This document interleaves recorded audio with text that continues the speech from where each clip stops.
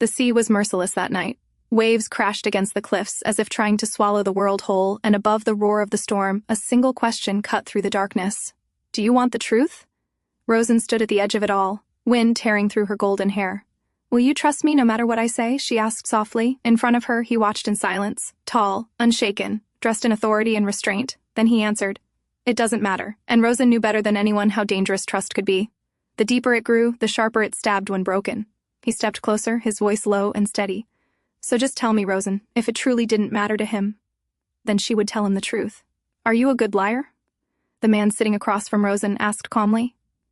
Rosen leaned back in the interrogation chair, chains clinking softly at her wrists. Outside the narrow window, dark clouds loomed heavily as the Vaiheth cut through the restless sea, bound for the Isle of Monte. Not at all, she replied nonchalantly. I've never told a lie. Not once. The man's pen scratched steadily against the paper. But your file says otherwise, he said, lifting his gaze. And I've never told a lie is the exact sentence you repeatedly stated in court. Rosen leaned forward irritably, metal scraping against metal. That damn judge wouldn't listen to me. He didn't react, he simply wrote it down. What is your name? She smirked. Why are you asking that? Unless you've been living under a rock, everyone knows my name. It's protocol, he said sharply. Just state your name. Rosen Walker. He didn't look convinced. That's not what we have in the file. But that is my real name, she replied, shrugging. He leaned back slightly. I don't care about that. I'm asking you to confirm the name written here. Her brow furrowed faintly. For a second, the confidence slipped. Rosenhauers, she muttered. He nodded once and continued reading. You were sentenced to 50 years at the age of 17. Imprisoned in Perrine Female Penitentiary. 1 year later, you escaped. According to this, you crawled down a cliff and climbed Dobe Mountain with your bare hands. Rosen listened patiently. You were arrested again 3 months later in St. Vin, after hiding. An additional 25 years were added to your sentence. You were transferred to Alcapez, a maximum security prison. His eyes lifted briefly to meet hers. 5 years later, you escaped again. You evaded the Imperial Army for an entire year. It also states you escaped using nothing but a spoon. He paused. Is all of this true? Rosen smiled wider. Of course it's true, and you wouldn't believe what I had to go through to get that spoon. The amount of time I had to tolerate that disgusting prison guard. He raised his hand with a quiet sigh. I don't need the details, just answer the question. She nodded lightly. Yes, it's all true. Then she lifted her gaze fully to meet his. Her smile faded. The man sitting in front of her was the famous war hero, Ian Connor. There wasn't a single person who hadn't seen his face during the war. Every time aircraft flew overhead, flyers bearing his image would rain down from the sky. When his voice echoed through battlefield broadcasts, everyone would look up, mesmerized. The government knew exactly how to fool people. A handsome young pilot was the perfect medium for propaganda, and in the middle of the chaos of war, they too had needed Ian Connor. And what was your crime? Ian asked suddenly.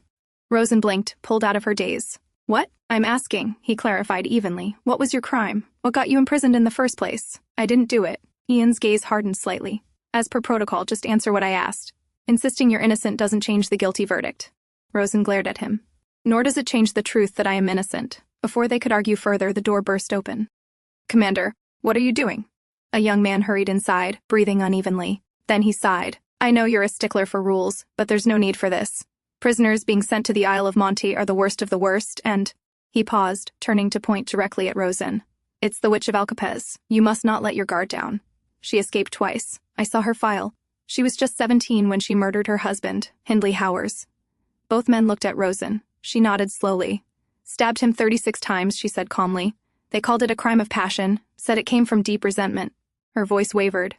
But it wasn't me. I loved my husband. I was a good wife. It must have been some burglar. There were so many people jealous of Hindley.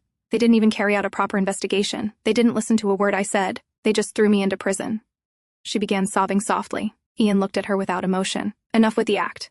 It doesn't matter what kind of wife you were. You were found guilty. That's final. The sobbing stopped instantly. Rosen sighed inwardly. That didn't work. Maybe because she looked a mess right now. Ian stood up. Nobody believed you were capable of escaping. Yet you did. So what's the difference? Just because you're small doesn't mean you couldn't have done it. All evidence points to you. It's clear you're lying. He stepped forward. Henry, bring her. Henry grabbed her arm and followed Ian out of the room. To Rosen, they were gentle compared to the guards she had faced before. But regardless of who was guard and who was prisoner, it was always a cat-and-mouse relationship. The moment one let their guard down, the other would strike. And Rosen was an expert at seizing opportunities. Her eyes drifted to Ian, more precisely, to his waist. A key hung there, the key to her escape, and she was confident that this time, too, she would triumph. Has the ball ended? Ian asked as they walked down the corridor. Henry let out a long sigh. Of course. We couldn't possibly let the guests see the witch. Not everyone is as fearless as you, Commander. Many things had changed after the war. The Vyheth, once a military supply ship filled with smoke, gunfire, and wounded soldiers, had been transformed into a passenger steamer. Where there had once been blood and chaos, there were now chandeliers, music, and elegant dances. And its destination, newly redecorated and advertised, was the Isle of Monte. It was almost comical. The prisoner being sent to that infamous island was sharing the same ship with the wealthy elite, who treated the gruesome place like a tourist attraction. Ian led them outside. The wind blew gently, the sea shimmering under the moonlight. The night was beautiful, especially for someone being sent to the Isle of Monte for life. You dug the tunnel out of Alcapez and crawled through it with your bare hands, correct? Ian asked. Rosen turned to him. Yes. But why are you asking that again? She said, confused. He studied her profile. People say you used magic. Is that true? Rosen understood immediately where that rumor had come from. The last person who had escaped Alcapez before her was a witch, and that was 36 years ago. So when the media learned about Rosen's escape, they reached the simplest conclusion. She must be a witch too. After all, people are always afraid of what they cannot understand. Even in an era where magic was suppressed and science was revered, traces of the old world still lingered. Witches had diminished in number. They had hidden themselves, carefully, where they could not be seen. But that did not mean they had completely disappeared. Do you really think I would have ended up like this if I were a witch? Rosen snapped. Getting caught again after escaping? Letting you put handcuffs on me? Henry scoffed loudly. Don't let her fool you, Commander. We just saw her act. She can deceive anyone. Rosen's sharp gaze turned to him, her voice dropped to a whisper. Consider yourself lucky. If I were a witch, I would have sewn your mouth shut first. Henry stiffened. She turned back to Ian. In fact, I passed the magic stone test. What more proof do you need? Or do you have so little faith in your own army? Henry's temper flared instantly, but Ian's voice cut through the tension. Henry, hands off. His tone was firm. Or I will report you to higher command. Now bring what I asked for. Henry hesitated, then walked off reluctantly. Ian faced her again. Rosen Howers, he began evenly, you are the most notorious prison escapee in the Empire. I don't care whether you're lying or whether you're a witch. I'm simply informing you of a few facts. She watched him carefully. First, you are convicted. That verdict is final. You are sentenced to life on the Isle of Monte. Second, I was ordered to personally transfer you there. He paused. Third, there have been prisoners who escaped from Alcapez in the past, but no one has ever escaped from the Isle of Monte. It's impossible. His gaze sharpened. Even for a witch. Rosen froze. It was meant to crush her, spirit. But her eyes drifted again, briefly, to the keys at his waist. Those keys were for her handcuffs, or perhaps for the lifeboats. Either way, if she was going to escape, it had to be before they reached the Isle. Henry returned, carrying what Ian had requested. Meat. Rosen's eyes flickered with confusion. What was he planning? Ian took the meat and stepped toward the railing. Watch carefully, he said calmly. See what the ocean can do. He threw the meat into the dark water. In an instant, the surface erupted. Whales surged violently, tearing into it with terrifying force. Henry smiled coldly. See, witch? Watch what those creatures can do. Rosen's face paled. She had to think. Quickly. Anything. Ian removed his keys deliberately and stepped closer to her. Taking a lifeboat might seem like a good option, he said quietly. I noticed you eyeing these, but I hope you've come to your senses now, Rosen Howers. In that moment, Rosen realized something. Ian Connor was no gentleman. Whatever image the flyers had painted, whatever heroic voice had echoed through the skies, that man did not stand before her. To the people, he was a hero. To her, he was no different from all the guards she had encountered before, and she should have known better. With that, Rosen was escorted back to the lower prison quarters of the ship. Hey, Maria's voice rang out the moment she stepped inside the cell. Are you really not going to tell me? You met Ian Connor, right? Rosen shot her a straight look. What are you getting at, Maria? Maria raised an eyebrow, a teasing grin spreading across her face. What do you think I'm talking about? A young and pretty prisoner? And a handsome commander? Oh, come on, Maria, Rosen sighed. Ian Connor, of all people, won't be desperate enough to touch a woman. And a prisoner at that. Maria chuckled. But that worked for you in Alcapez, so why not try flirting with him? Rosen's expression turned serious. She lowered her voice. It's not that simple. The sea is filled with monsters. Maria grabbed her shoulder firmly. Hey, you're not giving up, are you? She asked, her tone suddenly sharp. Rosen met her gaze. She had first met Maria in Alcapez. And if anyone deserved to be called the Witch of Alcapez, it wasn't Rosen, it was Maria. The guards ruled the prison from the outside. Inside, Maria was queen. Anyone who dared upset her soon turned into a corpse. When Rosen had first been transferred there, she was already infamous because of her first escape. Perhaps that was why Maria had taken a liking to her. Because of that, Rosen's days in Alcapez had been far easier than they should have been. She hadn't understood at first why the other inmates treated her with such strange respect. Now she did. They all wanted her to win. They all placed their faith in her. They idolized her, believing she could humiliate the Imperial Army and escape once again. You know me, Maria, Rosen finally replied. I never give up. Maria grinned. That's my girl. She offered her a cigarette. As Rosen held it between her fingers, her thoughts drifted. Ian Connor. He used to be a pilot, she murmured.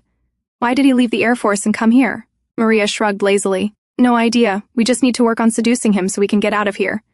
Rosen shook her head slightly. That only worked on foolish men. Ian Connor was not one of them. And besides, she was completely out of ideas. Even if she managed to steal the key and reach a lifeboat, would she survive those creatures in the sea? Obviously not. And even if by some miracle she did, she would die of thirst and hunger before reaching land.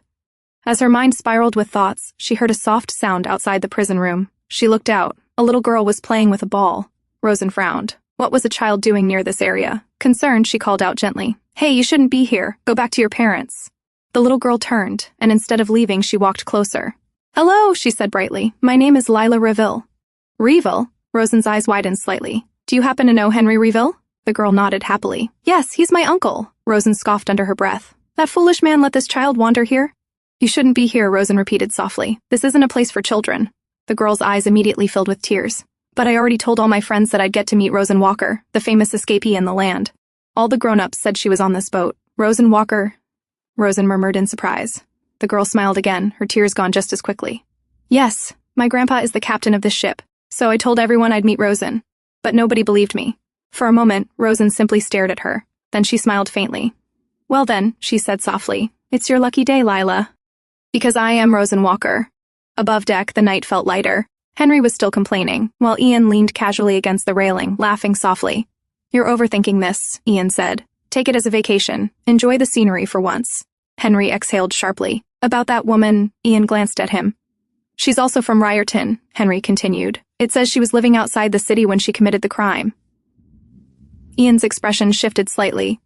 You don't need to worry about me. I'm fine, Henry said quickly. I'm just saying, she's from Ryerton too. That's why I mentioned it. I thought maybe that's the reason you're paying her extra attention, Henry explained. Ian didn't answer immediately. Ryerton, their home, the city where they had grown up, where they had attended the military academy, where they had flown their first planes. Ryerton, the city that had later been reduced to rubble under relentless air raids during the war. I know, Ian finally said quietly. Of course you know. I gave you the file, Henry muttered. Still, it's annoying how lucky she is. She escaped when the city was being bombed, and now she's being escorted to the Isle of Monte by Sir Ian Connor himself. Ian looked at him calmly. Yes, he said. But don't forget, it's the Isle of Monte. Henry nodded. I know, but still, at least she's alive. Whether it's the Isle of Monte or anywhere else. Memories crept in, uninvited and sharp, him running, calling their names, crying as smoke swallowed the streets. And when the chaos settled, all he found was a single locket stained with blood. Inside it, a broken image of a mother and child. Below deck, Lila beamed the moment Rosen confirmed who she was. Her eyes sparkled with excitement. But, can you really use magic? Lila asked eagerly. Rosen paused. Then she smiled gently. Lila, will you answer a few questions for me first? Then I'll show you some magic. The little girl fidgeted, but Grandpa said never to do favors for prisoners. It's nothing serious, Rosen assured her softly. I'm just curious about something. Lila hesitated, then nodded. Okay.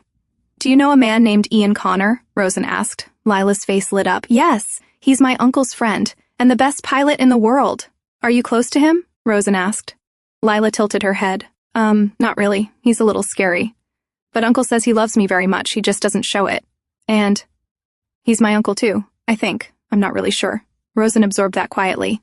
Is he married? She asked casually. Or does he have a girlfriend? No, Lila replied confidently. He's not married. All the other uncles keep telling him to get married, but I don't think he wants to. Have you ever seen him with any ladies? No. Why? Lila asked curiously. Rosen hesitated. What she wanted to ask next was harder to phrase. Lila, have you ever seen Ian being compassionate? What does that mean? Lila blinked. From behind the bars, Maria chimed in lazily. Compassion means feeling sorry for someone, like letting a drenched puppy into your house, that kind of thing. Oh, Lila brightened. You mean love? Rosen gave a small, careful smile. Yes, exactly that. Lila thought for a moment, her brows furrowing in concentration. I don't think he's full of love like that, she answered honestly. But he's a good person. He's a hero, you know. Rosen laughed softly at the child's innocence. Yes, thank you, Lila. Then she leaned closer to the bars. Now, let me show you some magic. Do you have something you can give me? Oh, I have a coin, Lila said excitedly, handing it to her. But what are you going to do with it? I don't know, Rosen said lightly. When it comes to magic, you always need a medium. With a swift flick of her fingers, the coin disappeared from her palm. Lila gasped. It disappeared! Rosen smiled and smoothly slipped the coin out from behind her fingers, holding it up again. It didn't disappear, she said gently. Here. Take it. Back. It's your lucky coin. Lila clutched it tightly. And here's the secret, Rosen whispered. At sundown the coin will turn into gold. But you must not tell anyone, okay? That will break the spell. Lila nodded enthusiastically, eyes shining with excitement. Then she ran off happily. Maria's voice drifted from behind. Was that really magic? Nope, Rosen replied, waving her hand dismissively. Just a simple trick, she'll realize it soon enough. Maria gave her a look. I thought you don't lie. You always say that. Do I? Rosen asked calmly. Yes. You said if you were a witch, you wouldn't be here. Rosen lay down on the floor. But where could I possibly go? She murmured. Even if I jumped from here in the middle of the ocean? Maria paused, lowering her voice. Hey, she said quietly. Even if you can't make it all the way to land with a lifeboat, there's somewhere else you could go. They say there's a place where witches hide. No one knows if it truly exists. She was talking about the Witches' Island, Valpurgis. You've heard of it, right? Maria asked. They say it isn't far from the Isle of Monte. Rosen knew the rumors. They called it the Witches' Island for a reason. Not everyone could go there. Maria said it half-jokingly anyway, then smirked. Still, forget about fairy tales. Focus on deceiving that Commander Ian Connor.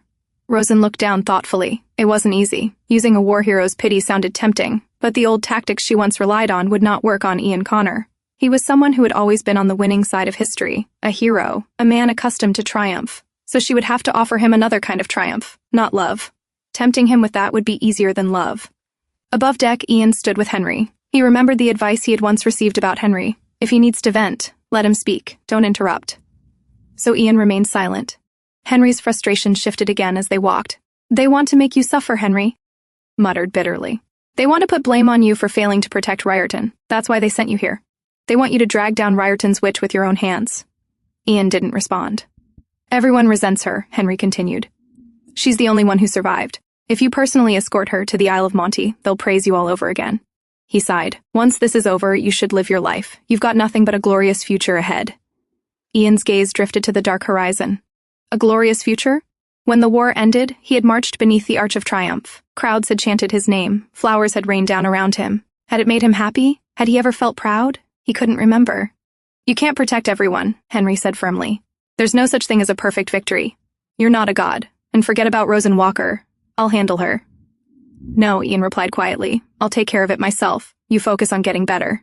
They parted. Ian returned to his quarters and sat down. Henry's words lingered. It wasn't your fault. Those airborne missions had barely made sense. If it hadn't been for Ian, they might have failed entirely.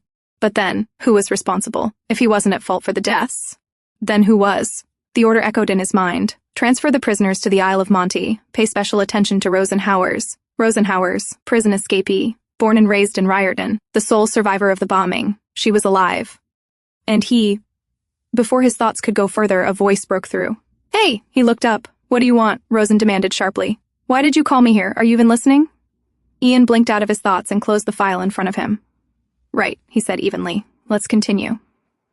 He began repeating the regulations again. Why she was not allowed to leave the ship, why escape was impossible, why the lifeboats were guarded. Rosen's temper snapped. She swept the papers off his desk in one sharp motion. They're enough, she snapped. I get it. You don't have to repeat it. I'd be a complete idiot to even think about escaping. Do you think I'm stupid? Ian let out a slow breath. There isn't much difference between a hero and an idiot, he replied calmly. Neither lacks courage. Even you are considered an anti-hero by some. His gaze sharpened. But to me, you became an idiot the moment you chose to run. Rosen scoffed. So what? You think I should have quietly served 50 years? She leaned forward. Tell me then, hero, what should I have done?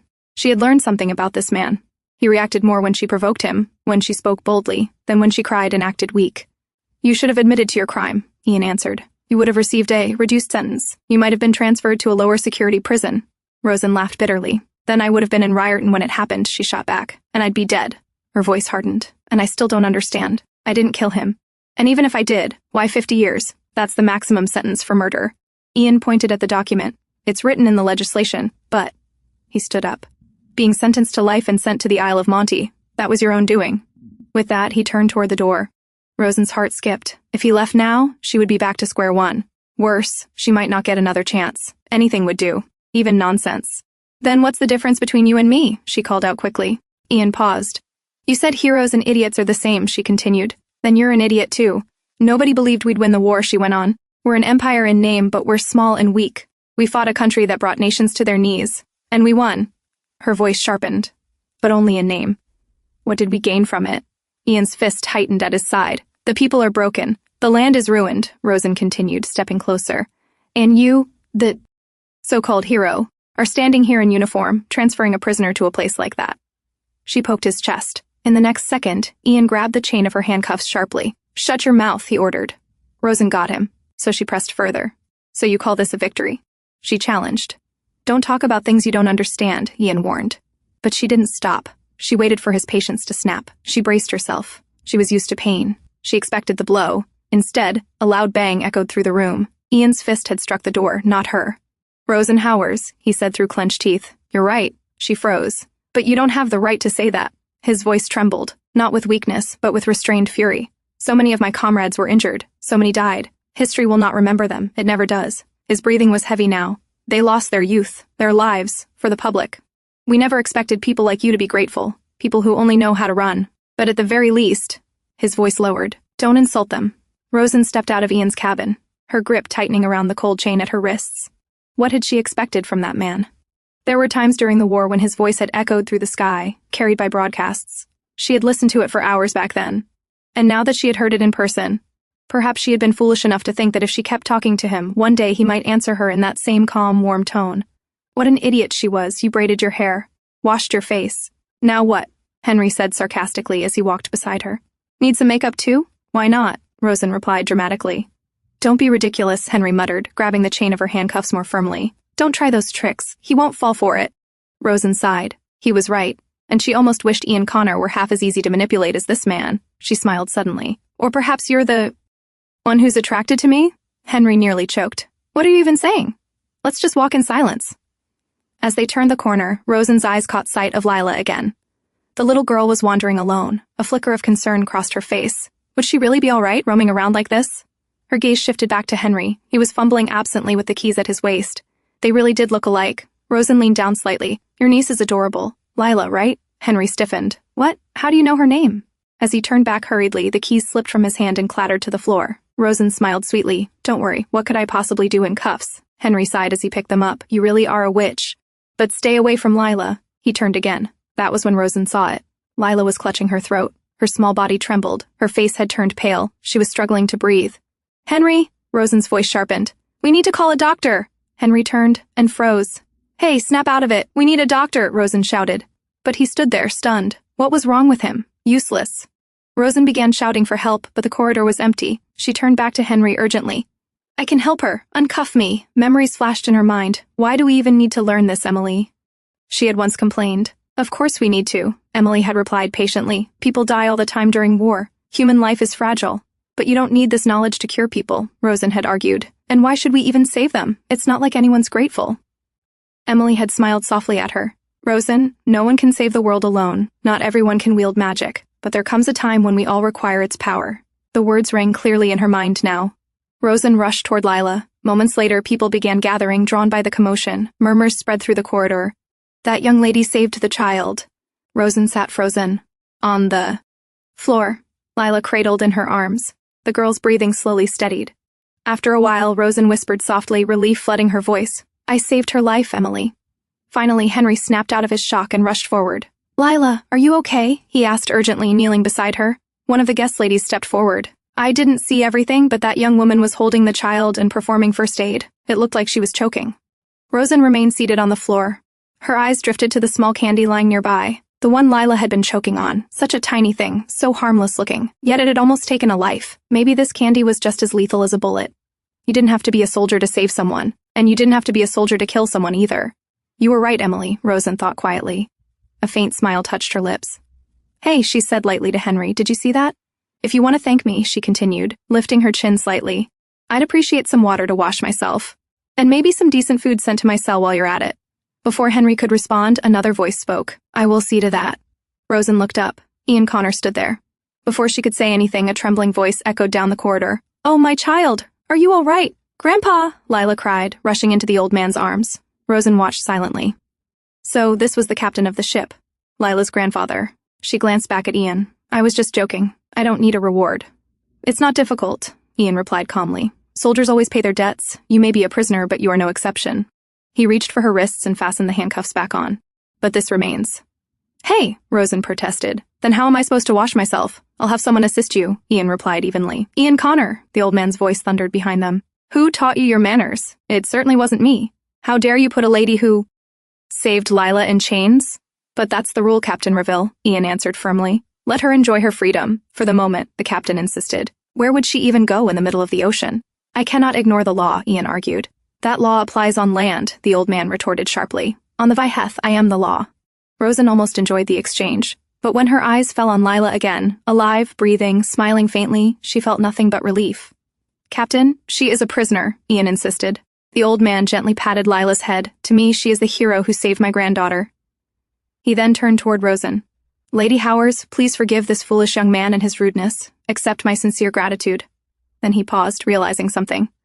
Oh, where are my manners? Let me introduce myself properly. He straightened slightly. I am former Navy Admiral Alex Reville. Rosen's eyes widened in surprise. Who hadn't heard of Alex Reville? His statue, depicting him standing firm against the enemy, was a famous tourist attraction. She cleared her throat. Captain, I am no lady. And not Howers either. My name is Rosen Walker. You probably already know. Yes, Miss Walker, he said warmly. But if it weren't for you, I might have lost my only grandchild. He studied her thoughtfully. I heard your request, he continued. But treating you like a hero inside that cell would be a disgrace. So, Miss Walker, he said kindly, if you have nothing scheduled tomorrow evening, would you do me the honor of joining us for dinner? Rosen couldn't even imagine herself sitting at such an elegant dinner table. Crystal glasses, fine cutlery, silk gowns. It felt absurd. She opened her mouth to decline, but Captain Reville raised a gentle hand. You don't need to worry so much, he said warmly. It's just family. Before she could respond, Ian stepped forward. Captain Reville, I don't think that would be appropriate. He paused. His eyes met Rosen's. What was he about to say? A murderer? A witch? Someone lowly who doesn't belong among us? Filthy? Dangerous? Suddenly, an old memory surfaced in Rosen's mind. It is always my hope that my aviation corps will better protect all of you. That gentle voice. She had listened to it countless times during the war, cheeks flushing as it echoed through the broadcasts. Now, because she's a murderer, Ian finished coldly. The voice did not match the one in her memory. Not at all, Rosen scoffed lightly. Thank you, Captain Reville, she said smoothly. I'm deeply honored. How could I possibly refuse a good meal? She accepted the invitation, cutting Ian's protest short. Ian stared at her in disbelief. Rosen avoided his gaze, but her thoughts drifted back again. Those flyers again, Rosen? Emily had once teased when she saw her collecting them. I just saw them on the ground, Rosen had said casually, gathering the papers with Ian Connor's face printed across them. Emily had sighed. You're head over heels. Just be careful Hindley doesn't see them. Rosen had only half listened. Her entire attention had been on the man in the picture, Ian Connor. It was difficult for her to admit now that she had once admired him so deeply, and each time he reminded her, through his cold words and rigid stance, that he was nothing like the man of her dreams, her anger rose uncontrollably. He should have remained nothing more than a distant fantasy. But no. Her life had always had a strange habit of dragging her exactly where she never wanted to go. The next day, an attendant arranged by Captain Reville led Rosen to a private bath. Steam filled the room. Rosen lowered herself into the hot water, and for a brief moment, it felt like heaven. She had accepted the captain's invitation only to irritate Ian Connor. But this was unexpectedly good. She couldn't even remember the last time she had bathed like this. Yet she knew better than to grow attached. Warmth had always been a luxury in her life. She had been an idiot once, clinging to small comforts as if they would last forever. Not anymore. Outside, raised voices broke the quiet. Henry had arrived. You can't go in, the attendant insisted. It's Commander Connor's order, Henry replied firmly. Hearing the commotion, Rosen stepped out, wrapping a towel around herself. What is it? She called. Do you have something to say to me? Henry immediately covered his eyes. You are aware that I'm a man, right? He muttered awkwardly. He turned to the attendants. Wait outside. I have something confidential to discuss with her. It won't take long. They hesitated, but at the mention of Ian Connor's name, they obeyed and stepped out. Rosen narrowed her eyes. So what is it? Rushing in here and forcing everyone out? Henry sighed. Just stay there. I'll leave once I'm done. Rosen slipped back into the tub behind the screen. You're a terrible liar, she said coolly. Ian Connor would never order you to come into my bath. At most, he'd tell you to guard the door. So whatever it is, say it without using your boss as an excuse. Henry hesitated. Then he said quietly, It's about Lila. Rosen's expression softened slightly. Oh? How is she? She's fine. The doctor saw her last night. Rosen nodded, but it was Henry who didn't seem fine. Are you really a pilot? She asked casually. You didn't look very brave last night. Henry fell silent for a moment. Then he spoke. I had a sister and a brother-in-law, Lila's parents. Rosen didn't interrupt. You know Ryerton was bombed during the war, right? He continued. Were you there that day? Rosen sighed softly. No, she hadn't been there. That was the day she escaped prison for the first time. It was only later, in Alcapez, that she learned what had happened to Ryerton. My sister was there, Henry said quietly. Lila was just a baby. Rosen listened in silence. When she had first heard about the bombing, she hadn't believed it. How could a city as large as Ryerton simply disappear overnight? You know, I could have stopped it, Henry murmured slowly. But I didn't. It wasn't something that concerned Rosen directly. But still, why didn't you stop it? She asked quietly. Henry exhaled. That day, we ran into enemy aircraft in our airspace. It was chaos. Their fleet split into two groups, one heading toward Malona and the other toward Ryerton. He swallowed. Malona was the capital city, and Ryerton was our hometown.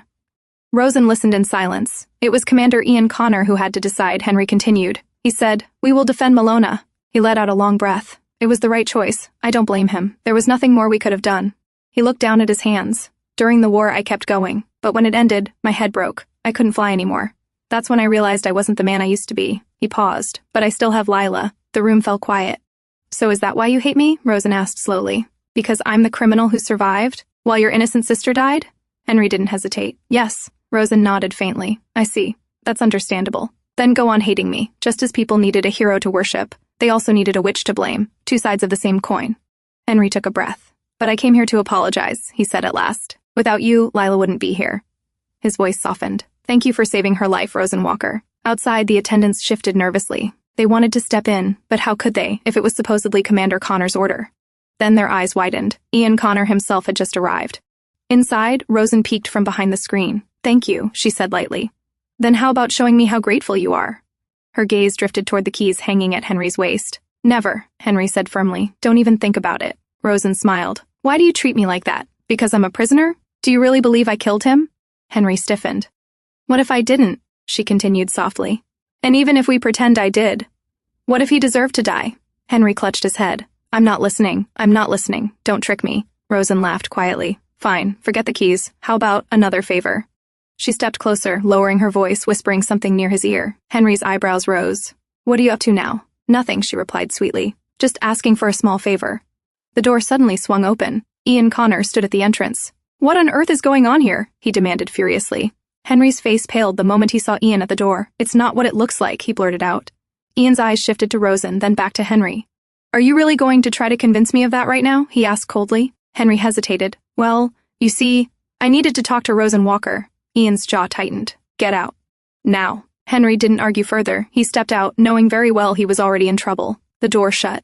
Ian turned slowly toward Rosen. Without a word, he grabbed a large towel from the side. Rosen Walker, he said stiffly, pointing toward the sofa. Please sit there. She hesitated but obeyed. In the next second, he wrapped the towel securely around her, covering her properly. She looked up at him. He seemed angry, but there was something else there too. Silence lingered. He looked awkward, almost uneasy. Finally, he spoke. Did Henry do something against your will? He asked carefully. I mean, did he force you in any way? Rosen blinked. No. Ian's gaze didn't soften. You can tell me. If you want, I can arrange a different guard for you. She studied him. Why was he doing this? Henry was his subordinate. She was just a convicted prisoner, a so-called witch. Do you not even trust your own men? She asked lightly. The ones who fought beside you in war? Ian answered immediately. People are complex. He's a good soldier. That doesn't make him perfect. He looked directly at her. So answer me. Nothing happened? Rosen held his gaze, then decided to take pity on him. It's nothing like that, she said casually. We were just talking. Apparently, he was too shy to thank me in front of everyone. She smirked faintly. But trust me, I wouldn't waste my time with a big baby like him. Boring. And it's clear he couldn't give me what I wanted anyway, so what's the use? Ian's eyes narrowed slightly. How did you manage to deceive everyone? He asked suddenly. The question caught her off guard. It's obvious, he continued. You're always looking for a chance to lie. Even now, I can read you like a book. Rosen smiled slowly. Would you like to know how I managed to deceive everyone? Ian didn't respond. Instead of standing over her, he quietly sat down in front of her. Because I didn't deceive anyone, Rosen said calmly. They just pretend to be deceived. Ian frowned slightly. What do you mean? It doesn't matter whether I'm a good liar or not, she said. People only hear what they want to hear. No one truly cares about the truth. They just need a scapegoat, someone they can point at without feeling guilty. So I say whatever I want, knowing nothing will change regardless of what I say. She tilted her head, smiling. But I suppose you really are a hero. So noble of you to even take time to worry about a lowly prisoner like me. Ian ran a hand through his hair, pushing it back. Then he looked at her quietly. Then tell me, he asked, do you also consider me a hero? Rosen laughed softly. Does it surprise you that even a criminal like me would look up to a hero? Ian rubbed the back of his neck. No, I didn't mean... I had a crush on you. Like everyone else, she said casually. The sudden confession froze him in place. Seeing his expression, she added lightly, I'm a citizen too, you know. Are you offended? I used to collect those flyers with your face whenever they rained from the sky. He looked genuinely surprised. You collected them? She nodded. It's nothing strange. You know that, right? Know what? That you're a good-looking man, she replied with a grin. The words slipped out too easily. Realizing what she had just said, her face flushed. She quickly turned away. So don't bother Henry, she muttered. And please send the cabin maids back. I need to get dressed. I won't do anything. You can post guards outside if you're worried. Ian slowly stood up. He stepped forward and offered her his hand. Rosen blinked in surprise. I'm not offended, he said quietly. I was just... taken aback. He looked at her steadily. And I think you were right. We're not that different. Her heart skipped. So let's go, he added. Go where? She asked slowly, reaching out hesitantly. To get you dressed, he replied. It's time for the dinner you were so excited about. Before she could think further, she placed her hand in his. In one swift motion, Ian pulled her up, and the next second, he lifted her onto his shoulder like luggage. Wait, what are you doing? She shouted, startled and furious. Just send the maids back. There's no telling what you might do, Ian replied firmly as he walked. I can't trust you. He stopped briefly and added in a lower tone. It was a mistake to obey the captain's order, and now I can't even trust Henry. He set her down inside the dressing room and refastened the handcuffs securely. So I'll handle it myself. He looked directly at her. Saving the child, now everyone has a soft spot for you except me. His voice remained calm. I will not underestimate you. Rosen scoffed. What? Are you afraid of me? Afraid I might escape? Ian held her gaze. Yes, I am afraid of you, he answered plainly. The honesty stunned her. He had the authority, the strength, the control. Why would he be afraid? Ian stepped back and called for the maids to enter. I'll be outside, he said shortly. He stood by the door himself, guarding it. Inside, Rosen stared at his silhouette through the gap. She still didn't understand. Why was he afraid of her? A moment earlier, Ian's eyes had fallen on the belongings brought into his study from his luggage. His brows furrowed. Among the neatly stacked items lay a file, one he had specifically ordered to be burned. Yet it was still there. Assuming it was a simple miscommunication, he picked it up and opened it. Inside were carefully collected newspaper articles, and throughout the collection, one name had been circled again and again in red ink. Rosen Walker. Ian stared at it in silence, a cigar burning slowly between his lips. At first, it had only been something to pass the time. A habit. A distraction to survive the endless days that came after the war. After the war, every night he dreamed the same dream. His aircraft spiraling down, sinking into dark water, the cold swallowing him whole. It was a nightmare that hunted him relentlessly. He knew he was not in a good place, not in the right state of mind, but no one could ever know that. He could not afford to break. He was the symbol of victory. One night, unable to sleep, he had picked up a newspaper. He read without truly reading, forcing words into his mind without understanding them. Sometimes his eyes stopped at one word, Riorton. The city reduced to ruins because of a choice he had made. But nowhere in those articles was his name blamed.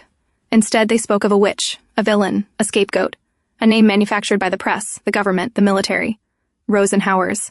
From that day onward, it was as though he had been bewitched. He searched for her name everywhere. To him, she felt like another version of himself. In a way, they both carried misfortune. But if they were both simply cursed by fate, why did the world see them so differently? Why was she labeled a witch, evil and unforgivable, while he was labeled a hero, the savior of the nation? She had taken one life deliberately. He had taken more than 15,000 unwillingly. If the weight of their sins were placed side by side, whose would be heavier? Sometimes, a quiet thought whispered inside him. Run away. Don't get caught. Go far away and live the rest of your life. Witch or not, innocent or guilty. Ian Connor did not truly care, because she was the one person who had survived Riorton, the one person he had been able to save, if only by accident. Who would have imagined that the man praised as the nation's hero was in reality this broken inside, that somewhere inside he was quietly rooting for a convicted criminal to escape? Ian was sitting in his study, trying to arrange his thoughts, when the door suddenly opened. A small figure peeked in. Ian, can I come in? Lila asked sweetly, holding a bundle of toys in her arms. Sure, Ian replied, a little surprised. What are all those? I want to give Rosen a gift at the party, Lila said, stepping inside. But I don't know which one she'd like, so... Can you choose one for me? You know her best. Ian blinked. I do? Lila nodded confidently. Yes, that's yours, right? She pointed toward the file on his desk. One of the cabin maids was going to burn it the other day, but I told her not to. I brought it back for you. Ian's face stiffened. How long have you known about this, Lila? He asked carefully. Lila looked up at him innocently. Well, everyone has been collecting news clippings about Rosen, so I thought I would too. But when I looked at your newspaper, all the parts about her had already been cut out. Ian covered his face for a moment, embarrassed. Then he picked Lila up gently, taking a slow breath to steady himself. Have you told anyone about this? He asked calmly. No, not yet. He nodded. Then will you promise me to keep this our secret? Why? Lila tilted her head. Will you get in trouble if I tell? Ian gave a small nod. You see, she's a prisoner and I'm her guard. Lila thought for a moment, then nodded seriously. Okay, I don't want you to get in trouble. She hesitated before adding, but I thought you hated her. Ian shook his head. No, I don't hate her. This is just my job. I'm not supposed to have feelings about it. He paused. Besides, she saved your life, so I won't be rude to her. Lila's eyes brightened. Then, do you like her? Ian froze for a brief second. I don't like or dislike her, Lila, he answered evenly. Lila considered that, then asked, then can I like her? Ian looked at her. I know she killed someone, Lila continued softly, but she also saved me. So, she's at 0 now, right? So it's okay if I like her? Before Ian could respond, Lila held out her hand. This is for you, she said. A small coin rested in her palm. It's a lucky coin. It will bring you good luck. I think you need it more than me. You always have bad dreams. Ian frowned slightly. Where did you get this, Lila? Lila averted her gaze like a child caught doing something she shouldn't have. Ian sighed. Never accept anything from her, he said gently, even if she's not a witch. You still have to be careful. Still, he kept the coin. Throwing it away didn't feel right. Now go get ready for dinner, he added. Lila nodded, then paused at the door. But Ian, do you know where Uncle Henry is? He's keeping an eye on Rosen Howers, Ian replied. Lila shook her head. But I just checked. He was not outside the door. Ian froze, then headed for the door. As he stood outside, he forced himself to stay calm. After all, he was used to this, hiding his emotions, burying them deep where no one could see. Hey, nothing happened. You have to believe me, Henry pleaded, his voice strained with urgency. Ian didn't budge. Be quiet, he said coldly, and behave properly. I am behaving. We were just talking, Henry argued. Inside the room, Rosen stood still, listening. A flicker of worry crossed her face. Was Henry going to get in trouble because of her? Miss Howers, you look wonderful, the maid said gently, giving her a small push. Why don't you step out? Rosen stepped outside. Dressed in a soft green gown, her hair neatly styled, she looked nothing like a prisoner, more like a noble lady. Only the handcuffs betrayed the truth. Both men froze. For a moment, neither spoke. Rosen's cheeks flushed, part embarrassment, part annoyance. Why are they just staring? Say something. Henry was the first to move. He stepped forward, smiling. Miss Howers, you look great. Allow me to be your escort this evening. Rosen glanced up at him. He was good-looking. She smiled faintly and reached out. All right, I'll trust you this once. But before her hand could fully meet his, Ian stepped in. He pushed her back slightly, his gaze sharp as it landed on Henry. Henry, you are not allowed near Rosen. Henry's expression fell. I thought we already talked about this. It was a misunderstanding. We did, Ian replied. But this isn't about that. I don't trust you with this. Henry frowned. Why not? Because being too friendly can be just as dangerous as being hostile. Henry stared at him. You don't trust me? You think I'd set her free and ignore your orders? Ian said nothing. Henry's face stiffened in disbelief. This isn't about that misunderstanding, Ian continued coldly. There's no telling what kind of scheme the two of you came up with in that room. Rosen, standing beside them, felt both amused and a little guilty. He's not wrong. But she was just asking about tonight's dinner, Henry added quickly. She said there was a dish she wanted to eat. Rosen's face paled. He actually said that out loud. Ian turned toward her. So, what did you want to eat? Before she could answer, Rosen! Lila's cheerful voice broke through. She ran forward with her grandfather. You look so pretty, Lila said brightly. Hello, Lila. You look pretty too, Rosen replied softly. But you look like a princess, Lila added, stepping closer. Ian immediately stepped in front of Rosen. Lila, you can talk to her from there. Rosen watched him. Even to a child, he remained this cold. There you go again, a voice interrupted. Captain Reville stepped forward, shaking his head lightly. Why are you always so suspicious about everything? He turned to Rosen with a polite nod. My apologies, Miss Walker. Dinner will be served shortly. His eyes then dropped to the handcuffs. He paused. Instead of addressing Ian directly, he turned to Henry. Henry, would you kindly assist Miss Walker during dinner? I will do it. Ian's voice cut in firmly. Everyone turned toward him. I'll handle it, he repeated. He looked at Rosen. Any objections? She shook her head lightly. Of course not. Then it's settled, Ian said. Let's go. He grabbed her hand and began leading the way. Rosen glanced at him. Something was different. The look in his eyes today, it wasn't the same as before. Was she imagining it? No, those gray eyes, they felt sharper now, more piercing. Maybe he was right. Maybe they really were the same. Or maybe she was just deluding herself again, clinging to some fantasy to survive this reality. His eyes annoyed her. They weren't warm, they weren't cold, they revealed nothing, and yet she wanted to know what was hidden behind them. Hey, she said suddenly, pulling slightly. When are you going to let go of my hand? Ian paused, then released the chain. I was just trying to guide you. I didn't mean to. I know, she murmured, averting her gaze. She had always known. I will always protect you. Those promises had been lies, and yet she had held on to them. Because she needed something to believe in. She had fallen in love with a version of him that only existed in her mind. And now, when she needed to stay calm, she could barely meet his eyes. Get a grip, she told herself. She could no longer afford to be fooled by those lies. Rosen entered the grand hall beside Ian. The sight before her was breathtaking. The entire room glittered like something out of a dream. A servant pulled out a chair for her. As she took her seat, Rosen realized she hadn't encountered a single noble on her way to the hall. Perhaps they didn't want anyone witnessing a prisoner being treated like this. When the soup was served, her eyes sparkled with delight. She instinctively reached forward. "Walker, stop," Henry interrupted. "Are you going to eat with cuffs? And the captain hasn't begun the meal yet." "But he said the party had begun," Rosen replied. Henry sighed. "That doesn't mean we can start. We have to wait until all the appetizers are served. Don't you know proper etiquette?" Rosen flinched. How would she know? This was her first dinner party. Did they think she was some noble lady from a wealthy family? It was painfully clear she didn't belong here. Forget what he said and just eat. The calm voice beside her silenced the tension. Ian lifted the spoon and held it out to her. Rosen hesitated, then leaned forward and swallowed the soup. Ian glanced toward Henry. "You certainly didn't care about etiquette during the war, Henry." "That was different," Henry replied quickly. "And I didn't mean to embarrass her." As they bickered, Rosen quietly studied Ian. He fed her with steady precision, his expression as stoic as ever. Just look at him. He was taking care of her so delicately, without the slightest change in that cold, stony face. Ignoring the thought, Rosen began trying everything on the table. Each dish was exquisite, more delicious than the last. Whatever she pointed at, Ian obliged without hesitation, but at one point he paused and frowned. "Slow down," he advised. "You're going to choke." Rosen glared at him. "Now my eating annoys you too?" "I never said that," Ian replied with a sigh. "I'm just saying you'll regret it if you end up choking." "Then why do you look so annoyed?" she asked. Ian frowned slightly. "That's just my face." Around the table everyone nodded in agreement. Rosen blinked, momentarily stunned. It was strange. Normally he ignored her. But tonight he was going back and forth with her as if they were equals. After a brief silence, Ian spoke again. "Were you a nurse?" "No."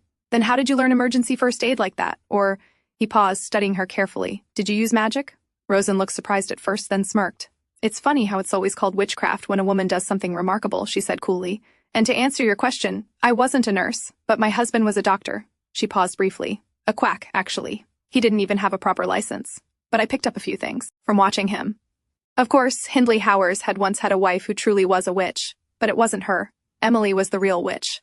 An awkward silence settled over the table, as though it had finally struck them. She was a murderer, but it had all been over the news for years, so why did he have to ask? "Miss Walker," Captain Reville spoke gently, breaking the tension.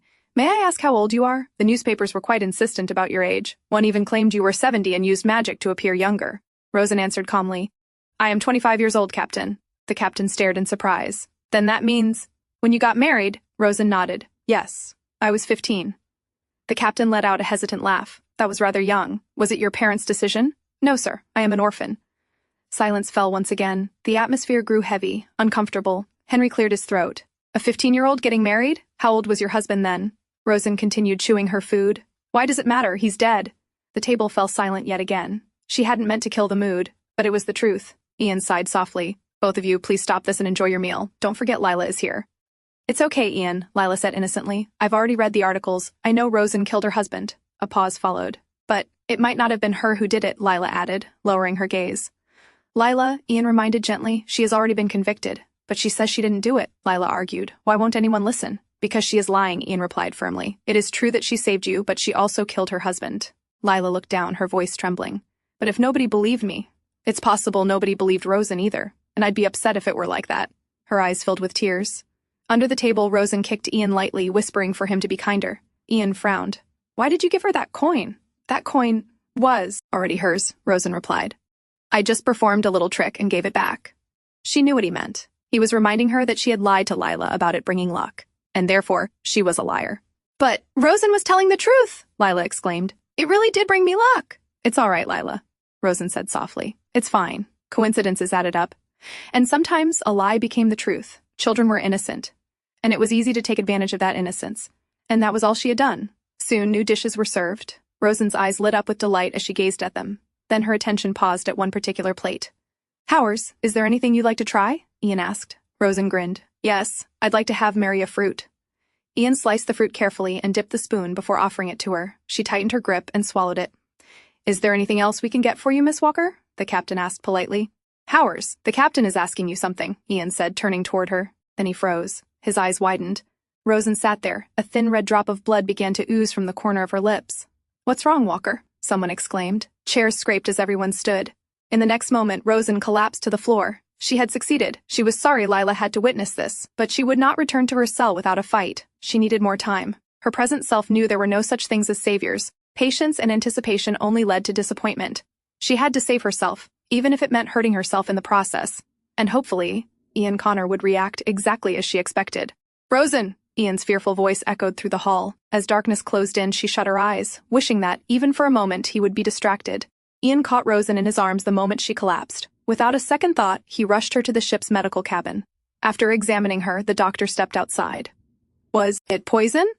Ian asked immediately. "No," the doctor replied firmly. "I am certain it wasn't poison. When he had first been called, it was reported as a poisoning attempt. But when he arrived, the situation had been chaotic, everyone panicking, even the soldier escorted back to his cabin. The only one who seemed composed was Sir Ian Connor, and even he seemed slightly off. But that was understandable. It was a serious situation. It was simply her body reacting to that fruit, the doctor explained. That's all. Everyone else who ate it is perfectly fine." Ian's gaze sharpened. "So you're saying she did it on purpose?" The doctor hesitated. "I can't say for sure. If she wasn't aware of the allergy, then it was an accident. But if she was aware," he paused, "then it would be self-harm." Ian's eyes widened. He turned toward Rosen, lying unconscious. "Are you saying she tried to take her life?" "Well, it's not uncommon," the doctor said calmly. "She's a prisoner bound for the Isle of Monte. Many would rather die than be imprisoned there." Ian's jaw tightened. "Is she dying?"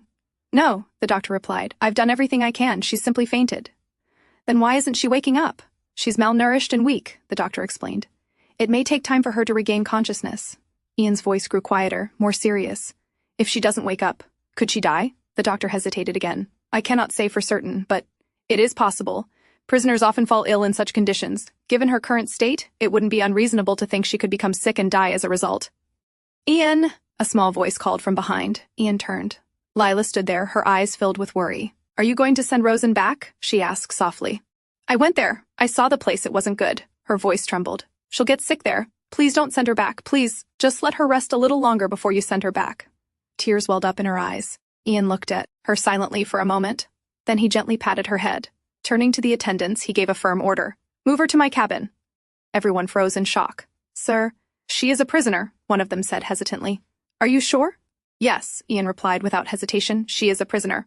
That's why I must watch her myself." Lately, he had begun to forget his mission. And he didn't understand why. Why was he so concerned about her? She was a convicted murderer. And he was the one dragging her toward a place worse than hell, so why? "I had a crush on you, like everyone else. You were my hero, too." Her words from the other day echoed clearly in his mind. And for some reason, he couldn't ignore them. Rosen was allergic to Maria fruit. Emily had clearly warned her to avoid it. And yet, whenever life became unbearably painful, the thought of that fruit always crossed Rosen's mind. Wouldn't it be a more comfortable death? At least, compared to being beaten to death by Hindley. But this time, death was not what she wanted. If she had truly intended to give up, she would never have gone through all that effort to escape prison. Twice. Her eyes slowly opened.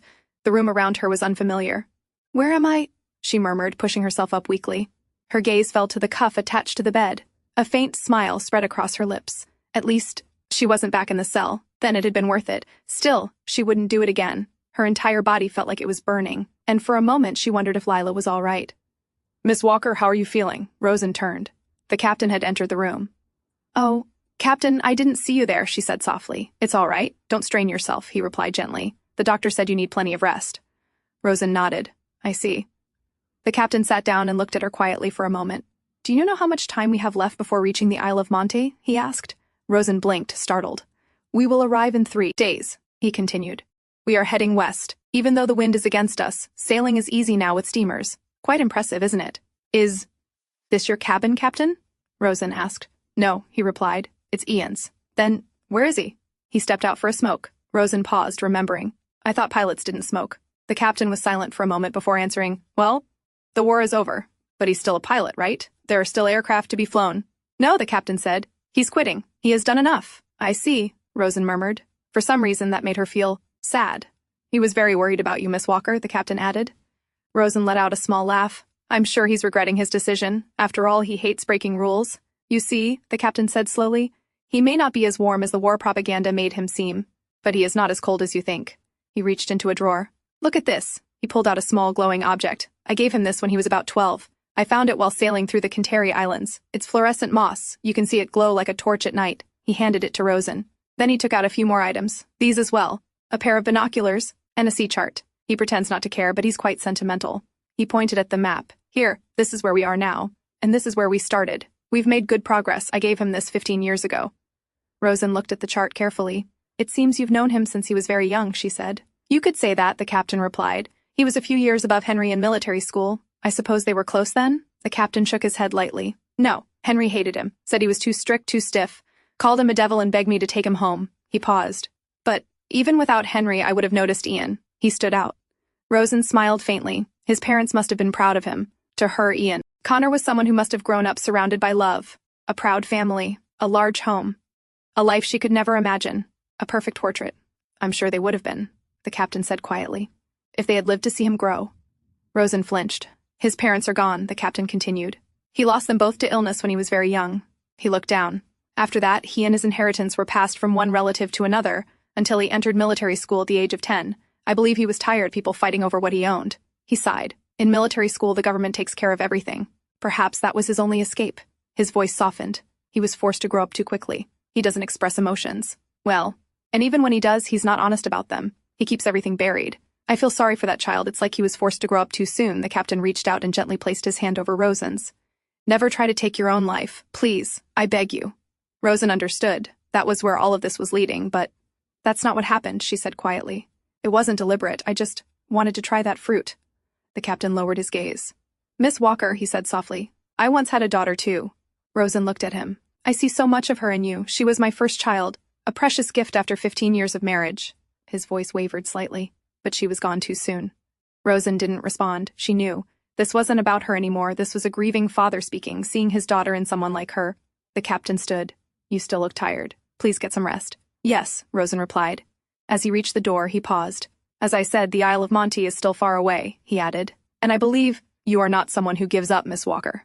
Rosen listened carefully. If there was one thing she was good at, it was picking up crucial details from casual conversations. Wind, direction, temperature, the route.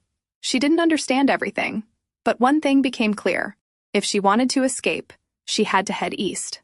As the sun set and darkness settled over the sea, Rosen lay on the bed, staring at the small glowing object the captain had given her. It truly shone in the dark, like a lighthouse, the kind of light that made you feel relieved after being lost at sea for too long. Now, she only needed a key. If she could get that from Ian Connor, and perhaps a gun as well, then what? She would be lying if she said those creatures in the ocean didn't terrify her. But she also knew how to overcome fear. A memory surfaced. Emily, run away to Valpurgis. You're a witch. You can do it, Rosen had shouted. But what about you? Emily had asked, her voice trembling. I won't die, Rosen had said firmly. I will survive, I promise. That day, it had been the first time Rosen had done something brave, a rare, shining moment in her otherwise miserable life.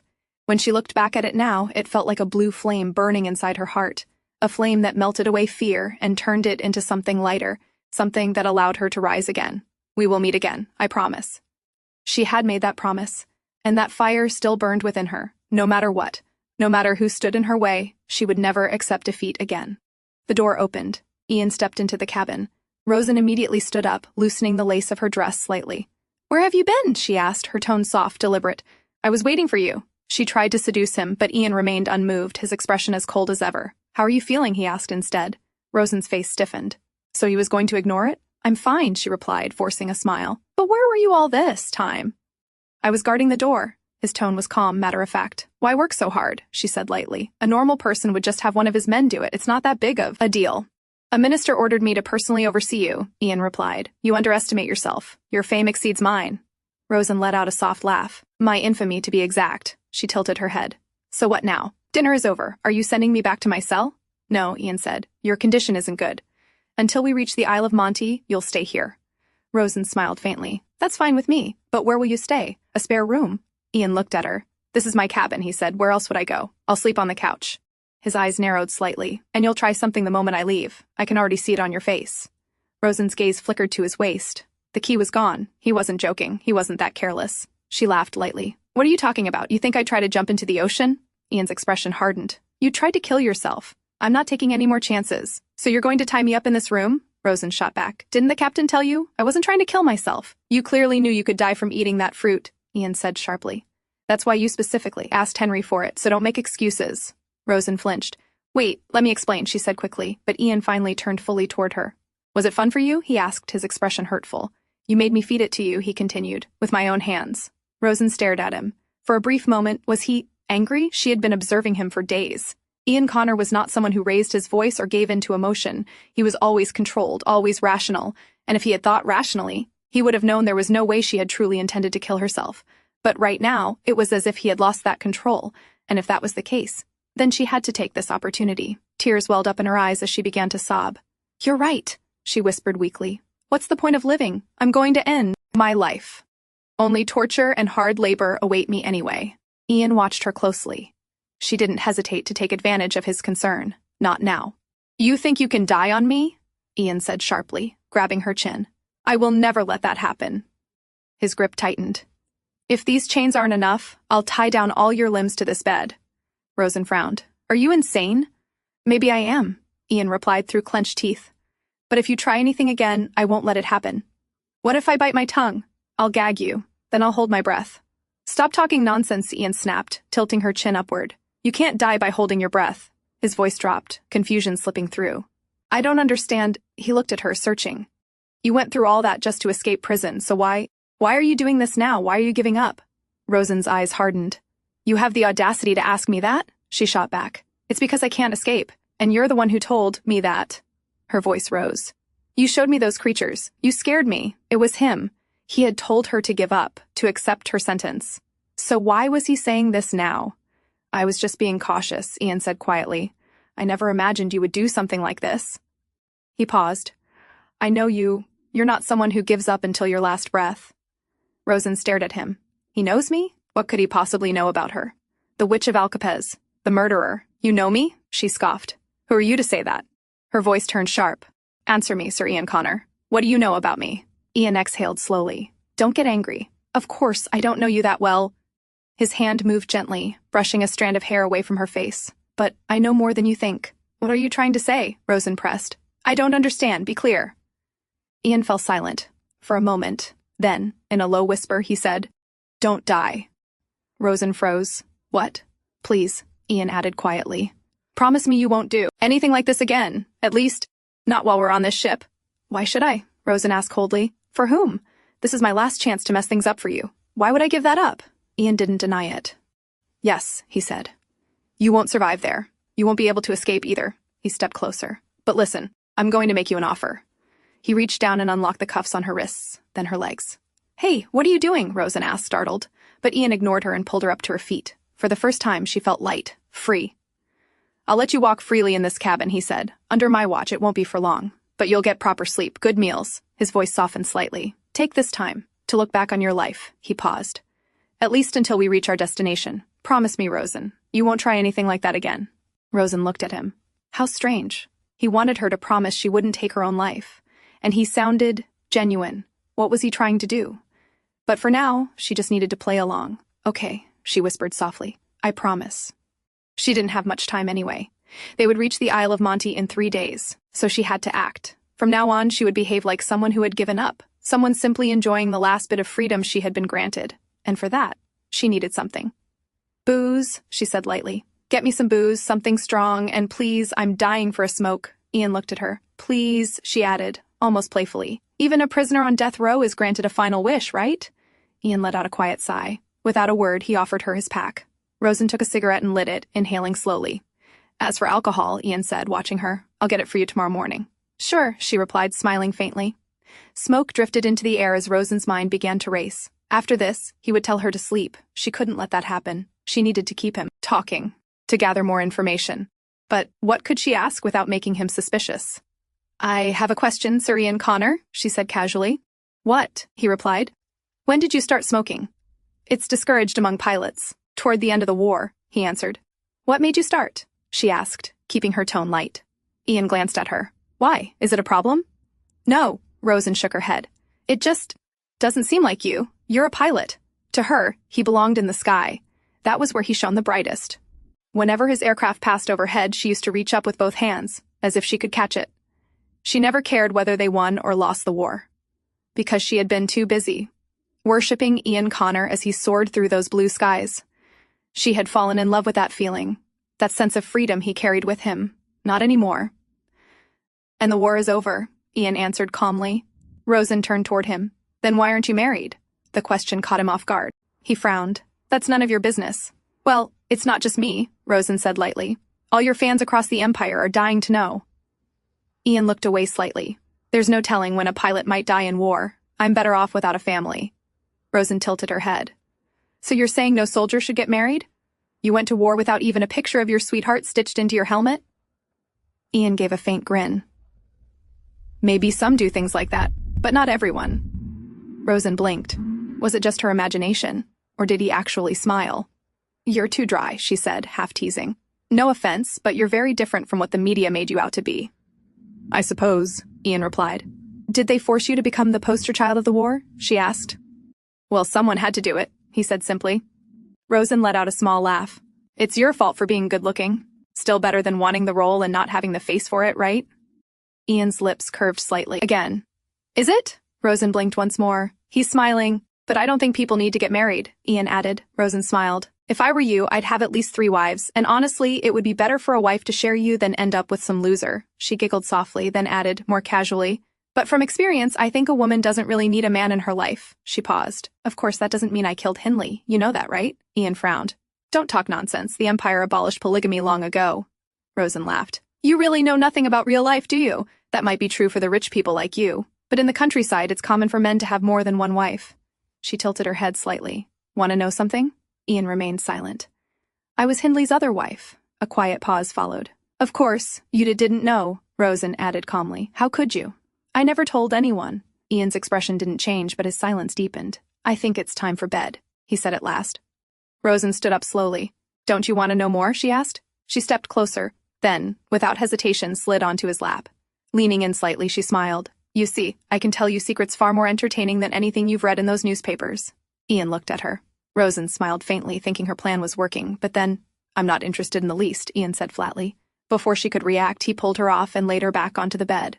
Rosen lay there, annoyed. That completely failed. But she couldn't just go to sleep like this. She had to keep him talking. Hey, she called out. Aren't you going to cuff me? I can do that before I go to bed, Ian replied calmly. Aren't you going to bed then? She asked. I don't need much sleep. Rosen narrowed her eyes. Don't need much sleep. Or you can't fall asleep. Both, he answered without hesitation. She studied him. He did look tired. After a moment, Ian picked something up and handed it to her. Rosen blinked, then frowned. Hey, I'm not a child. It's a gift from Lila, Ian said simply. Rosen paused. Why didn't you say that earlier? She hugged the toy quietly, then looked down at it. Tell Lila I said thank you, she murmured. Now go to sleep, Ian said. Rosen scoffed lightly. Hey, would you be able to sleep knowing you'll die in 3 days? I can get plenty of sleep. After that, anyway. So what are you planning? Ian asked. Staying awake for 3 nights? Rosen smirked, then her tone shifted slightly. But seriously, don't you want to know the truth? Ian pulled the covers over her. I already know the truth. Now go to... Before he could finish, Rosen grabbed his hand. No. Her grip tightened. I'm going to talk until I fall asleep. I don't care whether you listen or not. She looked at him, her voice quieter now. How a story unfolds depends on who's telling it, doesn't it? So shouldn't at least one person hear my version? Her fingers curled slightly around his hand. I don't care whether you believe me or not. I know you never will. She exhaled softly. But it doesn't matter. It's all in the past now. Her voice dropped to almost a whisper. So, please, just listen to my story. I'll start from when I was 15. Until then, my life was rather boring, and this time, Ian didn't interrupt. He listened. Rosen's memories from before the age of 15 were hazy, blurry, but everything traced back to one place, the orphanage in Rearton. She had spent 15 years there, an orphanage where punishment meant being beaten, where no matter how young you were, or how sick, you still had to work to earn your keep. Life was hard, but Rosen never questioned it. She didn't know any better. She simply believed that was how life was for everyone. Until one day, she caught a glimpse of something else. It was a cold day. She had been sent out to do laundry. Snow was falling gently over the city, and it happened to be Valborg's Day. At first, she didn't know what it was, but later she learned Valborg's Day was a night of celebration, held once every year, a festival to honor the birth of the greatest witch in history. Even now, sometimes. Rosen wondered, if I hadn't looked into that window that day, would my life have been different? Maybe she could have lived a dull, quiet life, without hope, but also without despair. That day, she had paused outside a house, and through the window, she saw a family. They were gathered around a table laughing, wearing clean new clothes, eating warm food. She couldn't hear their voices clearly, but she understood. A child received a toy from her father and threw her arms around him happily. "I love you," the father whispered. Rosen couldn't hear it fully, but she read it from his lips. That night, back at the orphanage, she sat there in silence, bewildered. Love. She had always thought those words belonged only in plays or novels. But that wasn't true. People said them in real life, parents to their children, lovers to each other. And suddenly, an unbearable sadness settled inside her, because for the first time she realized no one had ever said those words to her. The night felt colder than ever. She wanted something, anything, to warm her. Tears slipped down her cheeks. She had always thought crying was weakness. As a child, the sound of others crying had irritated her, because crying didn't change anything. But now, she understood she had been wrong. They weren't crying because they were weak. They were crying because they had once known warmth, and lost it. And so they were able to recognize what a sad, desolate place they now found themselves in. Unlike them, Rosen had never known that warmth. And that night, she finally understood what that meant. She was alone. On St. Valburg's Day, people lit candles. They prayed to Valburg, the greatest witch, to grant their wishes. That night, Rosen made one too. She closed her eyes and whispered softly, "Oh, Valburg, please take pity on me. I don't care who it is. Just send someone to hold me. Someone who will tell me they love me and truly mean it." She hesitated, then added quietly, "And if that's too much to ask, it's okay. Even if they don't mean it, I just need someone to wrap me in a warm embrace." "Rosen! Rosen!" a voice called out. Rosen blinked, coming out of her daze, and turned toward it. "Did you call me?" she asked. "Yes," her friend replied, watching her closely. "What's with you these days? Is something wrong?" She leaned in slightly, lowering her voice. "Or, is it because your birthday is coming up? Girls over the age of 15 have to leave the orphanage, you know." Rosen didn't look up. She continued washing the dishes, her hands moving mechanically. "Well," she said quietly, "I'm sure I'll be sold off as a maid, or as a concubine, and the money will go straight to the headmistress." She paused, then added under her breath, "Better to be a concubine than a maid." Behind her, a few of the other girls began arguing. "A concubine is just at the mercy of her husband," one snapped. "And maids are safe," another shot back. "They're no better off. They're still at their master's mercy." The voices rose, tension filling the small space. Then suddenly, "Rosen!" A girl rushed in. "The headmistress is calling for you. Someone is here to see you." Rosen turned, startled. "Someone came to see me?" Inside the office, the headmistress sat before a well-dressed man. "Would you mind waiting for a moment?" she asked politely. "She won't be long." "Of course," the man replied with a gentle smile. "It's no trouble at all to wait for a lady." His gaze softened slightly. "I look forward to seeing her up close." Inside the room, Rosen felt restless. Should she wear her best dress? Should she put on some makeup? But if all they wanted was a maid, then there was no point in trying to look pretty. Taking a quiet breath, she finally stepped into the headmistress's office. "Hello?" she greeted softly. "Oh, Rosen, come here, child," the headmistress said with a warm smile. Rosen's eyes shifted toward the man standing nearby. All the girls had been whispering that her future husband would be some old man, but the moment she saw him, her eyes widened. "This is your groom-to-be," the headmistress said, "Mr. Hindley Howers." The man stood up and turned toward her. "Hello, Rosen Walker," he said with a polite smile. Or perhaps I should say, Rosen Howers. Soon to be, at least. Rosen greeted him back, but her mind was still in shock. He was younger, of course older than her, but not old. He looked normal. "Are you certain she's healthy?" Hindley asked, his gaze scanning Rosen. "You see, I need her to give me plenty of children, but she looks rather skinny." "Oh, Mr. Howers," the headmistress chimed in smoothly. "You've already seen her medical records, and, well, that will depend on you now. Dr. Robinson himself vouched for her." Rosen straightened slightly. She smiled brightly, trying her best. If he didn't choose her, she might end up somewhere far worse. Hindley nodded after a moment. "I suppose she'll look better after a proper wash." "All right. I'll take your word for it." "Perfect," the headmistress said quickly. "Please sign here, Mr. Howers." He paid in cash. Rosen sat quietly in her chair, relief slowly settling in. It had worked, and he seemed kind. She felt a small sense of happiness. "Ah, Rosen, could you give me your hand?" Hindley said gently. "Yes," she replied, startled, looking up at him. He took her hand and slipped a ring onto her finger. "It fits just right," he murmured. Rosen stared at it closely. Was this a dream? No, it was real. "You see," Hindley continued, smiling down at her, "I've been watching you for quite some time. You were the one I liked the most out of all the girls here." Then, as if remembering something, he pulled out a small teddy bear and handed it to her. In that moment, Rosen felt certain. Valburg had answered her prayer. She was going to fall in love with this man. And that was how Rosen first met Hindley Howers, and became Rosen Howers. Soon they arrived at Hindley's home.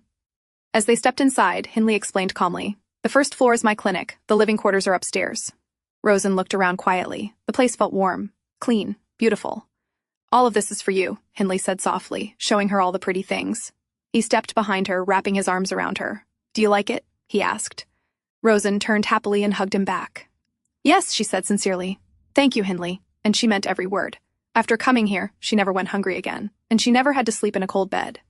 The nights they spent together were painful for her, but bearable, because she was happy, at least in the beginning.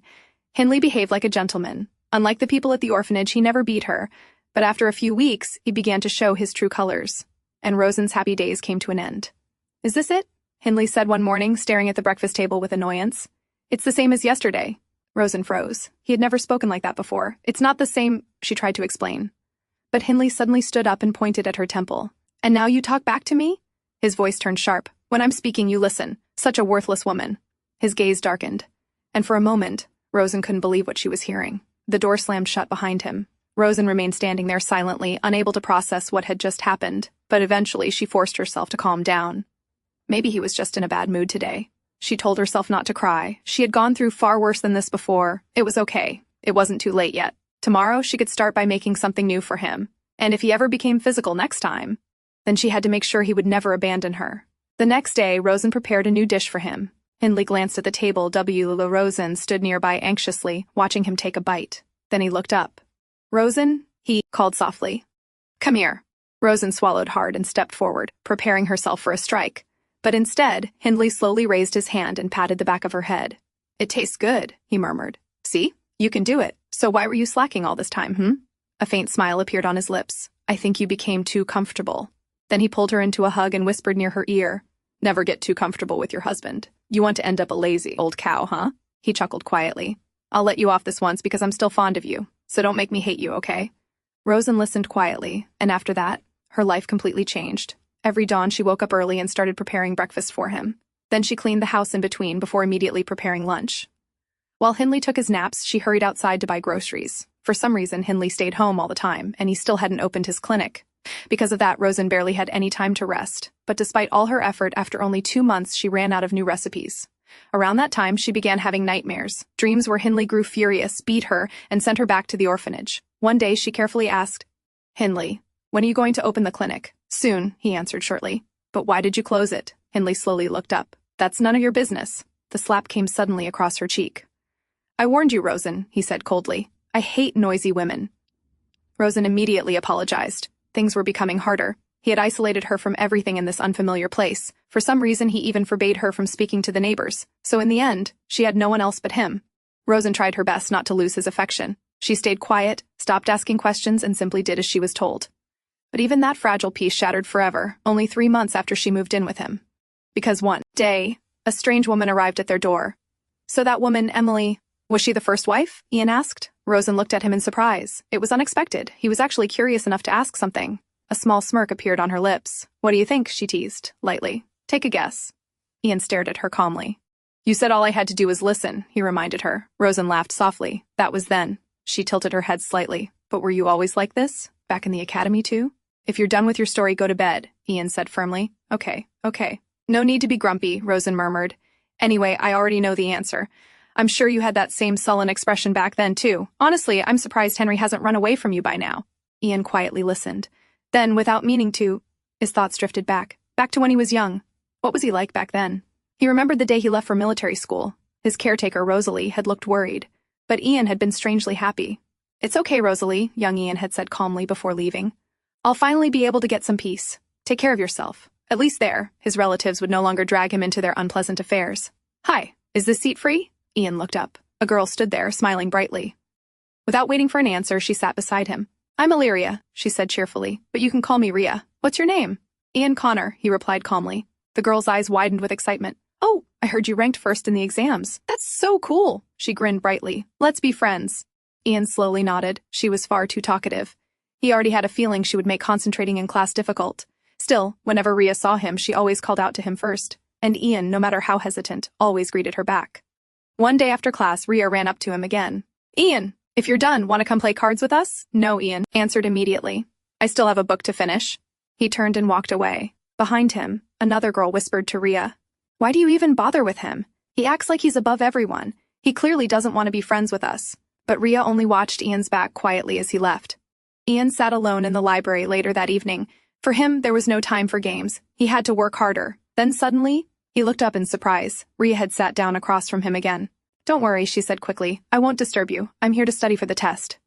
Ian stared at her for a moment. "I thought you hated me," he said bluntly. Rhea blinked. "Oh, so you heard that. I thought you didn't care." Then she leaned forward slightly. "They just don't know you. Honestly, I don't know you either, but even though you look arrogant and unfriendly and don't exactly fit in, you always say hi when I call you, and you work harder than everyone else, in classes, training, everything, so I'd like to get to know you better."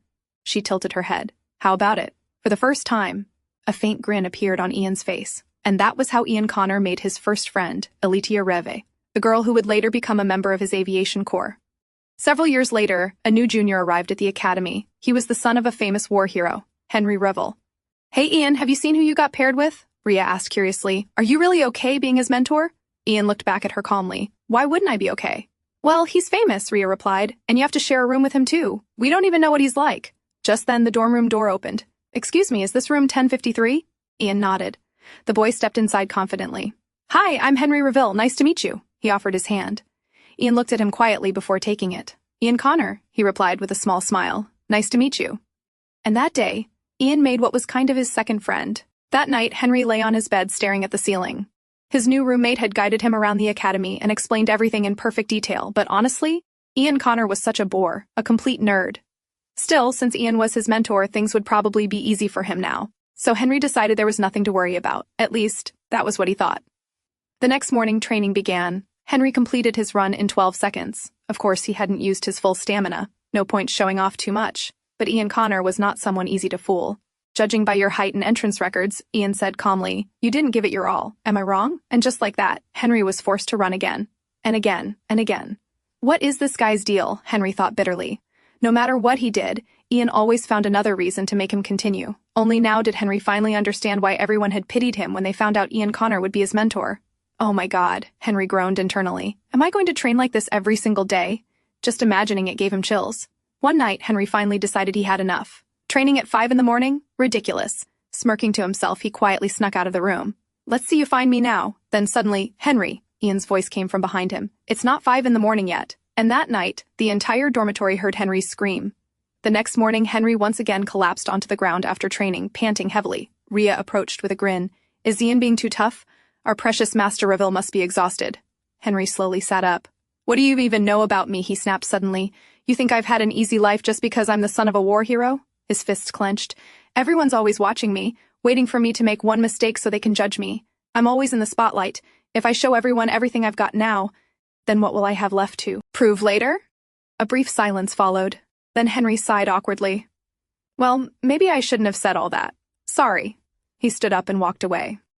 Rhea quietly watched his back. For a moment, he reminded her of someone she knew. Meanwhile, Henry was dying inside from embarrassment. What was I even saying? What if Rhea told Ian Connor everything? As he walked through the academy grounds, a few classmates approached him. "Hey, want to come with us?" They were planning to sneak out. Henry had no interest and immediately refused. But one of the boys grabbed his wrist. "Oh, come on. It'll be fun." Henry pulled his hand away quickly, accidentally scratching the boy's arm in the process. "I'm sorry," Henry said immediately. "I didn't mean to," but the boy scoffed.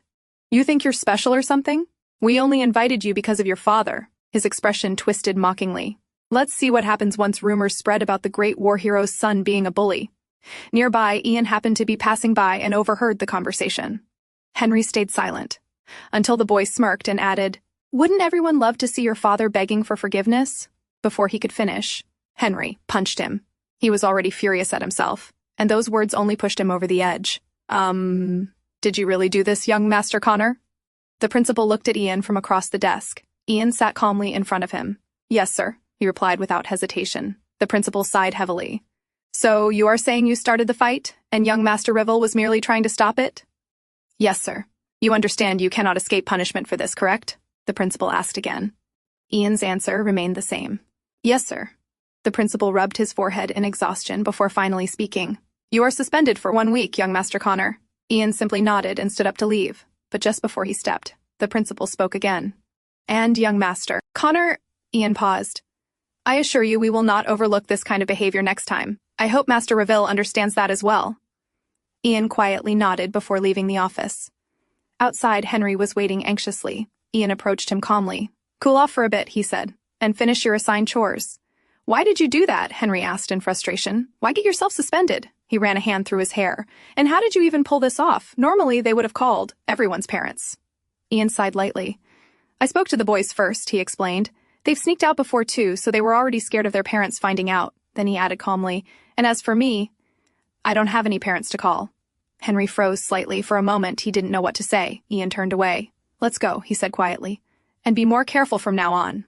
Henry followed behind him silently before finally muttering, I thought you hated me, for being the arrogant son of a war hero or whatever. Ian glanced back at him. At least you know you're arrogant, he replied calmly. But, Ian continued, that's not a reason to hate you. Maybe you thought that because of the training. But I was only making you do what I do. His voice remained steady.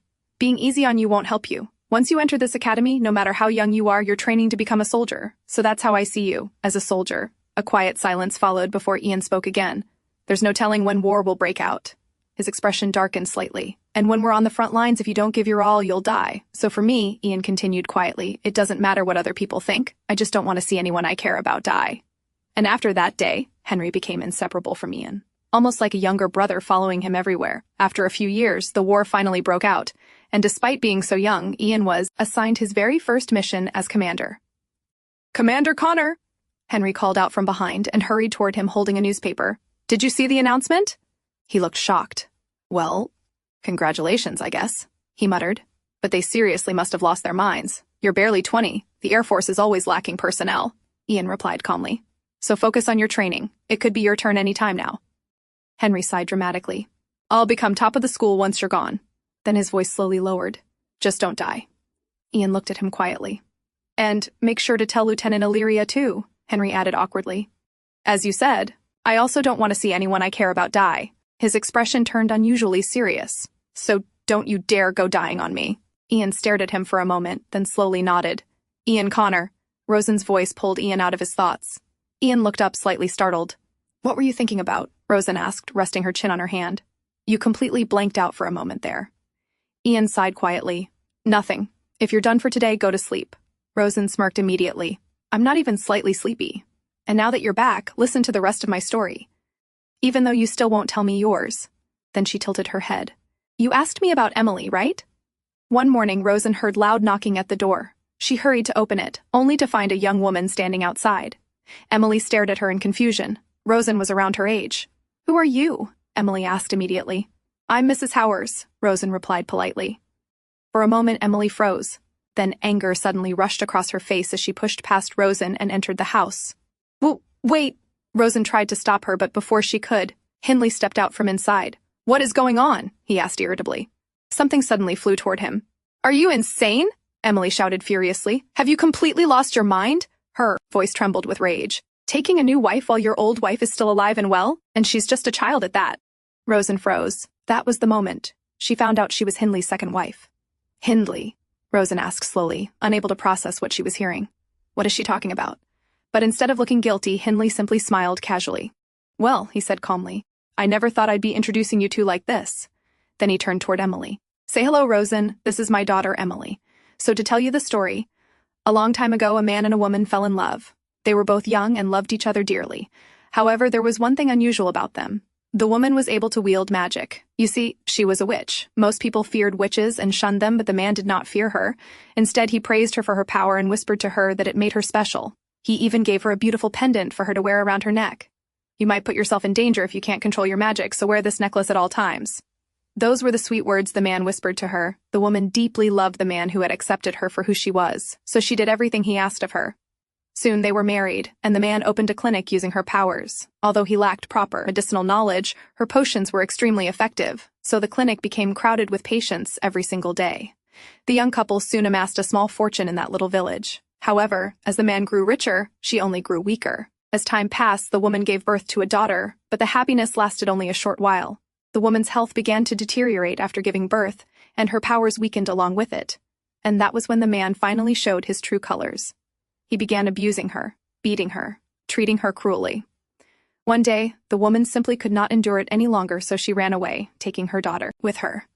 But she was weak, battling illness, and with her magic bound to the man through that pendant, she could not go very far. Before long, the man found them. In an effort to protect her ailing mother, the daughter tried to attack the man using the very magic she had inherited from her mother, and once the man realized his daughter was also capable of magic, he made her a proposal. If she helped him, he would let them live peacefully, and even help pay for her mother's medicine. The young daughter, desperate for money and wanting to save her mother, accepted the deal, and as instructed, she placed her mother's pendant around her own neck. Her mother, far too ill to understand what was happening around her, was unable to warn her daughter that she must never wear that pendant. Now sitting across from Hindley, Emily finally asked, "Tell me now. Who is this girl?" Hindley sighed irritably. "She's my second wife. Is that really so hard to understand?" Emily immediately stood up and slammed her fist onto the table. "You drained your first wife's power, beat her until she became bedridden, and now you have the audacity to take a second wife?" Her eyes trembled with fury. "How dare you!" Emily reached forward to grab his collar, but Hindley remained seated, calmly smiling faintly. Then suddenly, Emily flinched sharply, clutching at her neck. "Emily, my daughter," Hindley said quietly as he stood up. "Being my daughter, why are you so stupid, Emily stood there gripping her throat painfully. "It's about time you learned something." He stepped closer. "All this talking back to me, it only ends up hurting yourself." Outside the room, Rosen sat frozen, hearing the sharp slapping sounds from inside. She quietly covered her ears. Later that night, Rosen carefully opened the door to Emily's room. Emily immediately looked up in surprise. "What are you doing here?" Rosen didn't answer immediately. She simply walked inside, carrying medicine in her hands. "I'll leave this. Here," she said quietly. "Use it for your wounds." Emily sat there silently before clenching her teeth. "You're just as crazy as him," she said bitterly. Rosen looked at her quietly. "If you weren't," Emily continued angrily, "then how could you even marry an old man like that? You must be out of your mind." Her voice turned mocking. "What did he promise you? Jewelry? Whatever it was, you're no different from him. It disgusts me." Rosen's fist slowly tightened. "What do you even know about me?" she asked sharply. Emily frowned. "Do you have any idea what kind of life I had?" Rosen's voice trembled slightly as she continued. "I never knew my parents. I was abused in an orphanage. I worked like a maid every single day while worrying I might be sold off somewhere even worse. We slept like rats in freezing cold rooms. And every time I found something to eat, even stale bread, I was grateful for it." Rosen looked directly at Emily. "Do you really think I ever had a choice?" Then she slowly turned away. "It's true that I don't know about your past, but you have no right to treat me like that. You at least had a family growing up." And with those final words, Rosen quietly left the room. The next morning, Rosen felt uneasy. Last night, she had spoken her mind to Emily without holding back, but now worry slowly crept into her chest. What if Emily told everything to Hindley? "Good morning, Rosen." Startled, Rosen turned around as Hindley wrapped his arms around her from behind. Good morning." Then she hesitated before asking carefully, Where is Emily? Why do you ask?" Hindley asked casually as he sat down on the chair. Rosen lowered her gaze slightly. "Maybe she's still sleeping after all the beating I gave her last night." He sighed dramatically. "Sorry about that. You see, I didn't intend to go that far, but it couldn't be helped. That foolish girl tried to use magic on me." "Magic?" Rosen whispered in surprise. "Oh, you didn't know?" Hindley replied calmly. "She's a witch. She inherited it from her mother." Then he smiled faintly. "But did you notice the pendant around her neck?" Rosen slowly nodded. "I gave it to her because she can't control her own powers. If she takes it off," his eyes met hers, "she'll die." Then he quickly added with a gentle smile, "Oh, don't misunderstand, it's all for her own good." Rosen had only ever heard stories about witches and fairy tales, so hearing all this directly felt overwhelming. Hindley slowly offered his hand toward her. "But don't worry," he whispered softly. "You're a good girl. You're no danger to anyone." Rosen forced herself to calm down and gently grabbed his hand. "Yes, Hindley. I'm no danger to anyone." Hindley nodded in satisfaction before pulling her into his arms. "Yes," he murmured softly, "you're everything to me now. And honestly..." Rosen liked Hindley. At the very least, he complimented her, patted her head, and held her warmly in his arms. Of course, life with him wasn't all roses, but at least it was warm. Then Hindley suddenly informed her, "Emily is going to stay with us from now on. She has to work to pay for her mother's medicine." "But why?" Rosen argued lightly. "She said so many awful things to me." Hindley chuckled softly. "She's a little aggressive, but deep down she's soft." Then he leaned closer toward Rosen's ear. "And honestly, be grateful it's her instead of her mother, otherwise this house would become complete chaos." A faint grin appeared on his lips. "Though, it might have been entertaining watching my wives grow jealous of each other." Rosen flinched slightly. Jealous? Was she? But wasn't jealousy something people felt when they feared losing someone they loved? Rosen wasn't afraid of losing Hindley. She was only afraid of losing the home she had finally found. The four walls that protected her from the cold rain, the full pantry, the warm bed. But not Hindley. So there was no reason for her to dislike Emily, or Emily's mother. Inside the kitchen, Rosen noticed a plate of sandwiches sitting on the table. They were supposedly prepared by Emily. "Why did you make sandwiches for me?" Rosen asked curiously. Outside in the garden, Emily was sorting clothes to dry under the sun. "It was just leftovers," Emily muttered quietly. "But don't you hate me, Emily?" Rosen asked, following after her. "You were furious at me the other night, and now you're making me sandwiches?" She tilted her head slightly. Are you feeling guilty? It was for Hindley, Emily answered flatly. Rosen smiled knowingly. Oh, don't lie now. Anyway, I can't eat them. Hindley doesn't want me gaining weight. Emily immediately turned irritated. That's complete nonsense, she snapped. He eats like a pig and lounges around all day. Rosen's eyes widened in surprise. Then suddenly, remembering something, she asked eagerly, Emily, are you really a witch? Emily stared at her for a moment before quietly answering, yes. Rosen's face instantly brightened. That's so cool! But then why are you working here? She asked excitedly. Couldn't you just use magic? Emily looked at her silently before turning away. Stop talking nonsense and help me with the laundry. Rosen had finally met a real witch, but somehow it felt disappointing. In fairy tales, witches could do anything. They could fly, destroy everything they hated, change the world using magic. So had the great witch Valborg lost all her power over time? Rosen wondered about that quietly, because after all those desperate prayers to Valborg, all she received in the end was Hindley. Rosen sighed softly as she stood there. I guess it's not that great after all, she murmured. All it takes is a little necklace to stop you from using magic? Emily stayed silent for a moment before whispering quietly, I can still do some simple magic. Really? Rosen's eyes sparkled immediately. Then show me, please. She looked genuinely excited. Emily turned toward her in surprise. Why do you even want to see it? She asked quietly. I'm a witch. People are always afraid of me. That's the only reason I'm still staying with Hindley. She sighed bitterly. He annoys me like hell, but without his protection, what would happen to me and my mother? It doesn't matter whether war breaks out or not. The two of us can't survive alone. Emily looked away. Being a witch is a curse. Are you kidding me? Rosen immediately argued. It's magic. How could that ever be a curse? Then she clasped her hands together eagerly. Please, Emily, just show me once. Emily let out a tired sigh before slowly raising her hand, and in the next second, the water suddenly floated into the air. Rosen froze. What Emily showed her that day was the most magnificent thing Rosen had ever seen in her entire life. For that brief moment, she forgot everything. All her pain, Hindley, being trapped inside that house like a prisoner, even the loneliness that made her cry at night. And for the first time in a long while, Rosen felt certain she would finally have pleasant dreams tonight. But that very night, the sirens throughout the city suddenly went off. Rosen and Emily rushed out of their rooms in panic. Was that an explosion? Rosen asked nervously. Hindley still hadn't returned home. He had gone out earlier to buy supplies and never came back. The two hurried downstairs and quickly turned on the radio. Then, a young man's voice rang through the broadcast. People of the Empire and the people of Ryerton, this is the commander of the Ryerton Aviation Corps, Ian Connor. This is an air raid warning for the entire Ryerton region. This is not a drill. The Thalys aircraft are flying toward Ryerton at this very moment. Close your doors, gather your valuables, and head underground immediately. We are doing everything we can to keep you safe. Do not panic. I repeat, this is not a drill. This is an air raid warning for the entire Ryerton region. Everyone must take shelter underground. We are doing everything possible to protect you, and we will protect you with whatever it takes. Ian looked at the sleeping woman quietly.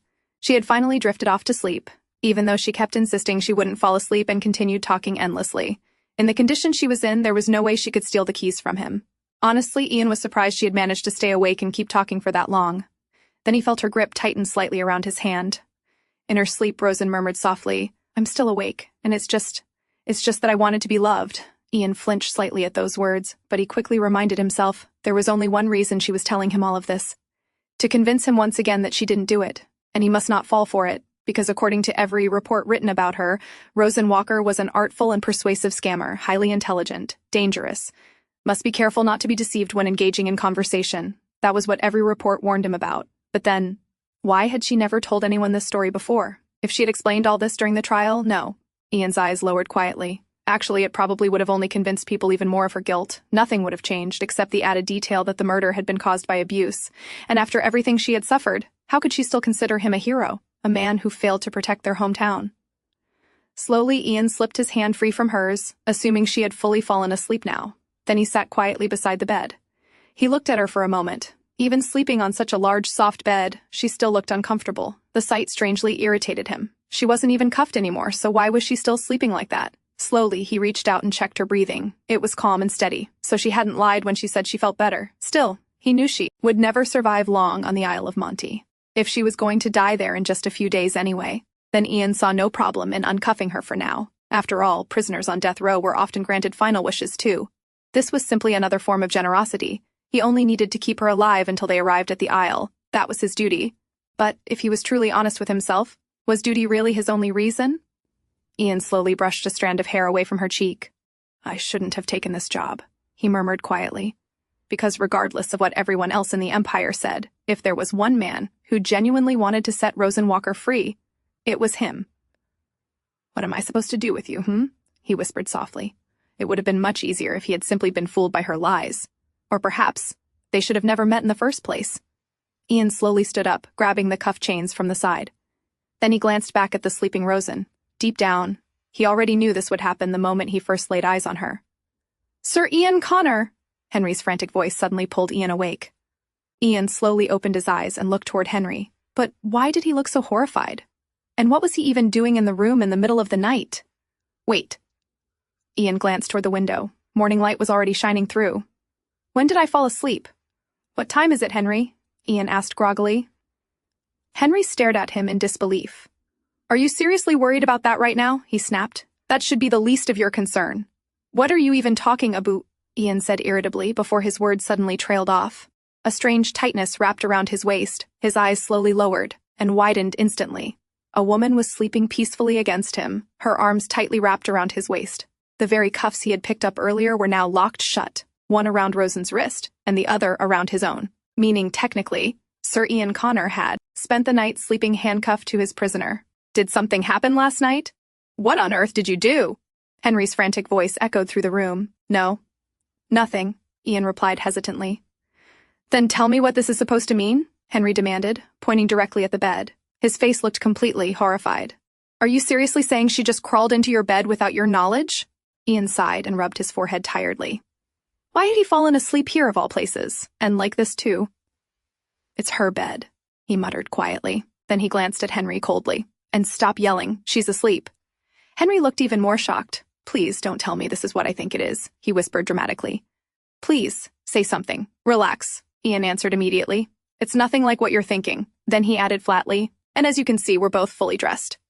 After saying that, Ian suddenly looked back at Henry. "And why are you here anyway? Didn't I tell you you're not allowed around her?" Henry scoffed loudly. "Like you have any right to say that right now." He pointed at Ian accusingly. "You're the last person who should be accusing me of anything. You're the one caught in bed with a prisoner." His expression twisted in disbelief. "What happened to the Ian Connor I know?" Ian stayed silent as he slowly unlocked the cuffs. Henry immediately noticed. "And what's with the cuffs?" he asked, completely confused. "Why did you cuff yourself to her? And why are you even unlocking them now?"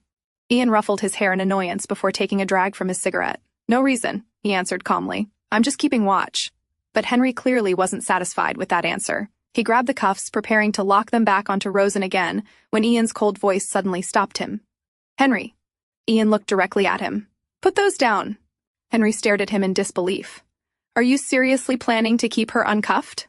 Have you completely lost your mind?" Ian took another slow drag before answering calmly. "She attempted suicide, and I have to keep her alive until we reach the Isle. So I told her not to try anything again, and she agreed. But in exchange, I promised to keep the cuffs off, and she promised to stay put." Henry looked absolutely unconvinced. "And you trust her? And how could she even hurt herself while wearing cuffs anyway?" "No," Ian answered bluntly. "I don't trust her." Then his expression darkened slightly. "But she's unpredictable. Yesterday we were only supposed to have dinner, right? Yet even with her hands cuffed." Ian slowly looked toward Rosen sleeping peacefully on the bed. "Did you already forget what happened?" Henry quietly lowered his gaze. After all, Rosen had specifically asked him for the Maria fruit, and Ian knew Henry still felt guilty about that. Finally, Ian broke the silence. "Anyway, why were you here?" Henry quickly remembered why he had come. "Oh, right. The captain said a school of magical sea monsters is crossing our path. Apparently there are a lot of them. They usually avoid large ships like this, but in the worst-case scenario, we might have to divert course." He sighed. "So we could arrive 1 or 2 days later than expected. The captain asked me to inform you so you could notify higher-ups." "I see," Ian answered quietly. Then he turned back toward Henry. "You can leave now if there's nothing else." Henry narrowed his eyes suspiciously. "Are you sure I can leave the two of you alone together?" "Enough with the nonsense," Ian replied immediately. Only then did Henry finally leave the room. The cabin became quiet again. Ian slowly turned and looked at Rosen sleeping peacefully on the bed. If they arrived later than expected, then Rosen would have 1 or 2 extra days before reaching the Isle of Monte. Ian sighed heavily before sitting down on the floor beside the bed. Henry was right. He really must have lost his damn mind. Rosen, now awake, looked out the window. Just a moment ago the weather had been beautiful, but now heavy rain poured endlessly outside. Then her eyes shifted to the front of the room, and her brows immediately frowned, seeing the unwanted guest sitting there. Henry sat across from her calmly playing chess by himself. He moved another piece, and won again. Rosen stared at the board irritably before suddenly kicking it over with her foot. "Hey, what are you doing?" Henry shouted. Rosen glared at the overturned board in annoyance. Henry had brought this dumb game rich people played, and she didn't even understand the rules. It was unbelievably irritating. "You can leave now," she said coldly. "I want to rest." Henry glared back immediately. I'm not leaving you two alone together." Rosen's brows furrowed deeper. But it's so stuffy in here with this many people. Honestly, she couldn't even understand why Henry kept glaring at her so suspiciously. Meanwhile, his boss sat nearby silently reading a newspaper without even looking at her once. And it wasn't even today's newspaper. It was several days old. So why was he still reading it so seriously? Something was definitely strange today. That morning, Henry had arrived with breakfast, insisting he would eat together with them. Then afterward, he even brought this stupid chess game, saying he wanted to play with Rosen. What exactly is wrong with him? Rosen wondered irritably. Is this some new way to torture me? Henry sighed heavily.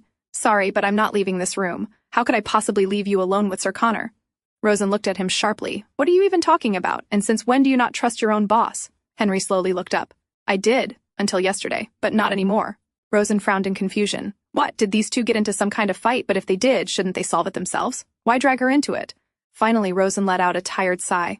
Look, it's really stuffy in here. Can I at least go out? Onto the deck for some fresh air? No, Henry answered immediately. It's raining outside. You could slip. Oh, please, Rosen whined dramatically, making a fake sobbing face. Henry scoffed loudly. Tears again? Seriously? Man, you're unbelievable. And what if someone recognizes you? Rosen winked playfully. Please, just for a little while. I promise I'll stay hidden. Henry's face only grew darker. When you asked for the Maria fruit, you also promised you wouldn't cause trouble. Then what happened? You collapsed, coughing blood. And now you expect me to trust you again? Rosen awkwardly rubbed the back of her neck. I'm done lying around, okay? And I promise, Sir Connor. Lies, Henry answered immediately. You tried to kill yourself. Rosen looked startled for a second. Then she slowly smiled. That's strange. I thought you wanted me dead. I figured you'd be happy to see me gone. Henry slowly looked up at her, his face suddenly pale. Then he lowered his gaze quietly. I've already killed enough people during the war. I don't want any more deaths on my hands. Rosen stared at him silently. Why was he making that kind of face? For a brief moment, she almost felt guilty. Should she apologize? No. Why should she? Cut the bullshit and let me out, she snapped sharply. A troubled Henry finally turned toward Ian. Sir Connor, the final decision is yours. Please choose wisely. Remember, she's capable of anything. For the first time in a while, Ian finally spoke. Henry, go fetch some alcohol. She said yesterday that she wanted a drink. Henry immediately sighed in annoyance, but eventually he stood up anyway. I won't take long, he muttered before leaving the room. Rosen looked at the shut door after Henry left. What's wrong with him today? She muttered irritably. It's just how he is, Ian calmly replied. He's like an untamed foal, so I have to keep him in line. Then, after a brief pause, he quietly added, after losing everyone, he's all I have left. Rosen looked at Ian silently for a moment before slowly stepping closer. Now that I think about it, this is unfair, she said. You've read all those newspaper articles about me. But I know absolutely nothing about you. She leaned slightly against the table. I can't even read properly, so all I could do was stare at your pictures.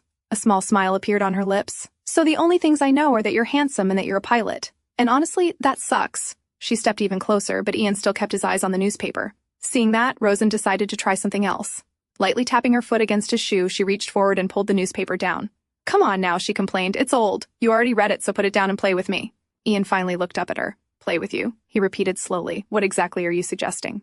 Rosen smiled immediately. Last night she had learned one more thing about Ian Connor. No matter how cold or gruff he acted, he couldn't refuse her when she pestered him like a child. So Rosen quickly took advantage of that. She climbed onto the table right on top of the newspaper Ian had been reading. Then slowly, she reached out and lightly tapped his nose with her finger. You see, I like things to be fair, she said playfully. So let's start with basic personal information. She tilted her head. First question, how old are you exactly? Ian frowned slightly, but still answered.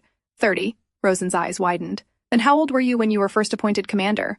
The war began 10 years ago, Ian answered calmly. So do the math. Rosen blinked in shock. At 20, that's way too young. Ian quietly met her gaze. The higher-ups ran off. That only left me. The Air Force was already short on pilots because the few properly trained ones we had were dispatched to the capital. So the only people left in Riorton were U.S. cadets. They simply chose the best among us. My first flying corps consisted of 4 people, Illyria Lev, Violet Mihak, and Lucy Watkins. He paused briefly. And after we lost them in battle, Henry Reville, Sarah Riveren, and Mikhail Johnson.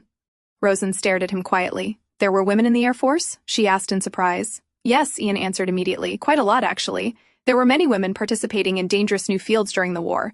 They've just been forgotten. Then he sighed softly, almost as if realizing too late that he had spoken too much. Anyway, forget that. I shouldn't have said all this. Rosen silently looked at him. What the Empire had done truly was insane.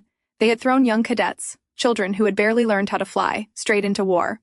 The famous Ryerton Flying Corps that people placed all their faith in were nothing more than students, and when they survived far longer than expected, the government simply turned Ian Connor into propaganda. For the first time, Rosen truly realized something. They had all been far too young to survive 10 years of war. I'm sorry for insulting your comrades before, Rosen said quietly. Like you said, I was only thinking about myself.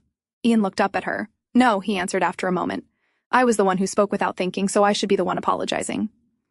Rosen pressed her foot lightly against his again and smiled. You overthink too much. That's why you can't sleep. She tilted her head slightly. I'm just a mere prisoner. You don't have to apologize to me. Try loosening up a little more like I do. I only think about the immediate future. Ian quietly stared at her. Why are you saying this to me? He asked softly. Rosen smiled at him. Because I like you, so I want you to be happy. Isn't that what liking someone is about? Ian's gaze slowly lowered. Don't say things like that, he murmured. Like what? Rosen asked innocently. That you like me. Rosen suddenly leaned closer toward him. What? She whispered. Does that upset you? Ian stiffened slightly at the sudden closeness before quietly answering. No, that's not what I mean. He hesitated briefly. It's just, I don't deserve to hear those words from you. But answer my question. Rosen pressed again softly. Does it upset you? Ian sighed quietly. No. It just makes me uneasy, and I think you've forgotten what kind of situation we're in. Rosen looked directly into his face, and before even thinking, she leaned forward slightly and brushed her lips softly against his cheek. The sudden closeness startled even her. Did I go too far? With a faint blush, she instinctively pulled back a little, preparing to apologize. But when she looked at Ian, he simply looked startled. Slowly, he raised his hand to his cheek, lightly touching the warmth her lips had left behind. Rosen swallowed quietly. That was strange. He wasn't angry, he wasn't yelling, and more importantly, he wasn't pushing her away either. Gathering her courage again, Rosen slowly raised her hand and gently touched his face, his cheek, the edge of his lips. She kept telling herself she was only trying to seduce him, that none of this meant anything to her. And yet, for some reason, she couldn't take her eyes or hands off him. Suddenly, her wrist was caught by a larger hand.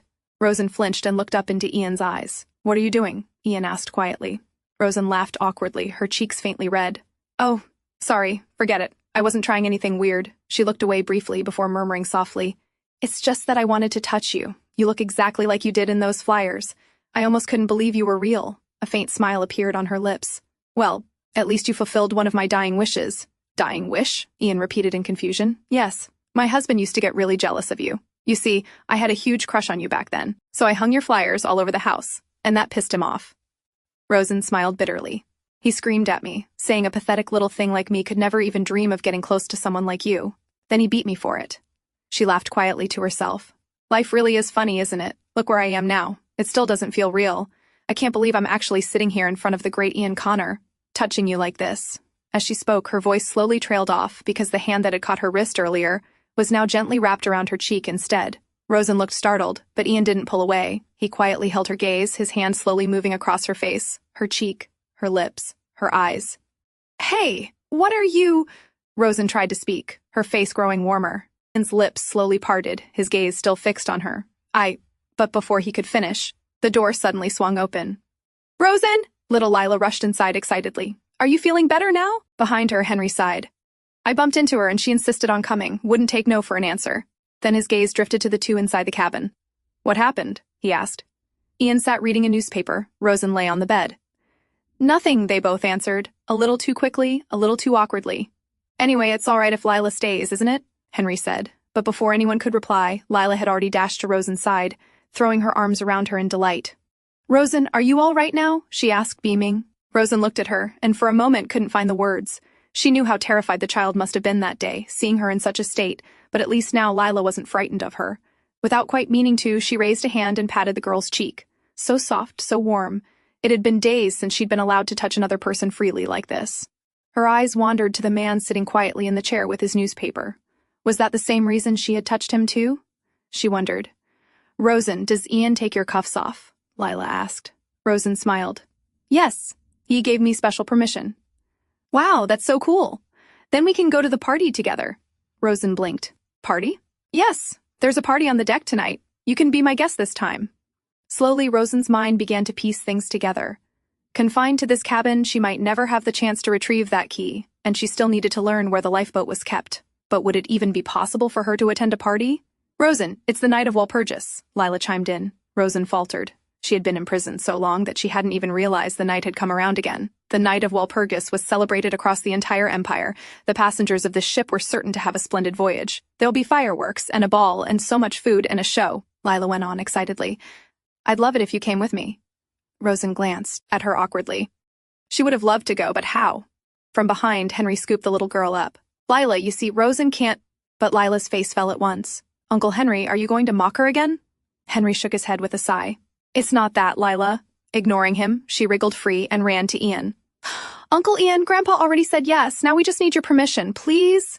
Lila, she's too famous, Henry said worriedly from behind. Everyone knows her face. But it's a masked ball, Lila argued, and you saw it yourself, once. She's properly dressed. No one could ever recognize her. Rosen smiled to herself, watching the little girl fight on her behalf. She truly took after her grandfather. Then her eyes drifted back to Ian. There was no way he would allow it. Right? But what if he said yes? Then what could she possibly tell him to make him believe she would behave? Before any answer came to her, Ian turned to her himself. Do you want to go, Rosenhauers? He asked calmly. Her eyes widened. Had he really just asked her that? Was he serious? She had no idea what this man was thinking, but this was her only chance, so she seized it. Yes, I want to go. Henry rushed forward, frantic. Sir Ian Connor, are you really going to let her go? He asked in disbelief. Ian replied evenly. I've already given her so much special treatment. What's one more? He reached out and patted Lila's cheek. Besides, she saved Lila. Rosen, who had never once been to a party in her life, still couldn't quite believe she was actually going. Lila, on the other hand, could hardly contain her joy. When they'd first met, the girl had told her she was frightened of Ian Connor. Yet look at her now. She had him wrapped around her finger, Rosen thought happily, before glancing once more at Ian. What had he been about to say to her earlier? Perhaps she would never know. Then she looked out the window. Tonight was the night of Walpurgis, and she still remembered her second night of Walpurgis. Rosen had been 16 then. Following the first air raid, word spread through the entire empire. The nation was at war. Within a year, the southern provinces had fallen under siege, and the people fled north with whatever belongings they could carry, streaming toward the capital, Malona. But Rosen kept her faith in that voice from the sky. In a time of such chaos, the Flying Corps and their young commander were all the people of Ryerton could rely on. Everything would be all right. She was certain of it, because Ian Connor had said so. If he said so, then Ryerton would be safe. That's what she believed. Hurry up, Rosen, we have to get home before Hindley does, Emily called. Rosen hurried after her. I'm coming, but don't forget you promised you'd bake a cake once we're home. She smiled. Aren't you excited too? It's the night of Walpurgis, after all. It must mean something special to you. Of course it does, Emily said, smiling. It used to be the night of witches, and it's my birthday. Why didn't you say so earlier? I'd have bought you something. Well, birthdays mean something a little different for me, Emily explained. The night of Walpurgis is the birthday of all witches, but it isn't actually the day I was born. So it's the anniversary of you becoming a witch? Rosen asked, surprised. Then that means you weren't a witch from birth. You became one later? Emily turned to her. Keep your voice down, but yes, that's right. Being a witch was not something passed down. Witches were made only once certain conditions were met. The power of witchcraft was fair in that way. It ran through no bloodline, and it chose neither the powerful nor the rich. It came only to young girls, and always as a shock when it did, which was precisely why people feared witches. Back then, there was one thing Rosen could never understand. Emily knew so many remarkable things. How to brew herbal medicine, and so much more. Why would someone so brilliant have any need for Hindley at all? Why was she still here? Even setting aside her ailing mother, and even though that necklace kept her from drawing on the full reach of her power, she could surely have made a fine living with her magic alone. Once Rosen had asked her why she didn't simply use that magic to heal the sick, instead of laboring over all these medicines. Emily had only smiled. Magic, too, had its limits, she said, but ordinary medicine was something anyone could use. Still, Rosen wasn't satisfied. It seemed so unfair that no one would ever know it was all Emily's hard work and effort. Perhaps she thought if people knew it was Emily saving their lives, they might finally lose their fear. But Emily took her by the shoulders and reminded her firmly never to let anyone know she was a witch. To breathe a word of it would put her in terrible danger. Once you were even suspected of being a witch, you'd be hunted, whether the suspicion was true or not. There had been a woman named Meryl, beloved by everyone right up until the day she was caught using magic just once. It was power that frightened people, and that fear turned all too easily into anger. But Emily was not that kind of person. I may be a witch, she had said, but most people aren't, and that's exactly why I began studying herbs and remedies. Even a witch can't save someone from a terminal illness with magic, but if I share what I know with everyone, then everyone can benefit. Those were her words. She was willing to give away everything she had, even to a world that hated and hunted her own kind. Rosen, come and sit, Emily called out. Hindley won't be home tonight. It's time for a lesson. Emily was always teaching her useful things out of Hindley's earshot. She wasn't much older than Rosen, but she was wise beyond her years, and she taught her so much. How to make herbal medicine, how to count, how money worked. Rosen could neither read nor write, but she had a sharp memory. Bit by bit, her world widened with everything Emily passed on to her. And now there was no longer only Hindley in it. Emily had become her best friend, a sister, and the only family she had. Emily, if a witch's power isn't passed down through her bloodline, then how does someone become a witch in the first place? Rosen asked. I don't know, nobody does, Emily answered. But you're a witch. Did you just become one overnight? How did it happen? What are the conditions? Rosen pressed. Emily looked at her, eyes narrowing. Rosen, you don't want to become one, do you? She asked seriously. Rosen smiled. Of course not, I'm only curious. Emily sighed. I'm not sure I believe that, but, well, I don't know all the details either. Still, this is what witches say. The blood of one person, one wish, and one piece of magic. Those are the conditions that lead to someone becoming a witch. I don't understand, Rosen said, licking the cream from her finger. A blood, a wish, and magic. What does that even mean? Like I said, I'm not sure, Emily replied. Then does that mean your conditions were met without you ever realizing it? Precisely. Then how old were you when it happened? I was 6, and I did want it, though sure, my life grew harder afterward. And my mother was beside herself. But I wasn't sorry, Emily added with a small laugh. Then she picked up a strawberry. Rosen, I can't tell you exactly how a person becomes a witch, but I can at least tell you why eating this cake tonight matters. You know what they say. If you make a wish over the cake, Valberg will grant it. She cut a slice and handed the plate to Rosen. This is the blood of a person, and by lighting this candle and offering a wish to Valberg, there, now we have our wish, Emily said, touching the flame to the wick. Rosen smiled. I never knew these traditions meant so much. I always thought they were just an excuse. But then, what about the magic? Does that mean the wish coming true? She asked, curious. Rosen, have you ever made a wish over a cake? Emily asked. Rosen giggled. I have, but not over a cake, she said. Then she fell quiet, remembering. The year before, on this very night, she had made a wish to Valberg, and it seemed Valberg had answered, even though it was only the wish of an insignificant child. So that night, with the cake before her, Rosen made another. She wished that Hindley would not come home. But this time, Valberg did not answer her prayers. Hindley returned all the same, dragging Rosen back inside by force. It wasn't that she wished him gone forever. The air raids might never have reached their bunker, but Hindley always found a way to ruin the little scrap of peace they managed to hold on to. Rosen didn't care whether the Empire won the war or lost it. For her, life itself had always been the war, long before any war was ever declared. Rosen, Rosen, Emily called her name over and over, pounding hard on the door. Rosen, open the door, talk to me. But inside the room, Rosen's face had gone pale because that winter, the winter of her 16th year, Rosen stopped getting her period. Back in the present, Henry stood guard outside the door. Inside, Ian Connor leaned against the wall as Rosen turned to face him in a yellow dress. What do you think? Which one suits me best? She asked. That's for you to decide. My opinion doesn't matter, Ian said calmly. And if you wanted help, why did you send the maids away? If this is going to be the last time, then I want to dress myself up. I want to make sure I look as good as I possibly can. So just tell me what you think, Rosen said, turning her back to him a little. Ian sighed. Like I said, I'm no use for this. But when he looked up, the color drained from his face. Hey, what are you doing? Are you really about to undress? The words trailed off the moment his gaze fell on her back. The pale skin there was covered in wounds, bruised blue now, and some of the marks looked long old. Seeing him fall silent, Rosen glanced back over her shoulder. What's the matter? You've seen these before, haven't you? She asked, smiling. Ian stared for a long moment, then dropped his eyes. How often did he beat you? He asked, his voice low. Nearly every day. Almost to death, but never quite that far. Why are you asking, though? That's not important right now. Rosen picked up another dress. So, which one should I wear? The yellow, the red, or the blue? Ian knew she wouldn't let him go without an answer. At last he said, the yellow one. Really? The red and blue won't do? He looked down. It's not that they're no good, I just don't like them. The blood of the war had spoiled the color red for him now. I see, Rosen said, watching him. Then she reached for the blue dress instead. I've made up my mind, my favorite is blue, so this is the one I'll wear, she announced. Ian sighed at her. Why even bother to ask if she'd already decided? His gaze drifted back toward the bruises covering her exposed back, and perhaps that was the real reason he didn't like Blue either. The papers. Never mentioned anything about him beating you. Ian's voice came quietly from behind her. Rosen glanced over her shoulder at him, then turned back. Of course they didn't, she said. That's exactly why I told you my side of it. Ian fell quiet, remembering.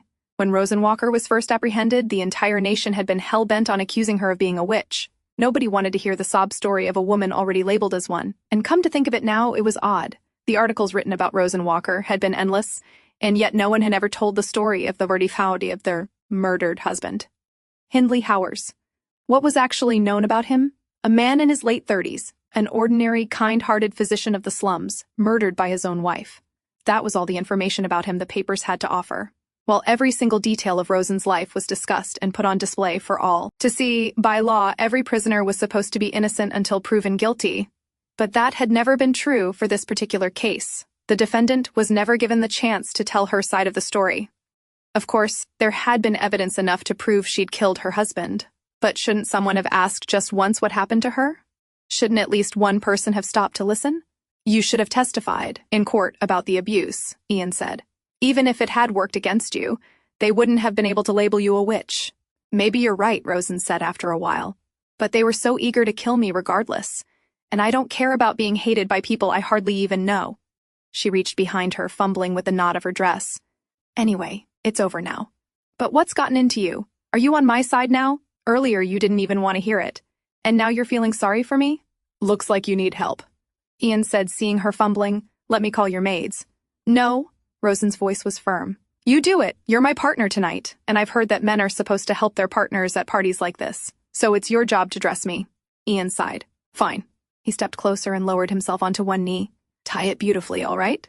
Not some weird soldier's knot? Yes, I know. I'm not an idiot, Ian murmured, tying it. And as he worked, his gaze fell again on her back. How had she become such a tenacious survivor? What was it that lit such a fire within her?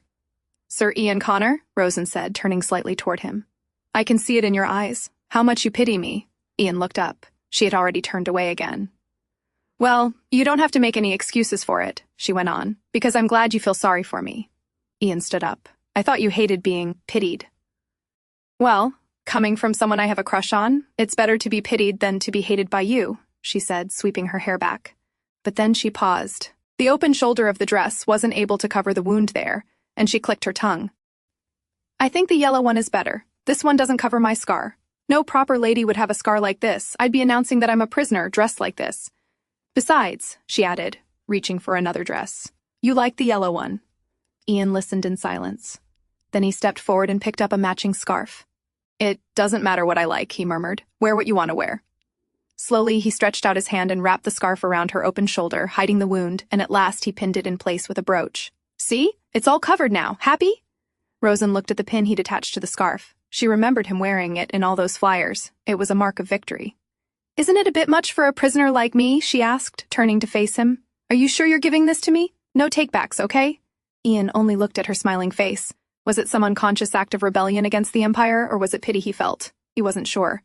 But regardless of that, if he had to wrap her in something, he'd much rather it be this than chains. All dressed up, Rosen slipped her hand into his, and as they walked out, she kept happily stroking the pin at her shoulder. Are you really letting me wear this? Were you going to throw it away or something? Well, no matter. I'm keeping it now, she said, smiling. Ian said nothing. He only looked at her. Rosen Howers had it thoroughly wrong. He didn't dislike her. Even branded a witch, there were still many people who liked her, and he was one of them. As they stepped outside, Henry caught sight of them and sighed. Finally, you're here. She didn't come on you again, did she? He asked Ian. From the side, Lila appeared, dressed up and looking adorable even behind her mask. Rosen, you look beautiful. Oh, and you look so cute, Rosen said, and the two of them hugged, delighted. Then Lila turned to Henry. Isn't this supposed to be a masked ball? Where's your mask, Uncle Henry? It's just stupid. I don't like it, Henry said. Do I look stupid, Uncle Henry? Lila asked innocently. No, you're cute, Lila, Henry answered, flustered. But I'm too big for that sort of thing. Oh, I see, you're too scared to cover your eyes, Lila blurted. Henry's face went pale. Lila, you can't just blurt out everything. But Uncle Henry, you shouldn't keep it a secret. The doctor said everyone should know so they can help you, Lila pressed. Confused, Rosen looked to Ian, asking with her eyes what the child meant. Ian averted his gaze and spoke. Your vision can be affected when you fly. It's common with fighter pilots. The pressure is higher than on the ground, so the blood rushes to your head and things go blurry. Henry sighed in irritation. Were you also set on treating me like I have some problem? He muttered.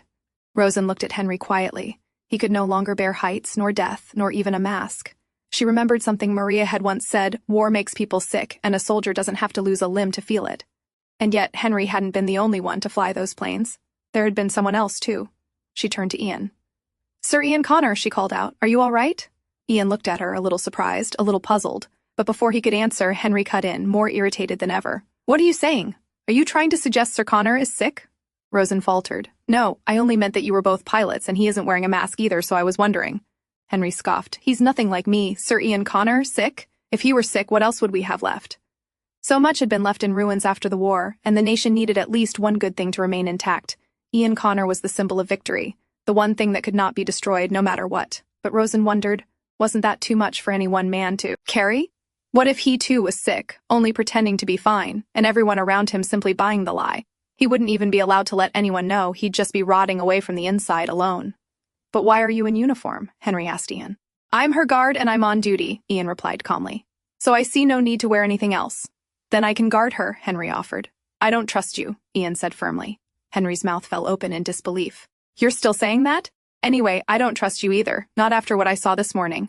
Then his face turned serious. And you won't even get married, so of course I have my doubts. You're one to talk, Ian replied calmly.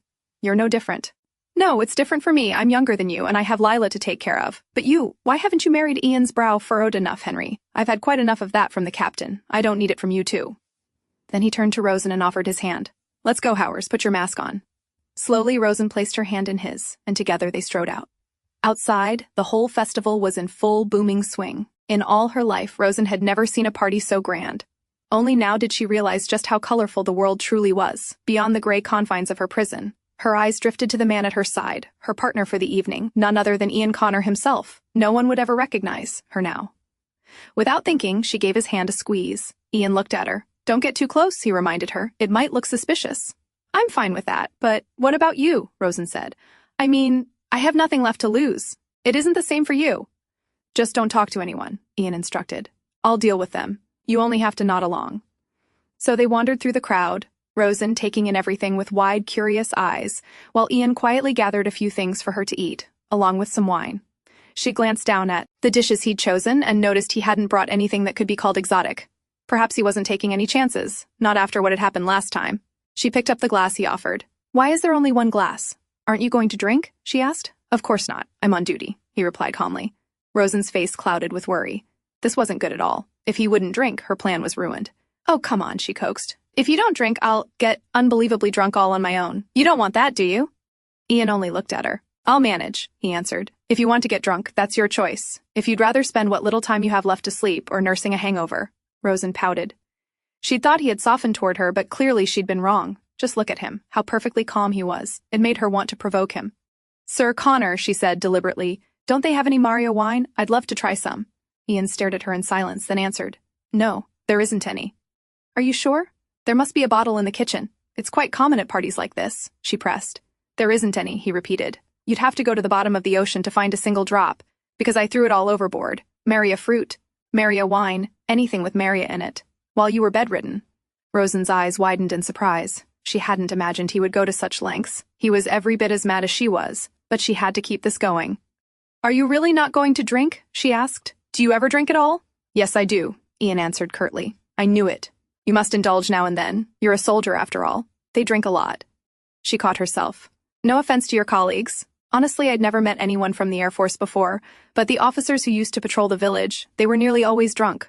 So you have a poor impression of soldiers? Ian asked. She looked straight into his eyes. Yes, I hate them all. She paused. Except you. She let out a small sigh.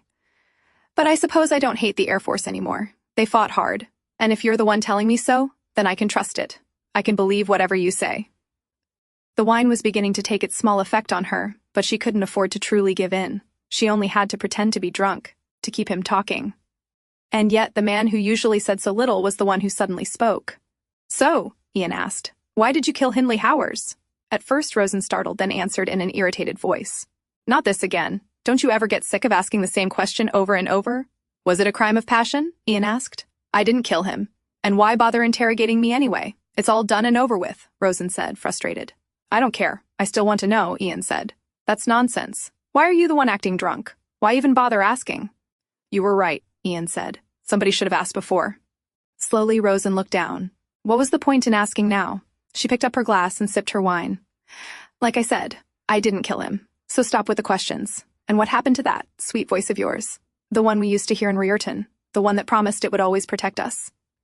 Then something occurred to her, and she asked, Do you have a pen? Ian's eyebrows knit together. A pen? What are you up to now? Nothing. I'd just like an autograph. From the hero himself. That's all, she said with a smile. There had been a guard at her prison cell who was forever bragging about owning Ian Connor's autograph. I have a pen but no paper, Ian replied. Then you can sign on my hand, Rosen said. And why would you even want that? Because I love you. She met his eyes with hers. I love you, Ian Connor, so please just give me the autograph, and if you can, sign it in permanent ink so I can look at it when I die. She reached out, drew the pen from his pocket, and pressed it into his hand, then offered up her palm. Now hurry up and do it, she added, smiling. At last Ian sighed, took her hand and signed. Rosen watched him the whole while. He really was a strange man. She was being completely ridiculous right now, yet he still responded so earnestly, and he seemed accustomed to it. She bet he had done this thousands of times before. There were always people watching him, always admirers, always expectations. Yet once he had admitted that he hated crowds. He wasn't really suited for being famous, but someone had to do it. It must have been exhausting. He had comforted an entire empire during the war. But who had comforted him? He might be a hero, but heroes were still only human. How did you make it through the war? The question escaped Rosen before she could stop herself. Ian halted, looking up. I mean, I was just thinking that a hero needs a hero too, she added. It's not as though you could simply look in the mirror. Ian didn't answer. There, he said instead, pointing at the name. Why are you avoiding it? Rosen began, but then she paused, looked down at her hand and flinched. What is this? She looked at him. Are you making fun of me? This isn't your name. She stood and held out her palm. Do you think I can't recognize your name? Are you really mocking me? She demanded, angry. Rosen could neither read nor write. She couldn't even write her own name. But there was one word she had no trouble reading at all, because she had seen it so many times in those flyers. It was forever engraved in her mind. She snatched the pen from his hand, took hold of his, and wrote Ian's name across his skin. See? This is your name. Now do you believe me? Ian looked down at his palm. There was his name, written in the clumsy hand of a child. I told you I like you, and yet you trick me, Rosen said, disappointed. I wrote your name, Ian murmured quietly. Startled, Rosen raised her palm and looked again, and there was a lovely flowing script. It was her name. Why did you write my name? She asked softly. Ian sighed. Just because I wanted to, he replied. She sat back down. So, is it Rosenhauer's? No, Rosen Walker. Rosen looked down. He had always called her Rosenhauer's, but she was glad he had written Rosen Walker. She glanced up to find him still staring at his palm. If you don't like my handwriting, I can wipe it off for you, she offered. But he closed his hand around it. No need, he said. Rosen pouted. Then why was he still staring at it? But just then the music swelled behind them, and everyone drifted toward the dance floor to savor the festival. Rosen sprang happily to her feet. Sir Ian Connor, she said, running over and seizing his hand. Dance with me. Ian looked at her calmly. After a moment he replied, I'm sorry, but I don't dance with drunkards. Did you just refuse a lady's request for a dance? Do you still dare call yourself a gentleman? Rosen huffed, then smiled. See, I sound just like a captain, don't I? Henry told me to introduce myself as a relative of the Revel family, which makes me a proper lady for the night. So come on, hurry up. She chuckled and strode forward. Ian pushed himself up from the table and caught her hand. Rosen, he called in a low voice. The night air smelled sweet. Let's call it a night. You're drunk, Ian said. Rosen's mouth fell open. What a mood killer. So what if I'm drunk? What's the problem? Now come on, let's go dance, she insisted. I can't dance to this one. I only know the waltz, Ian said. Wow, what a waste of a handsome face, Rosen muttered.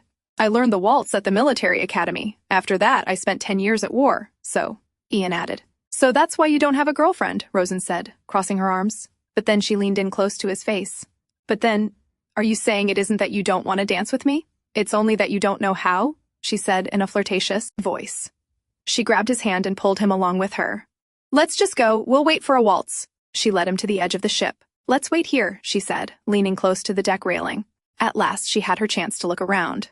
But as she scanned the deck, Ian came and stood beside her. Hey, why are you getting in my way, blocking the view? She complained. You're being too obvious, Ian said calmly. Rosen pouted. She really should have gotten at least a little wine into him. Sir Ian Connor? She called, turning his face toward hers. You should keep your eyes on your partner, you know. What are you? Ian began. But before he could finish, the music behind them changed. Rosen turned toward it. I know this song. It used to play in the square in Ryerton. Emily told me its name, she said. It had been so long since she'd spoken Emily's name aloud. You know, everything I learned from Emily. She's so clever, Rosen added. Until now, Rosen had avoided talking about Emily, afraid that somehow it might lead people back to her. This person you're talking about, Emily Howers, Ian said. Where is she now, and why were you left all alone?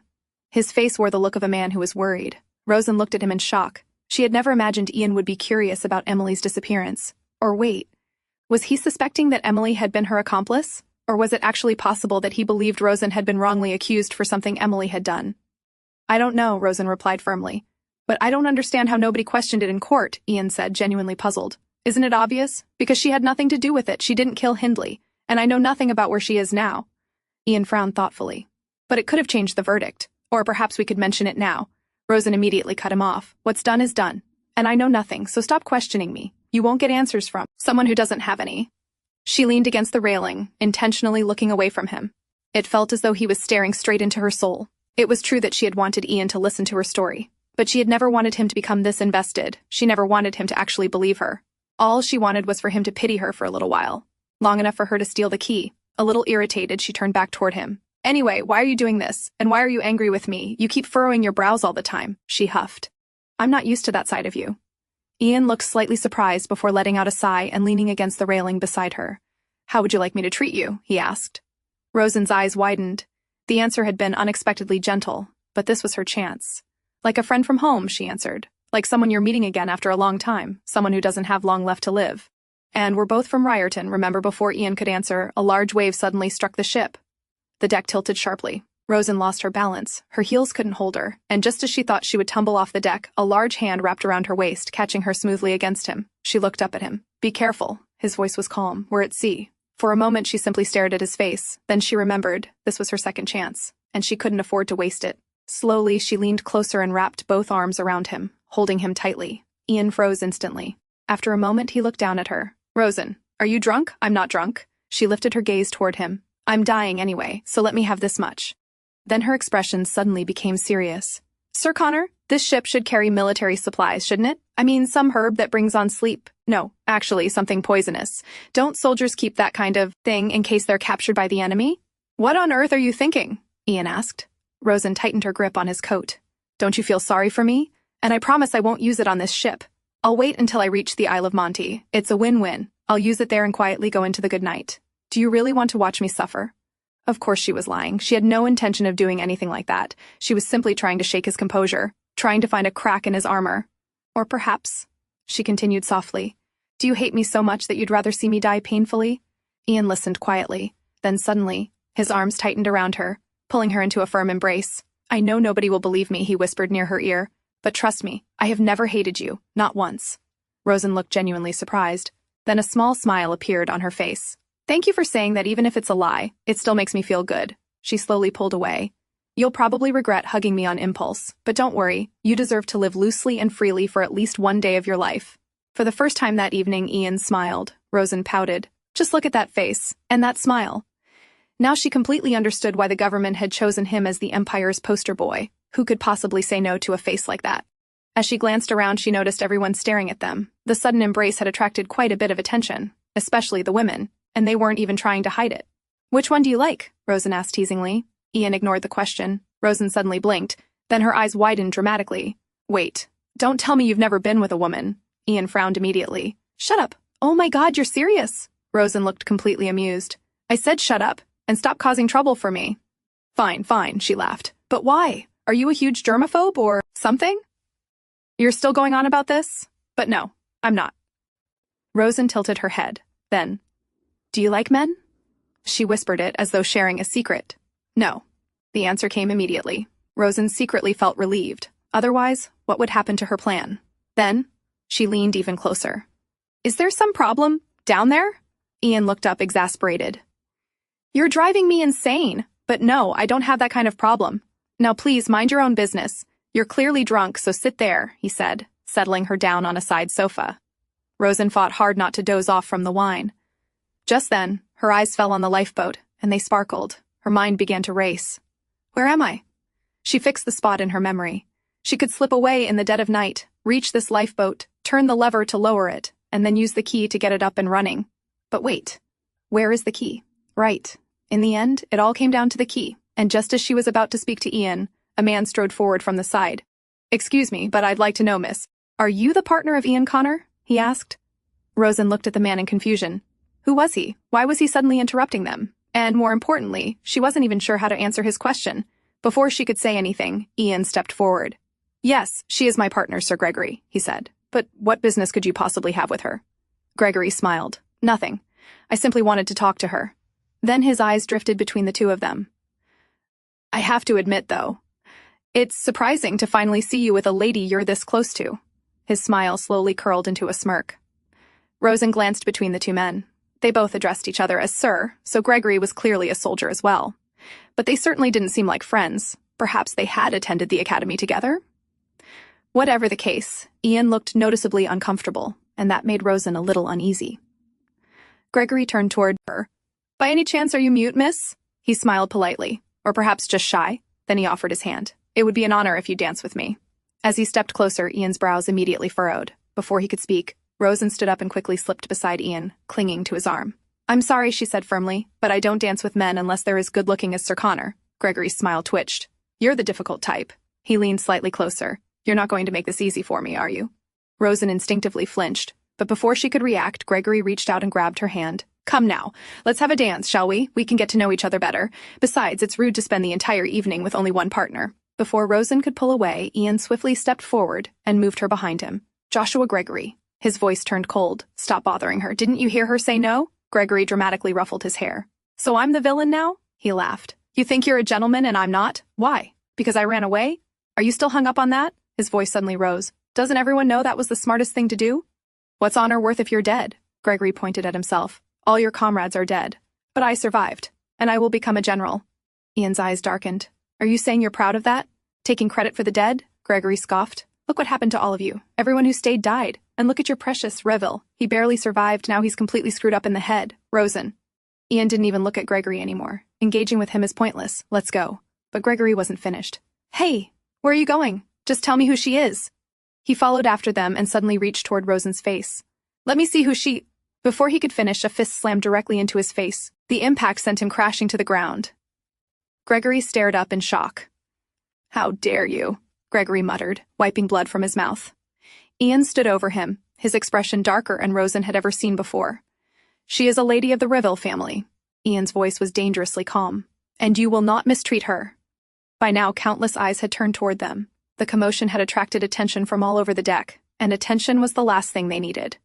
Ian immediately turned toward Rosen. "Please excuse me for a moment." Before she could react, he bent down and lifted her into his arms. Rosen froze.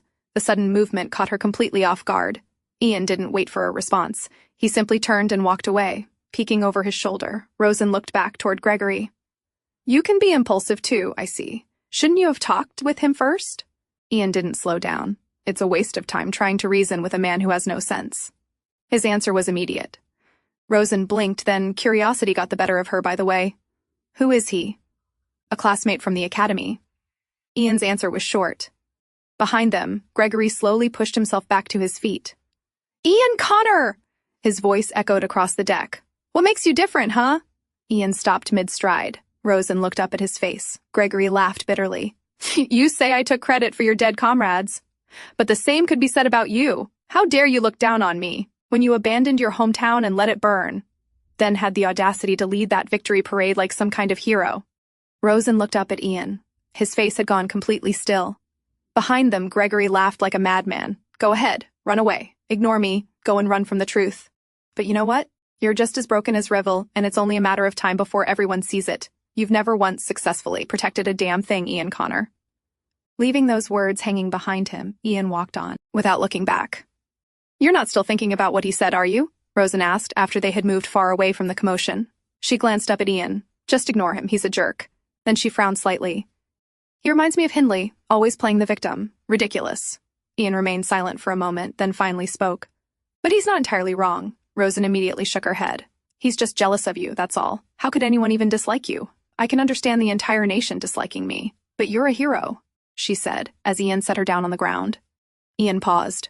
Don't say that, Rosenhauers, he said in a low voice. Then he turned to her. And how can you be so certain no one likes you, when everyone likes me? Rosen smiled. Well, isn't it obvious? Name even one person who likes me. Her smile sharpened playfully. Could you like me? Ian looked at her for a long moment before answering. Yes, I could. Rosen turned to him, her smile spreading wide. Really? She asked.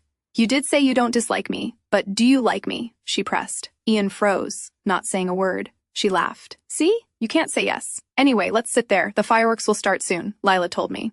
As they settled down, Ian slipped off his coat and draped it around her shoulders. Rosen startled. I'm fine, she murmured.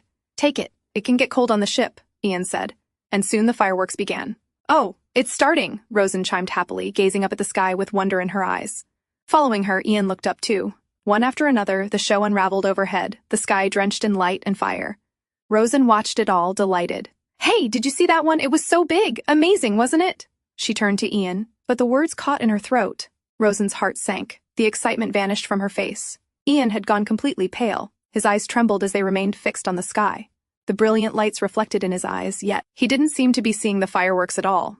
It was as though he was looking at something else entirely. Rosen called out his name. Sir Connor, what's wrong? She knelt beside him, but Ian didn't answer. Instead, he slowly raised both hands and covered his ears, as though trying to block out the explosions echoing across the sea. That was when Rosen realized it. Ian Connor had a secret. A secret he had hidden so well that no one was ever supposed to discover it. Yet somehow, of all people, she was the one who had found out. Her eyes darted around the deck. There was only one thing she could do. I'll go get Henry. She hurriedly stood up. But before she could take even a single step, Ian grabbed her wrist. Don't. His grip trembled. Don't tell Henry. He can't know. He won't be able to handle it. Rosen frowned. Her frustration immediately boiled over. That's not important right now. And besides, that should be his decision, not yours. Ian slowly loosened his tie, his breathing becoming more uneven. No. No one can know. I didn't think a few fireworks would do this. He leaned back against the deck, struggling to steady himself. Just give me a minute. I'll be fine. I've managed until now, so just wait. It'll go away. His words came out between uneven breaths. Rosen stared at him. Is he an idiot? He could barely breathe. He couldn't even stand properly. Then it finally hit her. He was a hero, but that didn't mean he wasn't human. Heroes could break. They could be afraid. They could suffer. Just like the man sitting in front of her now. Rosen crouched beside him again. You must have some medicine with you. Just tell me where it is. I'll go get it. She glanced toward the sky as another firework exploded overhead. The fireworks are far from over. And you're barely breathing. She looked back at him. You don't have to worry about me. I know exactly what my situation is. We're surrounded by sea monsters. I don't even have the key to a lifeboat. A faint smile appeared on her face. I'm not asking you to trust me. But, right, now, I'm the only person you can rely on, and don't worry. If you're afraid, I'll tell everyone. I won't. Besides, who would believe me? The whole empire already thinks I'm a liar. Remember? Ian slowly lifted his eyes toward her. For a long moment, he simply looked at her. Then, almost in a whisper, Are you disappointed in me? He asked. Rosen blinked. Ian continued. The person you thought was a hero is actually a complete mess. You must be disappointed. You were the last person, the very last person, I wanted to find out. Rosen stared at him in disbelief. Why does that even matter? You're barely breathing, she whispered back. But Ian continued speaking as though he hadn't heard her. I wanted to protect them all. That's why I got into that. Plain, I did everything I could. His breathing shook again. I wasn't lying. I wasn't. Rosen gently cupped Ian's cheeks with both her hands. Sir Connor, she called his name softly until his trembling eyes finally met hers. Just because you couldn't protect everyone doesn't mean your omises were lies. Her voice remained calm. No. I'm not disappointed in you, and I don't resent you. So please, just this once, let me help you. He smiled faintly. And you may not want to accept this, but the truth is, I'm one of the lives you did save. Ian's expression finally cracked. Without another word, he pulled Rosen tightly into his arms. She froze in surprise. She was right. Witch or not, out of everyone in their hometown, she was the one person he had managed to save. What are you doing? Rosen asked quietly, startled by the sudden embrace. Ian buried his face against her shoulder. Let's just stay like this, until the fireworks are over, he whispered between uneven breaths. Rosen slowly raised her hand and gently patted his back. Okay, she spoke softly. Just focus on your breathing. Ian remained silent for a moment, then, almost too quietly to hear. All this time, I kept telling myself, at least, I was able to save you. Hearing those words, Rosen finally understood. Just as Ian had once been her source of comfort, she had unknowingly become his. People always said that those who remained strong no matter what hardships they faced were heroes. And to the Empire, that pillar of strength was Ian Connor. Everyone believed he had survived the horrors of war because he was simply stronger than everyone else. But the reality was different. He had been crushed beneath the title of hero, and the responsibility that came with it. He was just a man who found comfort in the embrace of a mere prisoner. Because more than anything, he still longed for the hometown he had failed to protect. Rosen continued gently patting his back. She could hardly believe he had carried this burden alone for so many years. After a while, Ian slowly pulled away. Still breathing heavily, he looked at her. My cabin. His voice was strained. Go to my cabin. The second drawer. It's unlocked. There should be a small brown packet inside. Bring it to me, please. Rosen nodded immediately. Without wasting another second, she hurried toward the cabin. As she ran, one thought kept repeating in her mind. Has Ian Connor completely lost his mind? He had just sent her alone to his cabin, a prisoner, completely unsupervised. For a moment, she worried about leaving him by himself. Will he be okay? But she quickly shook the thought away. She had no time to hesitate. She had to focus. Reaching the cabin, she hurriedly opened the second drawer. Just as Ian had said, there was a small brown packet inside. She picked it up, sleeping powder. But as she looked at it more closely, her brows furrowed. It was only a single dose. That won't work. She needed much more than this. Quickly, she began searching through the rest of the cabin. One drawer, locked. Another, locked. She clenched her jaw. Ian Connor wasn't an idiot after all. This was exactly why he had trusted her enough to send her here alone. Because there was nothing she could actually use. Rosen stopped for a brief moment. Wait, I just told him I wanted to help him. So what exactly am I doing right now? A flicker of guilt crossed her face, but then she quickly shook it away. No, he's the one who made the mistake. Determined, she reached for another drawer. Surprisingly, it wasn't locked. It simply refused to open. Something inside seemed to be jamming it. Rosen grabbed the handle with both hands and pulled with all her strength. The drawer suddenly slid open. At the same moment, a thick book slipped out and landed on the floor with a heavy thud. What is this? Rosen murmured as she picked up the book from the floor. Then she let out a quiet sigh. I can't even read. What use is this to me? She was about to put it back exactly where she had found it, not wanting to raise any suspicion. But I'll just take a quick look. With that thought, she slowly flipped the book open. The moment she did, her eyes widened. Inside were photographs. Her photographs, newspaper clippings, magazine cuttings. Every page was filled with articles about Rosen Walker. My God, she whispered in disbelief. What is all this? Had Ian been gathering information about her all this time? But then something else caught her attention. Several words had been circled over and over again. The same word, again and again. But what is it? She frowned. Unable to read, she could only stare at the unfamiliar letters. Then suddenly, she remembered. Slowly, she raised her hand and looked at her palm. The same word, written there in Ian's handwriting. It was her name, Rosen. Her heart skipped a beat. Then, why? Why had he circled her name over and over throughout the entire book? Wasn't that a little excessive for a simple background investigation? No way. She slowly sank onto the floor. One memory after another rushed back into her mind. All this time, I kept telling myself that at least I was able to save you. I have never hated you. Not once. I know more about you than you think I do. Every word Ian had spoken. He hadn't been lying. He had meant every single one of them. The guilt he carried, the pity he showed her, it had all been genuine. Rosen let out a quiet scoff and gently closed the book. A sly smile slowly appeared on her lips. I'm glad, she whispered to herself. I'm glad I can't read. Otherwise, I would have used every bit of this against him. She carefully placed the book back exactly where it had fallen. Ian Connor, you never should have trusted me. Without another thought, she resumed searching through the cabin. It didn't take long before she found exactly what she had been looking for. Rosen Walker. She was a coward. A woman who only knew how to run away, and this sleeping powder would become her weapon to do exactly that. What Ian Connor never could have imagined was that Rosen knew sleeping powder was as potent as a sedative, something ordinary people rarely had access to. Thanks to Emily, she knew exactly how it worked. Colorless, odorless, easy to dissolve into water or wine. She gently tucked the packet away. For a brief moment, guilt crossed her face. She hoped Ian wouldn't be too hurt by her betrayal. After all, he still had good people around him. Henry, Lila, the captain. She believed that one day he would finally break free from the heavy chains of being called a hero and learn to live happily without depending on a witch for comfort. When she told him she loved him, she had truly meant those words.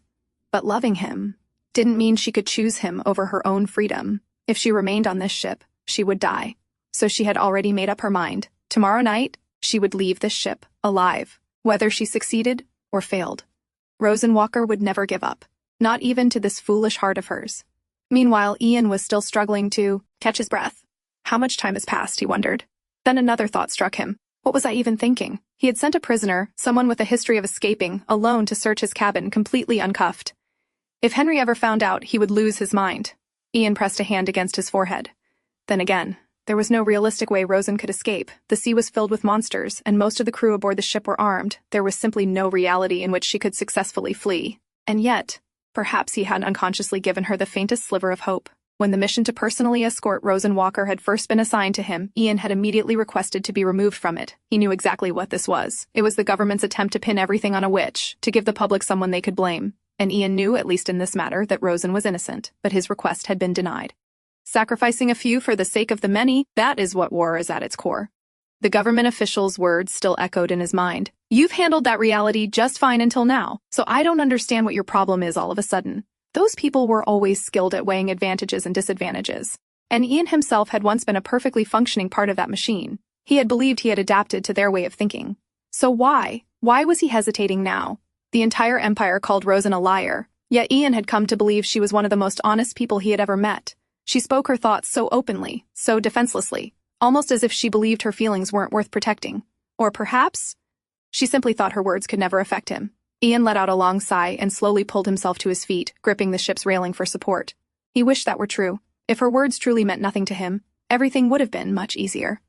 Then, perhaps, it would have been easier to let her go. His grip tightened around the railing. If she found a lifeboat, what are the chances she'd actually reach land alive? He frowned. Why was he even thinking like that? Closing his eyes, another memory surfaced. A newspaper poster. The jailbreak witch arrested. It had been the first time Ian had seen Rosen. He had visited the ruins of Ryerton after the war, and the newspaper had been plastered against a broken wall. It was probably meant for people to spit on, to throw stones at. But when Ian looked at her picture, he felt saved. At least, she survived. It was ridiculous. Yet from that day onward, he had kept that portrait with him, as though desperately clinging to the one life he had managed to save. And now, she had started trying to kill herself because she believed escape was impossible. He knew what awaited her at the Isle of Monte. A slow, painful death. She knew it too. That was why she had asked him for a less painful way out. If that was truly the case, wouldn't this be the kinder choice? Ian slowly pulled his pistol from its holster. Just then, Ian! A frantic voice broke through his thoughts. What are you doing over there? Sit down! What if you lose your balance and fall into the sea? Rosen hurried toward him, worry evident on her face. Here, I brought your medicine. Give me your hand. Ian quietly looked at her. There was always one question that lingered in the back of his mind. Had it ever truly mattered to me whether she was a murderer or not? If time were turned back, would he refuse this mission? Or would he do everything in his power to make sure he was the one chosen to escort her? If pity were the only thing he felt, he would have already granted her a merciful death and disguised it as an accident. A faint smile appeared on his lips. He had sent her alone to his cabin, knowing perfectly well she would search through everything. He had deliberately given her just enough hope, enough that she might stop trying to harm herself. Hey, Rosen crossed her arms. Why are you smiling at me like that? It's nothing new, Ian answered quietly. I've always been looking at you, Rosen blinked. To see if I'm trying to escape? Perhaps, Ian replied calmly. If you haven't noticed. Rosen rolled her eyes. How very professional of you. It seems you're feeling much better now. Ian simply looked at her. And in that moment, he finally understood something. No one had forced him to take this mission. From beginning to end, every choice had been his own.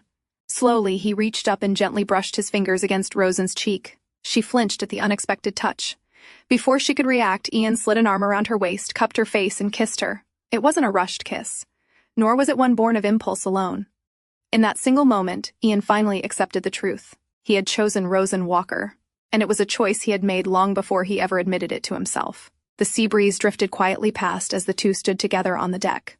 For a brief moment, the rest of the world disappeared. Then Ian slowly pulled away and turned to leave. Rosen frowned. What was that? She thought. Was he really going to ignore her after kissing her? A playful smile spread across her face as she hurried after him, slipping her arms lightly around his neck. Sir Connor. You can't tease me like that and then pretend nothing happened. I liked it, so let's continue. Ian let out a quiet sigh before gently taking her by the hand and leading her toward the cabin.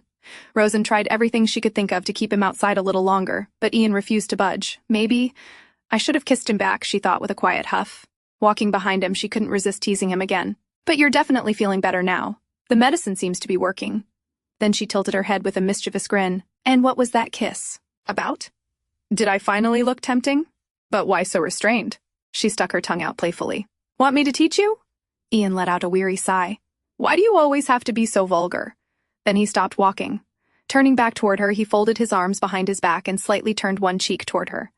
I was out of line. You can slap me if you want. Rosen blinked in surprise. He was actually giving her permission to slap him. Instead, she smiled mischievously. This was her chance. She grabbed Ian by his tie and gently pulled him closer. Before he could react, she kissed him. Ian stood there, completely caught off guard. For a brief moment, he simply froze, too surprised to respond. Then, startled by her boldness, he gently pulled himself back. Rosen looked at him with a playful smile. Now we're even. Let's head back inside. Coming out of his daze, Ian turned his back to her. It's getting late, so hurry up and get ready for bed. And if you're uncomfortable changing... Before he could finish speaking, Rosen casually loosened the knot behind her dress. The party gown slipped away. She pulled off her mask, then quietly walked behind Ian and wrapped her arms around him. Ian blinked. How did you get changed so quickly? Rosen smiled mischievously. All these party dresses are practically the same. And besides, you kissed me first. So you can't blame me for misunderstanding. Ian gently caught her hands and turned her. We're already even. His tone remained calm. So stop with the nonsense and get some sleep. Rosen let out an annoyed huff. Seriously? Until tonight, she had been convinced Ian simply wasn't interested in anything. But now, after kissing her first, he was acting as though nothing had happened. She climbed onto the bed dramatically, determined not to give up. She reached out and grabbed Ian's hand, trying to pull him toward her, but the man remained standing firm. Did you really think you could force me? He looked at her in disbelief. Rosen, stop! Before he could finish, she leaned closer again, trying to steal another kiss. Ian sighed, realizing there was no arguing with her while she was in this mood. Instead, he simply picked up a blanket and gently wrapped it around her. Rosen frowned immediately. Hey! I'm suffocating in this. You said I'd be free. Ian rubbed his forehead tiredly. Go to sleep. You also promised you wouldn't cause any trouble. Rosen looked at him, clearly frustrated. But then, obviously you'd kiss me. Obviously I'd think that's what you wanted. Her voice grew quieter. Or, she hesitated. Do you think I'm dirty? Is that why you don't want to be with me? She looked down at her hands. I really do want to stay with you. You can use me however you like. The moment those words left her mouth, Ian's expression changed. His brows knitted together as he looked at her with glare. Rosen immediately flinched. I'm sorry. I take it back. But please don't look at me like that. Ian let out a slow sigh, seeing her like that. He quietly sat. Rosen, come here. His voice was gentle. Rosen slowly raised herself and moved closer, sitting on Ian's lap almost like a child seeking comfort. I'm not angry at you, Rosen, Ian said gently. And I'm sorry if I scared you. After a brief pause, he asked quietly. But, Rosen, do you really want to sleep with me? Rosen looked at him, then answered awkwardly. Of course. Ian held her gaze. And why would you want that? Rosen gulped. Why does he have to ask something like that? Well, she mumbled, avoiding his eyes. You're the most attractive man I've ever met. You're perfect in every way. And this is probably the last chance I'll ever have to spend the night with someone like you. She blushed at her own words and let out an embarrassed huff. And I'm sure you'd like it too. Of course you wouldn't know, since you've never tried it. Ian simply looked at her in silence before asking, Was that how it was for you? Rosen looked at him, confused. Did you enjoy it that much? She scratched the back of her neck, unable to answer for a moment. Not really, to be honest, she admitted quietly. But the men always seem to. Ian's expression softened. But did you do it because you wanted to? Rosen fell silent. After a long pause, she slowly leaned into his embrace. I don't know, she whispered. Then she lightly poked his chest. But let's forget about that. I know I want it this time. Ian watched her quietly for a moment before gently patting her head. Rosen, he said in a calm, soothing voice, what you need is someone to hold you, not just a man to spend the night with. For a moment, Rosen simply stared at him. Her fingers tightened around his shirt. Then, why won't you hold me? Her voice trembled. I just want to stay with you tonight. What's wrong with it? You felt sorry for me, didn't you? So, why can't you indulge me just this once? She lowered her eyes. Unless you're really repulsed by me. Ian listened without interrupting. He gently patted her head again. Of course not, Rosen. He spoke softly. If we'd met under normal circumstances, we might have spent the night of Valpurgis together. His eyes drifted over the scars on her body. But look at the state you're in. You're malnourished. You're covered in scars. And it seems you've become far too used to people treating you badly. He slowly lifted his hand and cupped her cheek. Perhaps this is selfish of me, but I don't want to become just another one of those men. With that, Ian stood up and picked up a small box from the side table. He held it out to her. What is this? Rosen asked. Ian opened the box. Inside was a small piece of cake. I asked the kitchen to prepare it, he said as he lit the candle on top. It's the night of Valpurgis. I thought it might mean something to you. He looked at her. You can make a wish if you want. Rosen stared quietly at the candle. Then she slowly closed her eyes. Oh, Valberg, please give me strength. I don't want love anymore. She no longer wished for love. What she needed now was the strength to face the hardships ahead and the will to stand on her own in this harsh world. Opening her eyes, she looked at Ian. Aren't you going to make a wish? Ian smiled faintly. No. Then he nodded toward the bed. Now get into bed, be quiet. If you do that, I'll get in bed with you. Later as they lay together, Ian simply held her in his embrace. After a while, Rosen looked up at him. Sir Connor. Why didn't you make a wish too? Isn't there anything you long for? Ian looked down at her. I don't want to talk about myself. I'd rather hear more about you. But I already told you everything last time. And I'm sure there's more. Rosen lowered her gaze. So, you're really going to listen to me no matter what I say? Ian's eyes followed her every movement. Yes, he answered quietly. Just, don't lie to me. The day Rosen realized she wasn't getting her period, she couldn't even imagine continuing to live while carrying that pathetic man's child. Before she could do anything, the door suddenly crashed open. Emily rushed inside and wrapped her arms tightly around Rosen from behind. How did you? Rosen murmured in shock. Then she noticed the shattered door and realized Emily had used her magic to break it open. Let's get you out of here first, Emily whispered urgently. But the moment Rosen felt Emily's embrace, all the strength left her body. She broke down sobbing. I can't have Hindley's baby, she cried. I'd rather die. Emily held her tighter, gently calming her down. Hey, look at me. She cupped Rosen's face and smiled reassuringly. I'll help you, okay? After all, I'm a witch. And not just any witch, I know herbs better than anyone. So just leave it to me. Everything will be all right, okay? Rosen truly felt she had found a sister in Emily, someone who would stand beside her no matter what. But tears continued to stream down her face. What if I get pregnant again? She sobbed. What are we supposed to do then? We can't keep getting rid of it over and over again. She lowered her head. I don't even need a home anymore. Not one like this. I don't even need Hindley. Tear-filled eyes. So let's run away together. You, me, and your mother. Emily remained silent for a moment. 3 days earlier, she and Hindley had gone to visit her mother, whose condition had grown much worse. Emily had managed to save a little money and had asked Hindley for a little more after he received payment from a merchant.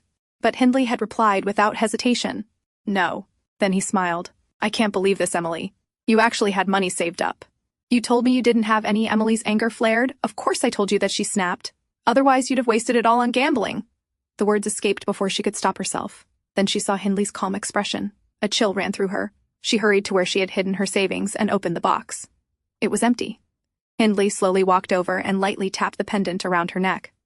Just as slow as your mother, he murmured with a smile. That was the moment Emily realized there was no hope left for them in this place.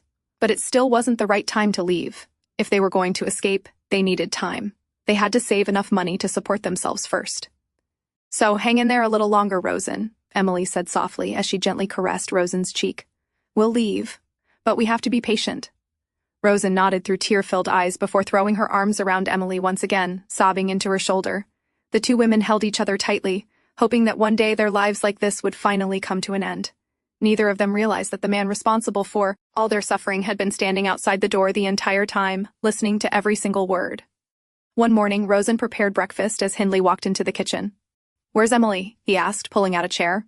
Oh, she went out to look for some herbs, Rosen answered calmly. She said it might take a few days. Hindley nodded and sat down, taking a bite of his bread. It seems you two have become quite close, he remarked. You've gotten a little chubbier, too. His eyes drifted toward her. So, any news of a baby yet? Rosen flinched at the mention of a child but quickly composed herself. Not yet, she answered hesitantly. Hindley continued eating as if discussing the weather. The supervisor told me you were perfectly healthy. She couldn't have been lying. So why are we still without a child after almost a year?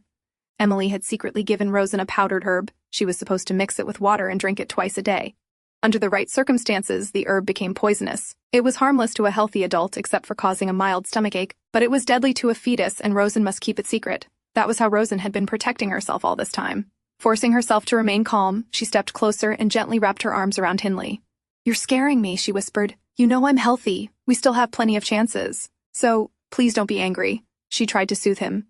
Hindley looked at her for a moment before nodding. "Maybe I'm just being impatient." He stood up and adjusted his coat. "Well, take care of yourself. I'll be back after I win today." A smile spread across his face. "Then we can spend some time together. I'm feeling lucky today." With that, he walked out of the house. The moment the door closed, Emily stepped out from her hiding place. Their plan was simple. Once Hindley left for gambling, they would search the house for money, pack whatever they could, and escape. When Hindley went gambling, he rarely came home early. Emily hurried into his study and began searching through the drawers. After a few moments, she found a stash of money. A smile appeared on her face, but it lasted only a second. Voices suddenly echoed from downstairs. Then the front door opened. "Well, well," Hindley's voice rang through the house. "Look who's here." He smiled as he walked inside. "I told you, Rosen. I was feeling lucky today, didn't I?" The blood drained from both women's faces. "I knew you were up to something," Hindley continued calmly. "Perhaps I've been a little too soft on the two of you lately." He slowly rolled up his sleeves. "But today, I'll teach you both a lesson." Rosen's heart dropped. She immediately turned and ran outside to look for help. Not far away, she spotted two soldiers chatting while on patrol. She rushed toward them. "Please, please help us. My husband, he's beating her." She struggled to catch her breath. "One moment, lady," one of the soldiers said casually. "Calm down. So there's a fight at your house? Who exactly is he beating?" "Emily," Rosen answered hurriedly. "His daughter." The two soldiers exchanged glances before laughing. "Oh, come on. You made it sound like something serious. We don't interfere in family matters." The other soldier shrugged. "For all we know, maybe his daughter stole something. A man has to discipline his family from time to time." Rosen froze. Then anger surged through her. "What did you just say? How can you even say something like that?" The soldier's expression darkened. He suddenly grabbed her by the neck. "You're the noisy one," he sneered. "I bet your husband is already sick of you. A wife like this. No wonder the man's losing his mind." Then his gaze slowly wandered over her face. "But you're a pretty little thing." He lifted her chin with a grin. "So why don't we forget about your husband for a while? We could have a little fun, just the two of us." Rosen instantly understood what he meant. Without thinking, she bit down hard on his hand. The soldier cried out in pain. Rosen shoved him away and ran as fast as she could. As she raced back toward the house, a painful realization finally struck her. Now she understood why Emily had never run away. Even if they somehow managed to escape Hindley, there was no one else in this world willing to protect them. "You see now why I said I despised soldiers?" Rosen said in a low voice. For a long moment, Ian simply looked at her. Then he slowly reached out, gently caressing her cheek. "I'm sorry, Rosen." His thumb brushed away the tears gathering in her eyes. "I know it's far too late, but still, allow me to apologize on his behalf." Rosen lowered her gaze. "Why are you apologizing?" she asked sadly. "What is the point of that now?" Ian answered quietly. "As a fellow soldier, I'm apologizing." He met her eyes. "And I'm sorry I wasn't there back then." Rosen looked at him for a moment before slowly sitting upright. "If you had been there," she asked softly, "would things really have been different?" Ian didn't hesitate. "If they had been my subordinates."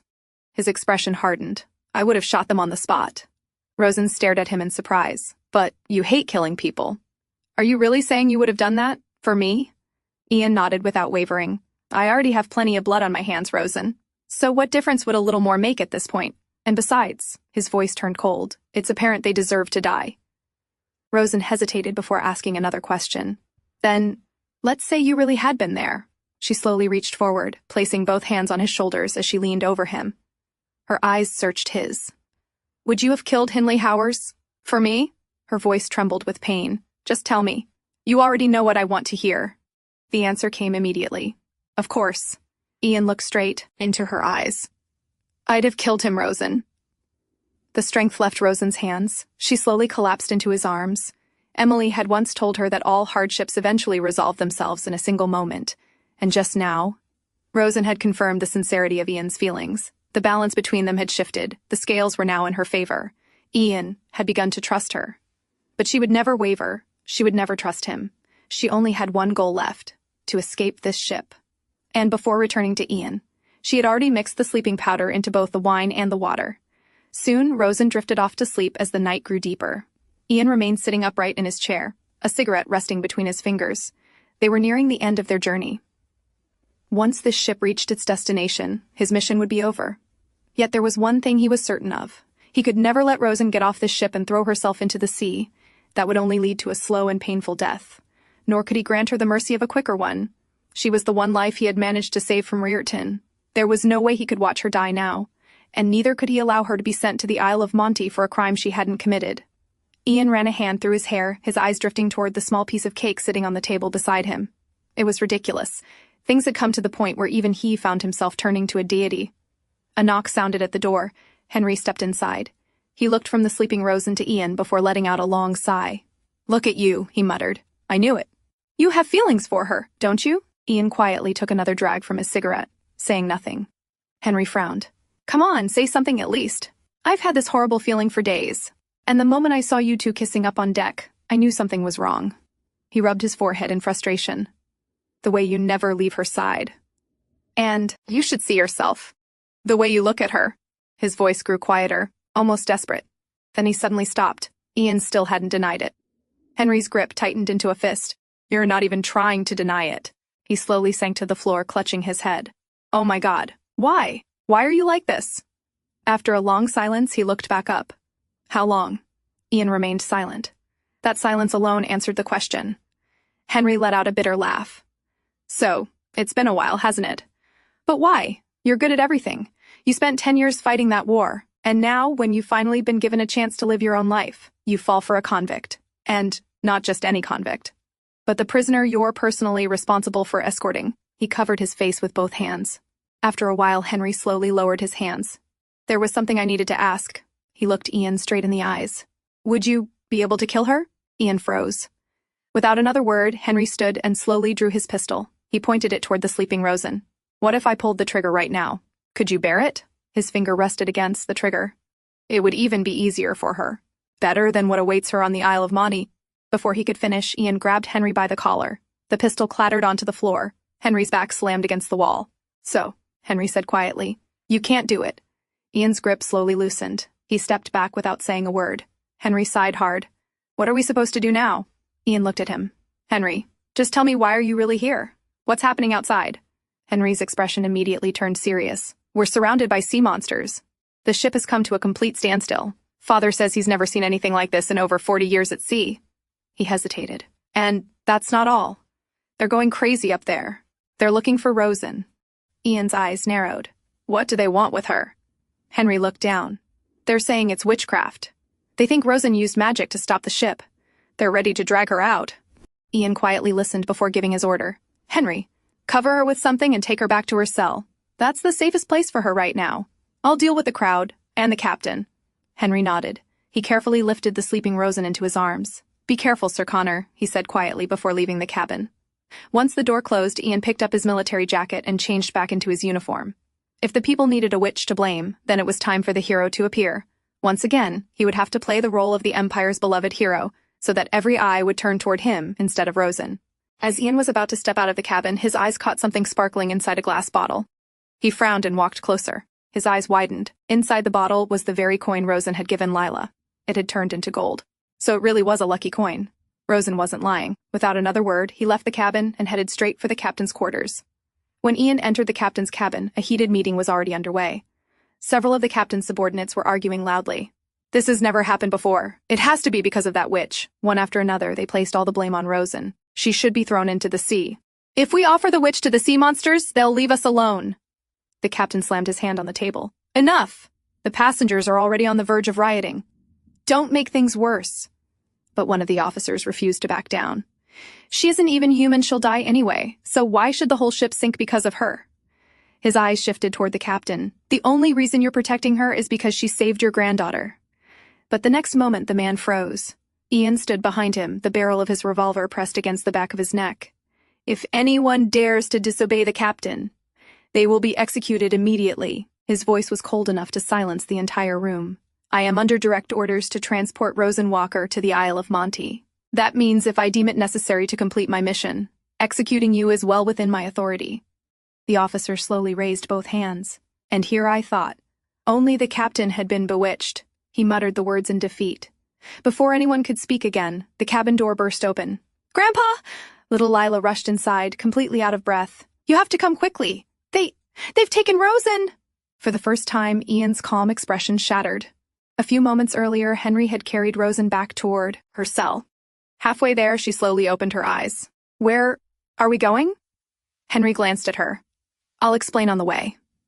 He quickly told her everything that had happened and assured her that the cell would be the safest place for now.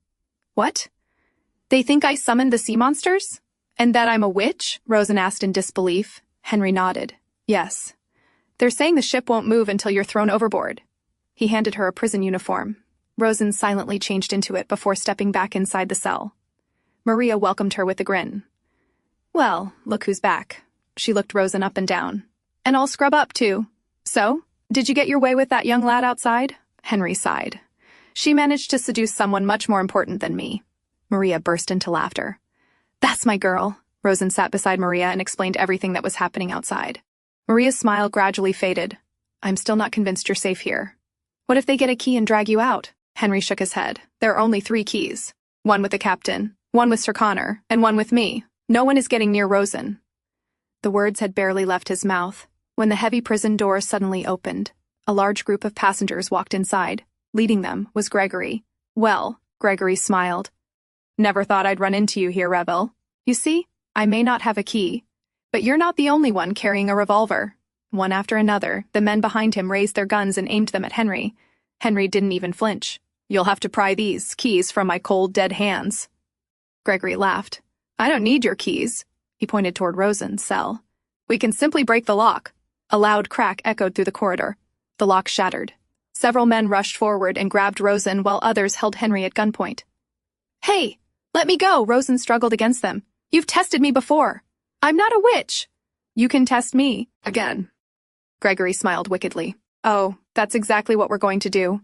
If you drown, then you weren't a witch. But if you float, then you are." Rosen's eyes trembled. She argued with all the strength she had left. "If I were really a witch, then why didn't I escape long ago?" But Gregory refused to listen. Instead, he fueled the fear spreading through the passengers. Still, a few people hesitated. "But didn't the captain forbid this? We shouldn't go against his orders." Gregory turned toward them. "There is only one reason the captain is willing to risk all your lives." His finger pointed straight at Rosen. "It's because of her witchcraft." No one argued after that. Fear silenced them all. Rosen's heart slowly sank. So, this was the end. She had clung to the tiniest shred of hope until the very last moment. But now, even that was gone. She was forced onto the edge of the ship. Closing her eyes, she accepted her fate. Then, "Rosen!" Her eyes flew open. That voice, it was Ian Connor. She turned around. Ian was running toward her as fast as he could, calling her name over and over like a desperate prayer. His face was filled with panic. But before he could reach her, Gregory shoved her forward. Rosen lost her footing, her body tilted over the railing. "So this is it. Not even Ian Connor can save me. And perhaps, a hero should never be seen protecting a witch." This was truly the end. She had given everything she had. "Emily, I'm sorry. I couldn't keep my promise. I couldn't see you again." Still, she had survived this long. Perhaps that alone could be called her victory. With that final thought, Rosen plunged into the freezing sea. The water was ice cold. Rosen broke the surface for a brief moment, gasping desperately for air. She had thought she was ready to die. But no, she couldn't lose. She wanted to live. She truly wanted to live. The freezing water pulled her downward once more. Her body began to sink. Then, it suddenly stopped. It felt as though something beneath the water was supporting her, lifting her back toward the surface. The moment her face broke through the water again, she heard someone calling her name. "Rosen!" She looked up. Ian had jumped into the sea after her. He reached her in seconds and grabbed both of her shoulders. "Calm down, Rosen." She was shaking violently. Her breathing had become completely uneven.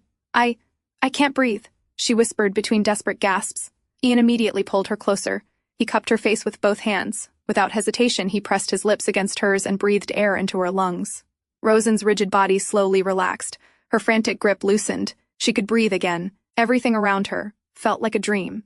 When Rosen opened her eyes, she found herself back in Ian's cabin. Slowly, she pushed herself upright. "Walker!" Henry, who had been nearby, startled and hurried to her side. "Are you all right? Can you breathe properly now?" Rosen simply blinked at him for a moment. Then her eyes lingered on his face. Have you been crying? She asked quietly. Henry looked away awkwardly. I really thought you were going to die. A dazed smile appeared on Rosen's face. But what happened? She asked. Are they really okay with me being back on board? Henry let out a tired sigh. Of course not. Things turned into complete chaos after Sir Connor rescued you. When Ian had pulled Rosen from the sea, Gregory had immediately stormed toward him. Ian Connor, what the hell are you doing? Have you completely lost your mind? Ian slowly stood up. He lightly brushed Gregory's shoulder aside. Gregory, keep that mouth of yours shut. Unless you want our guns to do the talking. As Henry recounted everything, Rosen listened carefully. So it hadn't been a dream, not even the sea monster that had kept her from sinking. It had all really happened. Just then, the cabin door opened. Ian walked inside. Their eyes met for a brief moment. How are things outside? Henry asked. Not good, Ian answered simply. They want her back. Henry frowned. So, what's your plan? Ian rubbed his forehead with a sigh. Go outside, Henry. Buy us some time. In her current condition, sending her back to that cell would be a death sentence. Do whatever you have to, just stall them. Henry nodded. I understand. Then quietly closed the door behind him. Silence settled over the cabin. Rosen looked at Ian. Are you crazy? You jumped in after me. You could have died. Ian answered without hesitation. I don't care. He looked straight into her eyes. Just tell me one thing, Rosen. Do you want to live? Rosen froze. What should she say this time? Should she finally tell him the truth? I have never once in my life not wanted to live. She answered truthfully. Ian nodded slowly. In that case. He raised his hand and calmly began unbuttoning his shirt. Rosen blinked in confusion. Sir Connor, what are you doing? Before she could stop him, his shirt slipped off. Ian looked directly into her eyes. Get ready, Rosen. If you want to live. Rosen could only stare at him. What does he mean? Before she could make sense of it, Ian gently took her hand. He lay down beside her on the bed and carefully pulled her into his arms. Sir Connor, Rosen whispered, still shivering from the cold. Am I dreaming? Or are we really lying here, together, in each other's arms? Is this really happening? Ian looked down at her. You said you wanted to live. Then be quiet and don't move. You're freezing. You would have died from hypothermia. As he spoke, he tightened his embrace around her. Rosen finally understood. He was only doing this to warm her body, nothing more. Still, she slowly began to feel his warmth. Never in her life had she imagined another person's body could feel this warm. Then why? Why was her heart beating so fast? She secretly looked up at him. Ian's expression remained calm. He simply held her as though protecting something precious. But Rosen couldn't allow herself to get lost in that warmth. Soon, the sleeping powder would take effect. Everyone on board would fall asleep. That would be her only chance. She had to stay awake. As her eyelids slowly grew heavier, another memory resurfaced. When Rosen returned home that day, Hindley had already discovered the packet of herbal powder she had been taking. So, you two have been lying to me this whole time, and doing this behind my back. His face twisted with rage. So that's why we're still without a child. The first slap landed across her face, then another, and another. Hindley struck her again and again until his anger was finally spent. Only then did he calmly sit down in front of her. Rosen, his voice was gentle, as though he hadn't just beaten her moments ago. I know this wasn't your idea. She must have talked you into it. Rosen never looked up. What have you done to Emily? Hindley chuckled. You're still worried about her? She received the punishment she deserved. I locked her in the cellar, he shrugged. I don't even know whether she's alive or dead. Then he leaned closer. You thought you could run away. Who's going to protect you? You have no one besides me. Unless you'd rather go back to that orphanage. His mocking smile widened. Rosen, you were always obedient. And you learned quite a few things from Emily, didn't you? I'm sure we can run the clinic without her. So, let's start over. Just the two of us. Think about it. With those words, Hindley stood up and walked away. Rosen remained on the floor. After a long while, she slowly pushed herself to her feet. Her eyes drifted toward Ian Connor's poster hanging on the wall. She stared at it quietly. Slowly, she reached up and tore the poster from the wall. She finally understood. Ian Connor would never come to protect her. Not him. Not anyone else. Start over? Fine. I'll start over. Just as Ian Connor couldn't keep his promise to protect her. There were simply some things in life that couldn't be helped. Hindley Howers had to die, because that was exactly what he deserved. As Rosen slowly drifted off to sleep, Henry quietly informed Ian that they had received a telegram from military headquarters. It says, if the sea monsters do not fall back by nightfall, we are to execute Rosen Howers, Henry said, clenching his fist. They say passenger safety is our top priority.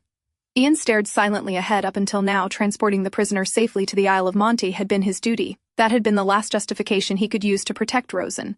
But with direct orders from headquarters, no one would question her execution any longer. After a long silence, Henry spoke again. You know, when I first became a pilot, it was for such naive reasons. He let out a bitter laugh. Or maybe I really did want to save people, but now when I look back, it feels like all the good people died in the war, and only the bad ones like me are left. His voice trembled as tears welled in his eyes. I never knew she was hated to this degree. I was so cruel to her, maybe there's no difference between me and Gregory. It's my fault things turned out this way. Ian looked at him quietly. They had both lived under the pressure of other people's expectations. But the burden Rosen had carried was nothing like theirs. The hatred, the cruelty, the sheer malice she had endured. It went far beyond anything they had experienced. It was simply evil. Henry walked over to the bed and checked Rosen's temperature. She still has a fever, he murmured. We'll have to take her back to her cell before they come after you. They're saying you've been bewitched by her. They're not completely wrong, Ian answered quietly. Henry frowned. Don't joke around. He stood up, preparing to leave. She still isn't in good shape, Ian said. Try to stall them a little longer. Henry nodded. I'll try. Just take good care of her. With that, he quietly left the room. The cabin fell silent once again. Ian remained seated for several moments before slowly unbuttoning his shirt and climbing into bed beside Rosen, wrapping her gently in his warmth. Sir Connor, Rosen murmured weakly, her eyes still closed. Is that you I'm touching? She slowly looked up at him. But Sir Connor, are you asexual? She asked with a faint smile. I'm right here beside you. Aren't you going to try anything? Ian quietly played with a few strands of her hair, then spoke. If you weren't this sick, perhaps I would have tried something. Rosen's cheeks flushed a deeper red. You're just saying that to flatter me, she said with a small laugh. Ian looked at her calmly. Have you ever seen me joke? She blinked before growing serious. But Sir Connor, those people are waiting for you. They might be disappointed in you. Ian met her gaze without hesitation. It's too late to worry about that, he answered simply. Besides, I don't care. Rosen looked at him quietly. But why? She asked softly. Why did you save me? You're a war hero. What will people think? Ian's expression softened. I never wanted to be a hero in the first place, Rosen. I only did what they needed me to do. Rosen stared at him for a moment before a small grin appeared on her face. You really had no idea how badly I wanted to keep living, did you? She teased. You completely fell for my performance back then. But you meant it when you said you wanted to live, Ian replied. Yes. Then nothing else matters, Ian whispered above her head. Sir Connor, Rosen said quietly. You really do sound like you've been bewitched by me. That's nothing new, he admitted. You have no idea what I felt when you said you wanted to live. He paused before continuing. I used to carry your picture from the newspaper with me. I kept telling myself I only needed something to hold on to because I had nothing else. I even thought I'd lost my mind. A faint smile crossed his face. But now I understand. It wasn't anything complicated. He gently pulled Rosen closer into his arms. I just wanted to meet you, Rosen Walker. Rosen let out a quiet laugh. What an honor, she teased. Well, you got your wish. Now, why don't we work on mine? And what is that? Ian asked. Rosen looked up at him. I want to hear your voice. Those broadcasts you used to make. Ian remained silent. I know you don't like doing them, she continued, tightening her grip around his back. But a private broadcast just for me would make me feel better. She rested her head against his chest. You also have no idea what I felt throughout that war, or how much I loved you. The war is over now. You'll have a wonderful life, so you don't need to feel guilty anymore. Ian stared quietly ahead. His mind drifted back to that day. What do you want me to do? He had asked. The reply had come immediately. Tell them who you are, tell them where you are, and tell them we'll protect them. That's what the people want to hear. That had been the order. And so he obeyed. I am Ian Connor, commander of the Flying Corps. Please do not worry. The Flying Corps will always protect you. No danger will ever befall you. We will protect you. Ian's voice trembled as he spoke the familiar words. Rosen slowly raised her hand and gently wiped away the tears rolling down his cheeks with her thumb. Whatever it takes, Ian finished quietly. After some time, Henry arrived at the cabin. Sir Connor, we'll have to send Walker back to her cell, he said quietly. We can't hold them off any longer. Ian slowly rose from his chair. Take her, Henry, he said, his eyes lingering on the sleeping Rosen, and give her a blanket. It's still chilly. Henry nodded. Ian looked at Rosen one last time. The long-standing lie he had carried for the people of Ryerton was finally coming to an end. Now, they would have to see how long Rosen's lie could hold. Rosen. A soft, familiar voice echoed through the darkness. Rosen slowly opened her eyes, then jolted upright. Emily. She stared in disbelief. Emily, you're finally here. She smiled through tears. Or, am I dreaming? Emily smiled warmly. Yes, you are, she answered softly, but you'll need to wake up soon. Rosen threw her arms around her, hugging her tightly. But I don't want to, she whispered. I missed you so much. I missed you too. But you have to wake up if you want to see me. You're almost there. Rosen looked confused. Almost? Where? Emily tilted her head. Have you forgotten? The Isle of the Witches, Valpurgis. It was a place no one could say for certain truly existed. They said it was where all witches gathered after escaping the world that had hunted them. Valpurgis is near the Isle of Monte, Rosen, Emily explained gently. Do you realize you're getting close to me? That's why I can finally appear in your dreams. Rosen stared at her, unable to believe what she was hearing. You really found it? She asked shakily. It's not just my imagination, right? Emily laughed softly. Of course not. Did you really think I was dead? But Rosen, we promised we'd meet again, remember? Yes, they had. But after everything that had happened over the years, Rosen had almost stopped believing that promise. Life had been nothing but a struggle to survive. Meeting Emily again had become a distant dream she had long buried. Tears welled in her eyes. But why? She whispered. Why didn't you come sooner?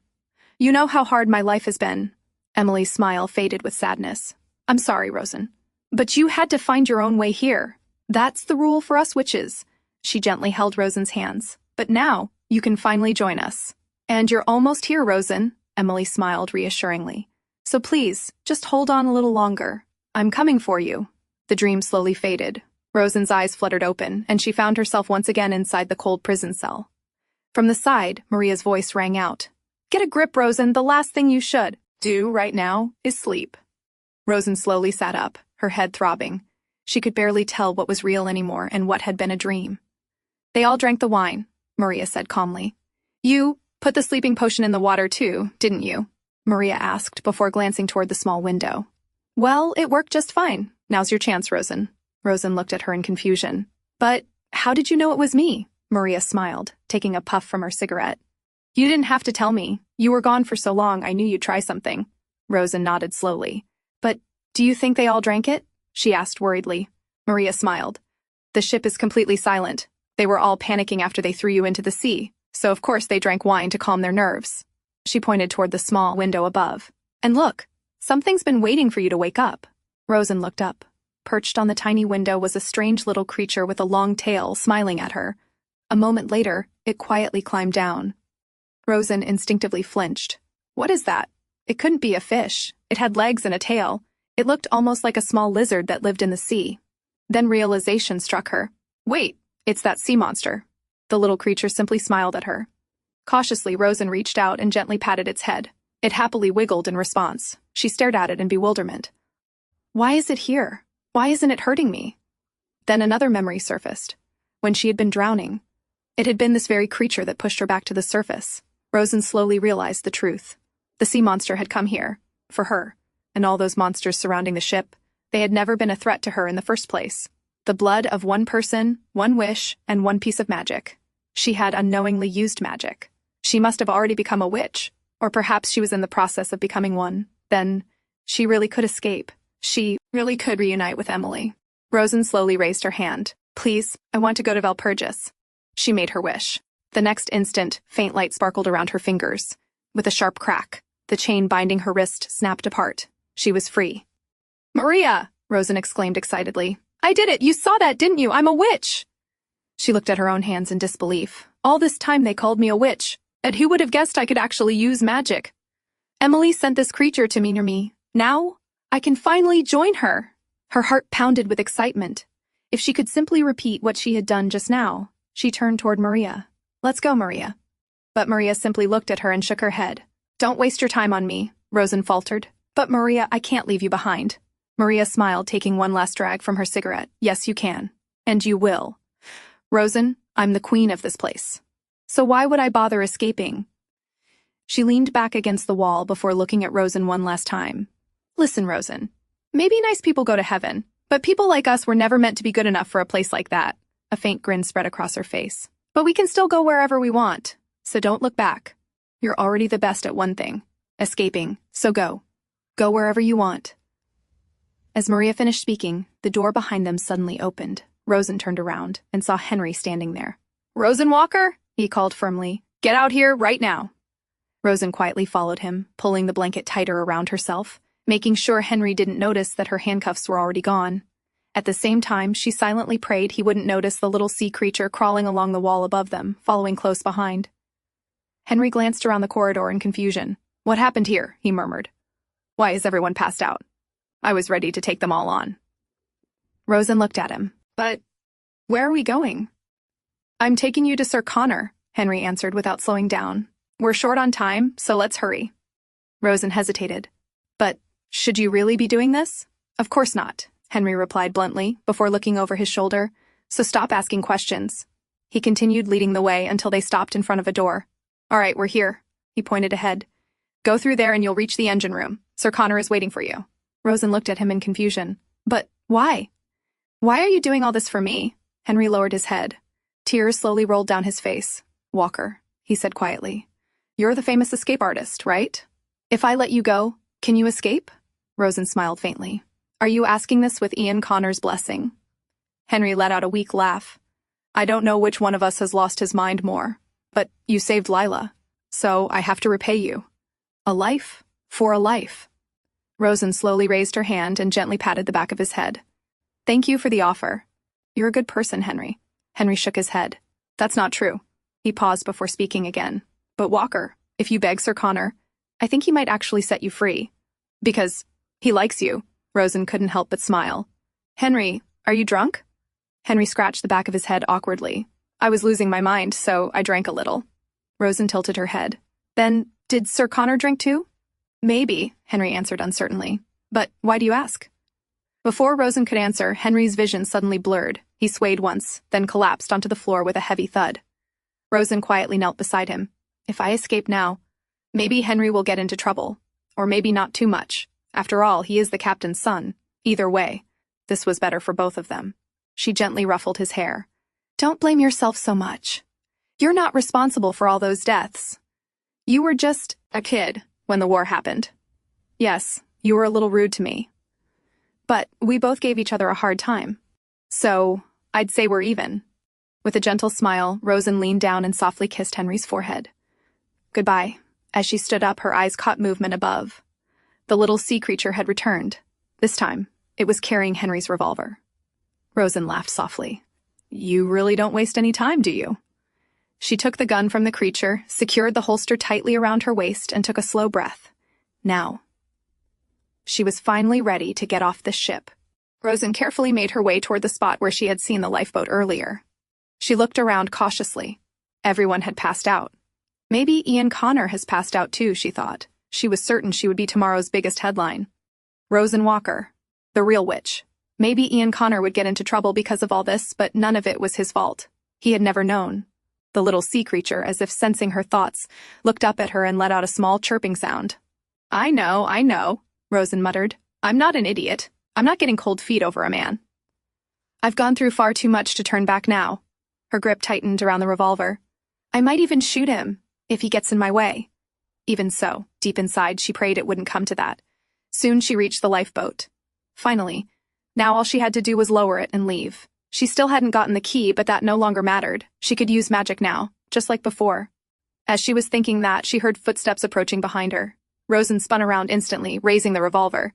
"Who's there?" she shouted. "Come out, unless you want to end up dead." The footsteps continued, slow, steady, until the figure finally stepped into the moonlight. It was Ian Connor. Rosen's hand trembled. She thought he had passed out in the engine room. Yet here he was, standing right in front of her. She had prayed it wouldn't come to this. So why? "Put your hands above your head, Ian Connor," she ordered. "As you can see, I have a gun." Without hesitation, Ian obeyed. He slowly raised both hands above his head and calmly stepped a little closer. "What's that creature?" he asked, glancing beside her. "A lizard?" "Don't come any closer," Rosen warned. Ian's gaze shifted to the revolver. "Is that Henry's gun?" "Why do you care?" Rosen snapped. "If it is," Anne answered calmly, "it's loaded with blanks." Rosen's expression cracked. "He doesn't carry live ammunition." She didn't believe him. Without another word, she pulled the trigger. The gun fired, but nothing happened. A blank. Ian had been telling the truth. The last bit of strength left Rosen's body, and she slowly sank to the ground. After everything, after all her effort, Ian Connor had still caught up to her. But she couldn't give up. Maybe she could still use magic to make him unconscious. Before she could move, Ian calmly walked toward her. Then, to her complete shock, he knelt down on one knee. Slowly, he drew his own revolver from its holster and offered it to her. "This one has live ammunition," he said quietly. "It's fully loaded. You only have to pull the trigger. And I know you're capable of doing it." Rosen stared at him in complete disbelief. She couldn't make sense of what she was seeing. Without resisting, Ian gently raised her hand and guided the barrel toward his own forehead. "What are you doing?" Rosen's voice trembled. "Are you out of your mind?" Ian's expression remained calm. "I just want to talk. And if this is the only way you'll trust me, then so be it." Rosen shook her head. "But I don't have anything to say to you." Ian quietly reached into his pocket. "But I have something to say to you." He slowly opened his hand. A golden coin rested in his palm. Rosen froze.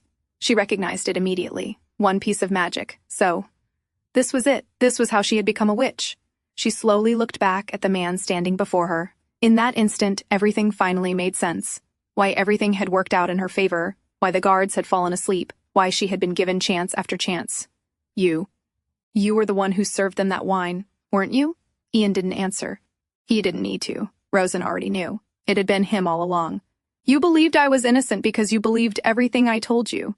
She met his eyes. "But you're wrong. As it turns out, I really am a witch." Ian glanced toward the little sea creature, which was quietly growling at him. "Yes," he said calmly. "Seeing that thing following you around, I suppose you really are." "Then why?" Rosen asked as she slowly stood up. "Why are you doing all this? What is it that you want?" She took a deep breath. "You wanted the truth, didn't you?" She looked straight into his eyes. "Will you trust me? No matter what I say?" It was the exact same question she had asked him the first night they met. And just like before, his answer didn't change. "It doesn't matter." "So, just tell me, Rosen." Rosen tightened her grip. She had told so many lies for so long that she no longer knew where the lies ended and where the truth began. But there was one truth she had always known, one truth she could never deny. She looked Ian straight in the eyes. "I am a liar and a witch, and am a murderer." Her voice barely rose above a whisper. "I killed Hindley Howers. Back then, it was the second day since Emily had been confined to the cellar. It was already evening when Hindley finally returned home. As usual, Rosen had dinner waiting for him. "Where were you?" she asked calmly. Hindley let out an irritated sigh as he sat down to eat. "I went to the cottage," he answered. "Emily's mother finally passed away." Rosen froze. Hindley didn't even notice the change in her expression. He simply continued rambling while eating.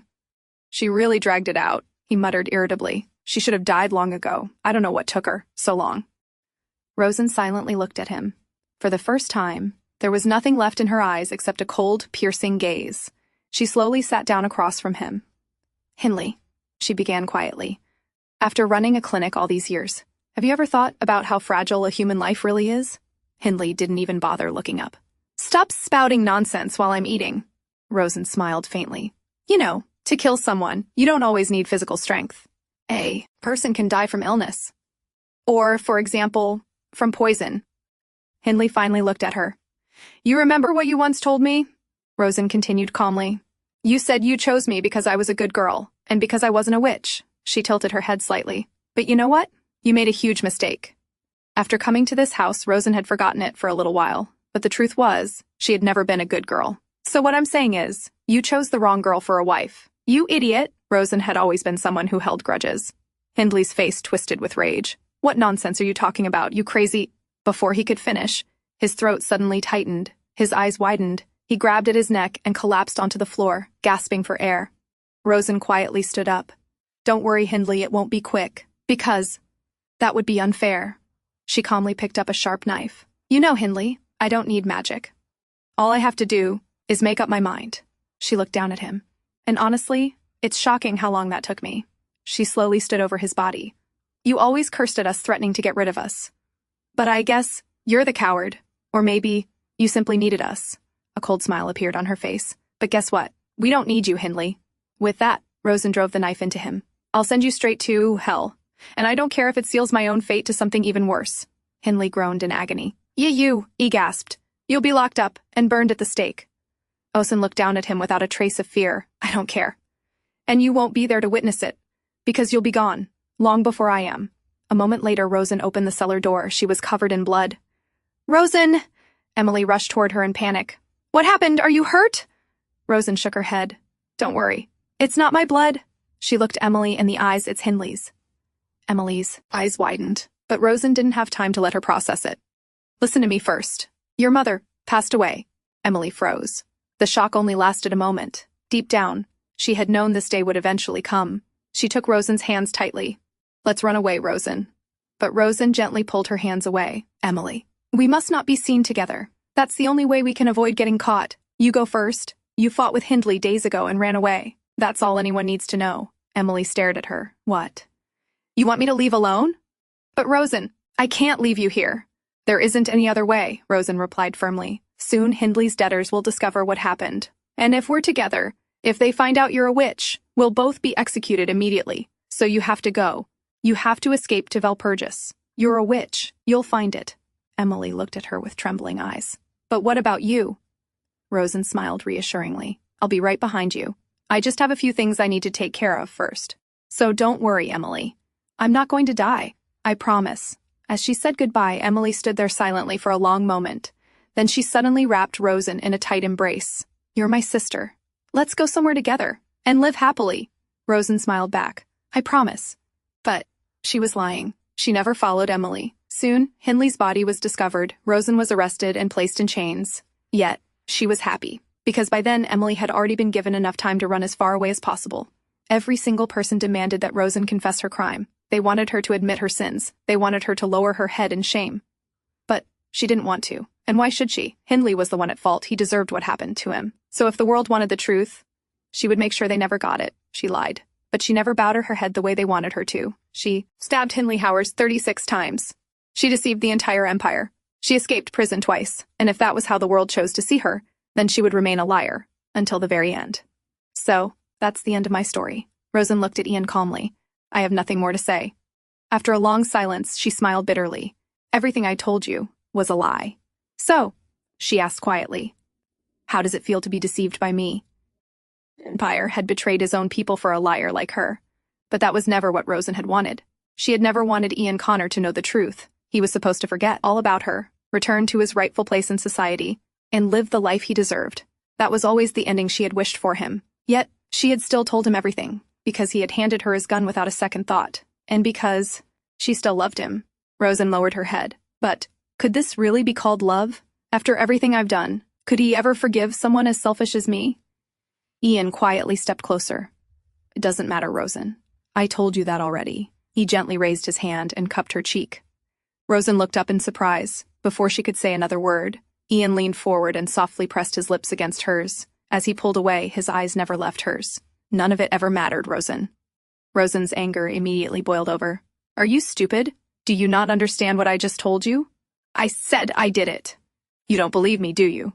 How can I prove it to you? Don't. Ian answered calmly. Don't try to prove anything. Not to me. Not to anyone. Because you don't have to. He looked at her quietly before continuing. The law of the Empire sentences murder anywhere between 8 and 50 years.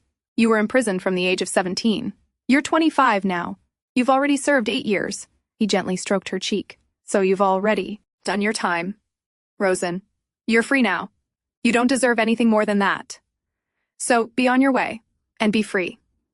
Rosen simply stared at him in disbelief. He wasn't joking. He had already packed all of her belongings, as though he had expected her escape all along. But you're a soldier, you're my guard, and you're a hero. Yes. Ian calmly placed her luggage into the lifeboat. I am. Rosen shook her head. Don't you understand? Your reputation, the reputation you earned by risking your life. It'll all be ruined if you let me go. Doesn't that honor mean anything to you? Her voice trembled. This wasn't supposed to happen. I was supposed to betray you, so why are you doing this? You weren't deceived by me. You knew my lies all along. Ian quietly looked at her before taking another step closer. Why do you think I took those handcuffs off you in the first place? He gently wrapped an arm around her waist and carefully lifted her into the lifeboat. Don't worry, Rosen. I've been crazy for far longer than you'll ever know. And it wasn't your story that drove me mad out of pity. He gently lifted her hand and placed a light kiss upon it. You asked me how it felt to be deceived by you.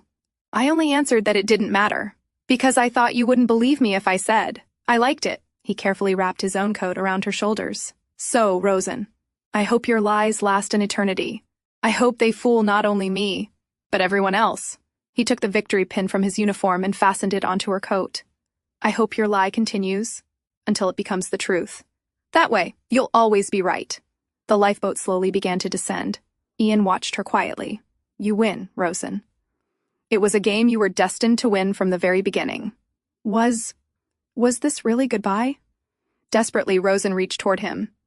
Ian Connor, Before she could finish, Ian smiled.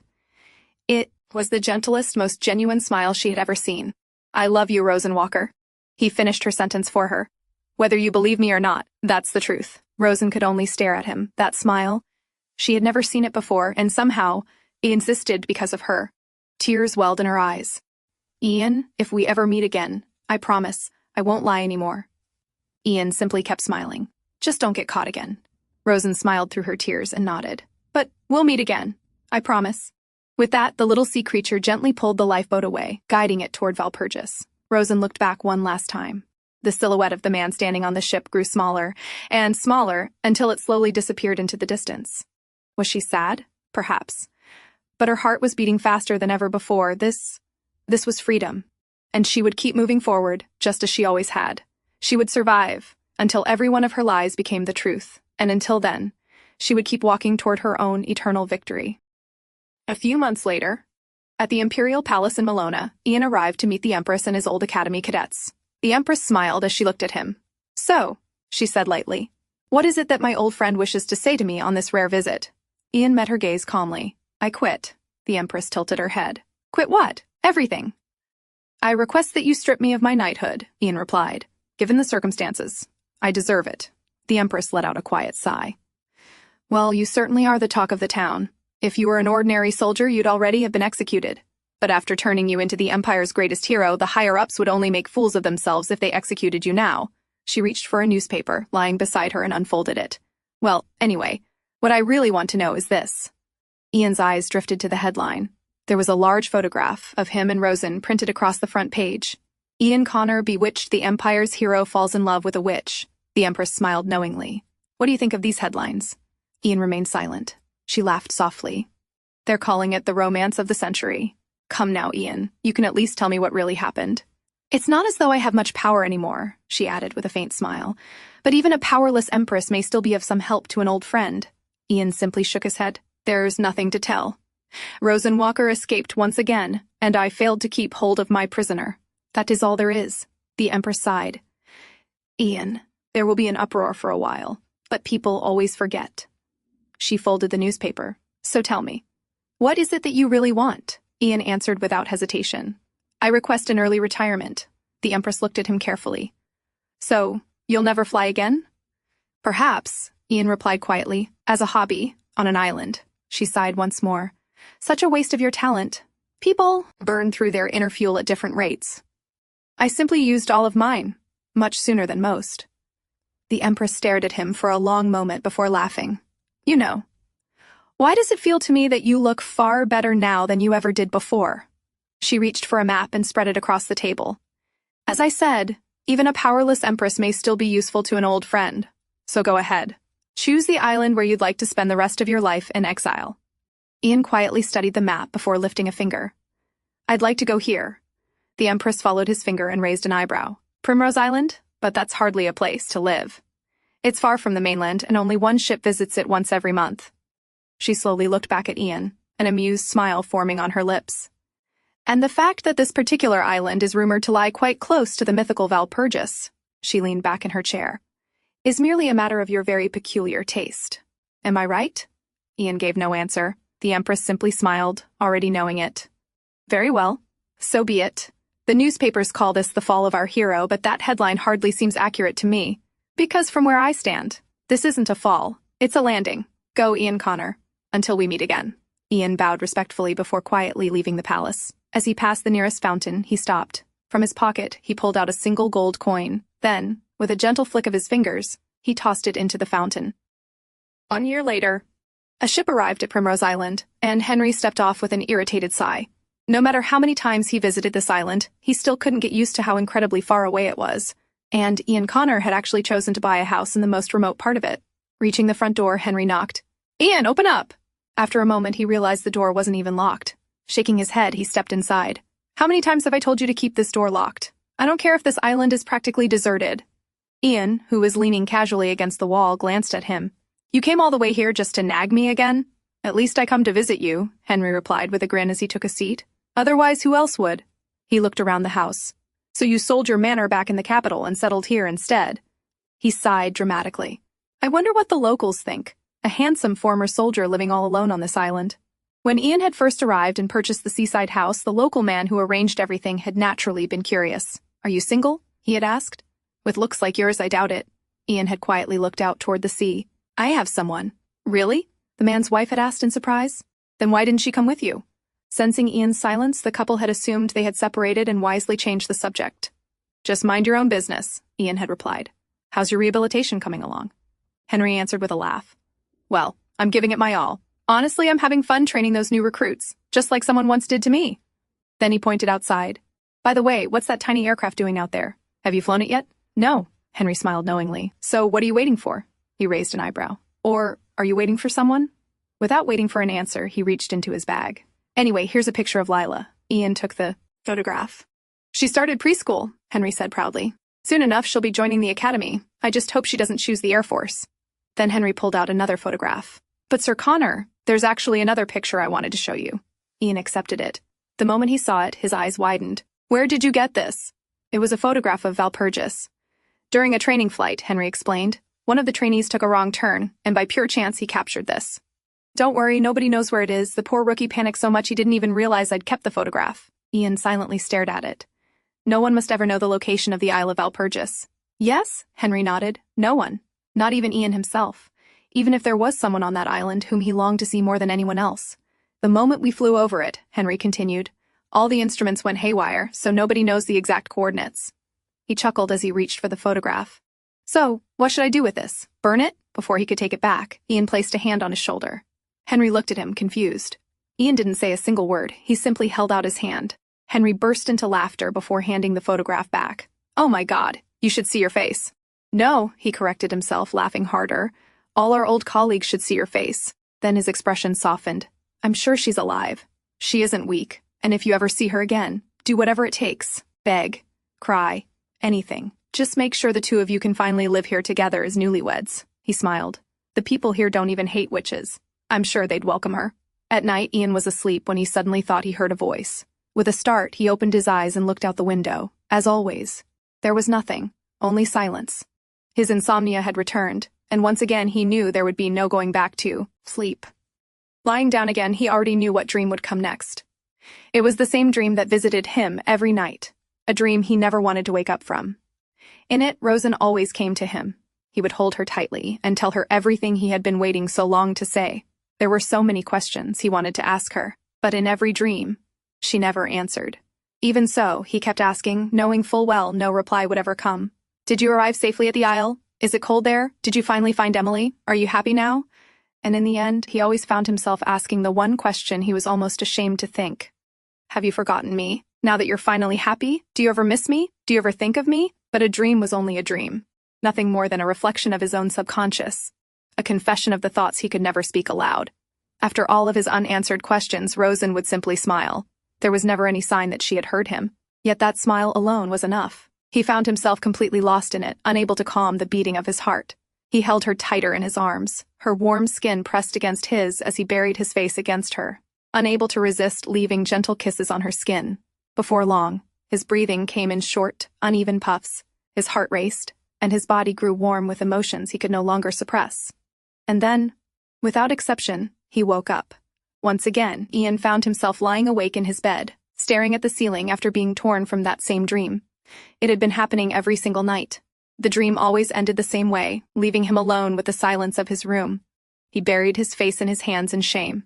There was no way he was getting back to sleep now. Just then he heard another noise outside the window. With a sigh, Ian got up and looked outside. 3 small children were standing beneath his window. He frowned. What are you 3 doing here at this hour? Oh, hello, sir. One of them cheered happily. This is no time for little kids to be wandering around outside. Go home at once. Your parents must be worried, sick. But we're here for an adventure, the children answered excitedly. Ian sighed. He already knew why they had come. They were probably here to look at the little airplane again. Sir, one of the boys called out eagerly. Can we please ride your plane? Ian turned away. Go home. Besides, the three of you wouldn't even fit inside. The little girl puffed out her cheeks. You always say no. And if you don't, the small boy added stubbornly, we won't do your errands anymore. Ian frowned and looked back at them. But I never send you on errands. Of course not you, the boy replied. Then who?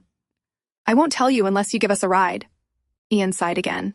What were these children even talking about? None of the villagers would send them to run errands. Don't lie to me. We're not lying, the boy protested. Some ladies came looking for you. They even asked us where you lived. Ian froze. What did they look like? He asked slowly. I don't remember much, the boy scratched his head. But one of them was blonde. Ian's heart suddenly began to pound. He hurriedly grabbed his jacket. Before he could leave, the little boy spoke again. Oh, sir. The ladies also said something strange. They said they are here to tell you forever lies. At that moment, Ian knew. It was Rosen. Without another word, he dashed outside. If what those children said is true, please, show yourself to me. Panting, he searched through the entire town, asking everyone if they had seen a blonde woman, but no one had. Disappointed, he finally returned home. Leaning against the side of his bed, he slowly slid down. He shouldn't have believed a group of children, and yet, they had known those words. He couldn't simply ignore that. Closing his eyes, he leaned back. He knew he wasn't going to get any sleep. Anyway, then, from behind him, beneath the covers, a pair of arms slowly wrapped around his neck. Confused, Ian turned around. Hello, Ian Connor. Rosen smiled at him softly. Ian simply stared. Was he dreaming again? But when had he even fallen asleep? And Rosen was speaking. In every dream he'd had, she never spoke. Seeing his blank expression, Rosen frowned. What's with that face? Didn't you miss me? Ian looked at her for a long moment before murmuring quietly. If this is a dream, I'd rather wake up now. It hurts too much when I wake up, so please go away. Rosen frowned even more. How can you say that? Do you know what I went through just to get here, and you're telling me to go away? She leaned closer and kissed him. When she finally pulled back, she smiled warmly. Remember? I told you we'd meet again. And I love you, Ian Connor. This time, I can finally say it with a clear conscience. Ian continued staring at her. She was really here. She wasn't a dream. The next second, he pulled her tightly into his arms. Rosen laughed softly in his embrace. Emily is outside. Can I ask her to come in? Sure. And could you make us some tea? It's freezing outside. Sure. Is that really all you have to say? Ian closed his eyes as he held her even tighter. This truly was a landing for him. I missed you, he whispered. Thank you. Thank you for coming back to me. As Rosen was finally here, Ian had been looking forward to their little honeymoon phase together. But the rules of Valpurgis quickly shattered those hopes. A novice witch was not allowed to stay outside Valpurgis for 2 consecutive nights, and Rosen was no exception. So their routine became painfully simple. Rosen would spend one day with Ian on Primrose Island, and the following morning, Emily would come to take her back to Valpurgis.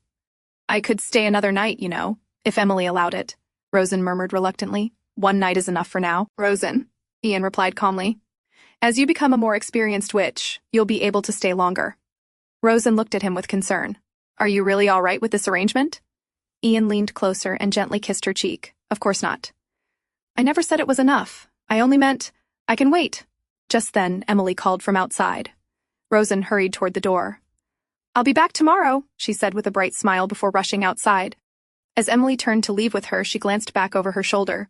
Her gaze landed on Ian, cold, almost as if she were glaring at him. Ian simply smiled in return. He knew Emily still wasn't comfortable leaving Rosen alone with him, and honestly, he understood. She was Rosen's sister, or at least that was what Ian believed. The very next day, there was a knock on his door. When Ian opened it, Emily was standing there alone. She had come to speak with him personally. She had even sent Rosen out for a walk with their dog so the two of them could talk in private. Ian swallowed nervously. Somehow, this felt far more frightening than facing an enemy squadron. The two sat across from each other at the table. After a long silence, Emily finally spoke. You probably already know this, but my name is Emily. Ian gave a small bow. Yes, I'm Ian Connor. Emily nodded. Yes, I've heard. They say you're some sort of celebrity. Silence filled the room once again. It was so unbearably awkward that Ian found himself wishing Henry were there. Ian could already feel Emily's disapproving gaze studying him, almost as though she was searching for the smallest flaw she could find, but he couldn't blame her. After everything they had endured, trusting any man was difficult. Finally, Emily broke the silence. That aircraft outside. Did you buy it with your own money? Yes. You must be receiving a pension. I am, Ian answered, and I also inherited a considerable sum. Oddly enough, Ian had never felt this nervous. During his years in the military, back then, there had been nothing to lose. Now there was. Emily continued without changing her expression. Do you drink? I don't particularly enjoy it, Ian replied honestly, but if that's what you wish, I can. Emily reached into her bag and placed a bottle on the table. Then let's have a drink. Ian watched quietly as she poured 2 glasses. After taking a sip herself, she asked another question. Do you have any hobbies? Yes, I like working on aircraft. And I'm also writing a book for pilots. It was requested of me. Emily gave him another sharp look before taking another sip of her wine. I've heard military men enjoy gambling. Playing cards, things like that. Ian shook his head. Well, some do. But I'm not very good at games. Emily didn't stop. Do you smoke? I used to, but I've quit. I don't feel the need anymore. For the first time, Emily's patience snapped. She placed her glass down with a loud thud. How much? She asked firmly. Do you think you know about Rosen? Ian was taken aback. For a brief moment, he didn't know how to answer, because it was true. Emily had known Rosen far longer than he had. After a moment, Ian finally spoke. I love her. His voice was calm, yet unwavering. I've loved her for far longer than you might think. And I also know I'll have to wait. But that's all right. A small smile appeared on his face. I can wait, even if it takes forever. After a while, Rosen finally returned home. The moment she stepped inside, she found both Ian and Emily thoroughly drunk. Emily wrapped her arms around her. Rosen, he's so annoying, she complained. Rosen blinked. What do you mean? Meanwhile, Ian was sitting upright, trying very hard to look composed, despite clearly being drunk. What exactly you don't like about me? Ian asked. I don't know. Maybe because you're too good-looking and too perfect. Rosen let out a helpless sigh. Emily, go get some sleep. She carefully helped Emily onto the bed and tucked her in before returning to Ian. Looking at him, she couldn't help asking, why did you drink so much? Ian rubbed his forehead. It's okay. I'm sober now. Then he looked at her. But you have to return before sunrise tomorrow, don't you? I guess so, Rosen replied quietly. But Emily doesn't look very well. She'll be fine after she rests for a while. As he spoke, Ian gently took Rosen's hand into his own. I don't think she will, he murmured. So, please don't go. Stay one more night. Rosen smiled softly. You really are drunk. What would you even do if I stayed? Ian gently rested her hand against his cheek and closed his eyes. I wouldn't do anything. You could just lie beside me and sleep. It's not like that's all I care about, you know. Oh, really? Rosen teased with a smile. I'm not so sure, judging by your dreams. Ian's eyes slowly opened. So, it really was you. Rosen smiled sheepishly. I didn't mean to spy. I was only practicing my magic, and I missed you so much. Ian immediately looked away, clearly embarrassed. I honestly thought those were only dreams. Don't do that again. I can't control myself in my dreams. Rosen's expression turned worried. She stepped behind him and leaned closer. So, even if I miss you, I can't come? Ian's face warmed slightly. He let out a slow sigh before turning back to her, gently cupping her face in both hands. As I said, Rosen, I can't control myself in my dreams. So, only come if you're sure you can get away in time. With that, he leaned forward and softly sealed his lips against hers. One day, Henry came to visit with Lila, but the look on his face was unusually concerned. I think Sir Connor has gone mad, Rosen, he said seriously. Rosen looked at him in confusion. Don't be ridiculous. Let me and Lila have some fun. No, just think about it, Henry insisted. I know he lost his mind back then, but now he feels like a completely different person. Rosen stared at him before handing him a cookie. He's much saner than you. So, eat this cookie, Henry. Besides, his doctor said he's getting better now. But that's not what I'm talking about, Henry argued. I'm saying he's gone crazy because of you. Don't point your finger at me, Rosen shot back. At last, Henry fell silent. But inwardly, he let out a sigh. Walker had no idea. She had no idea how Ian Connor had been acting lately.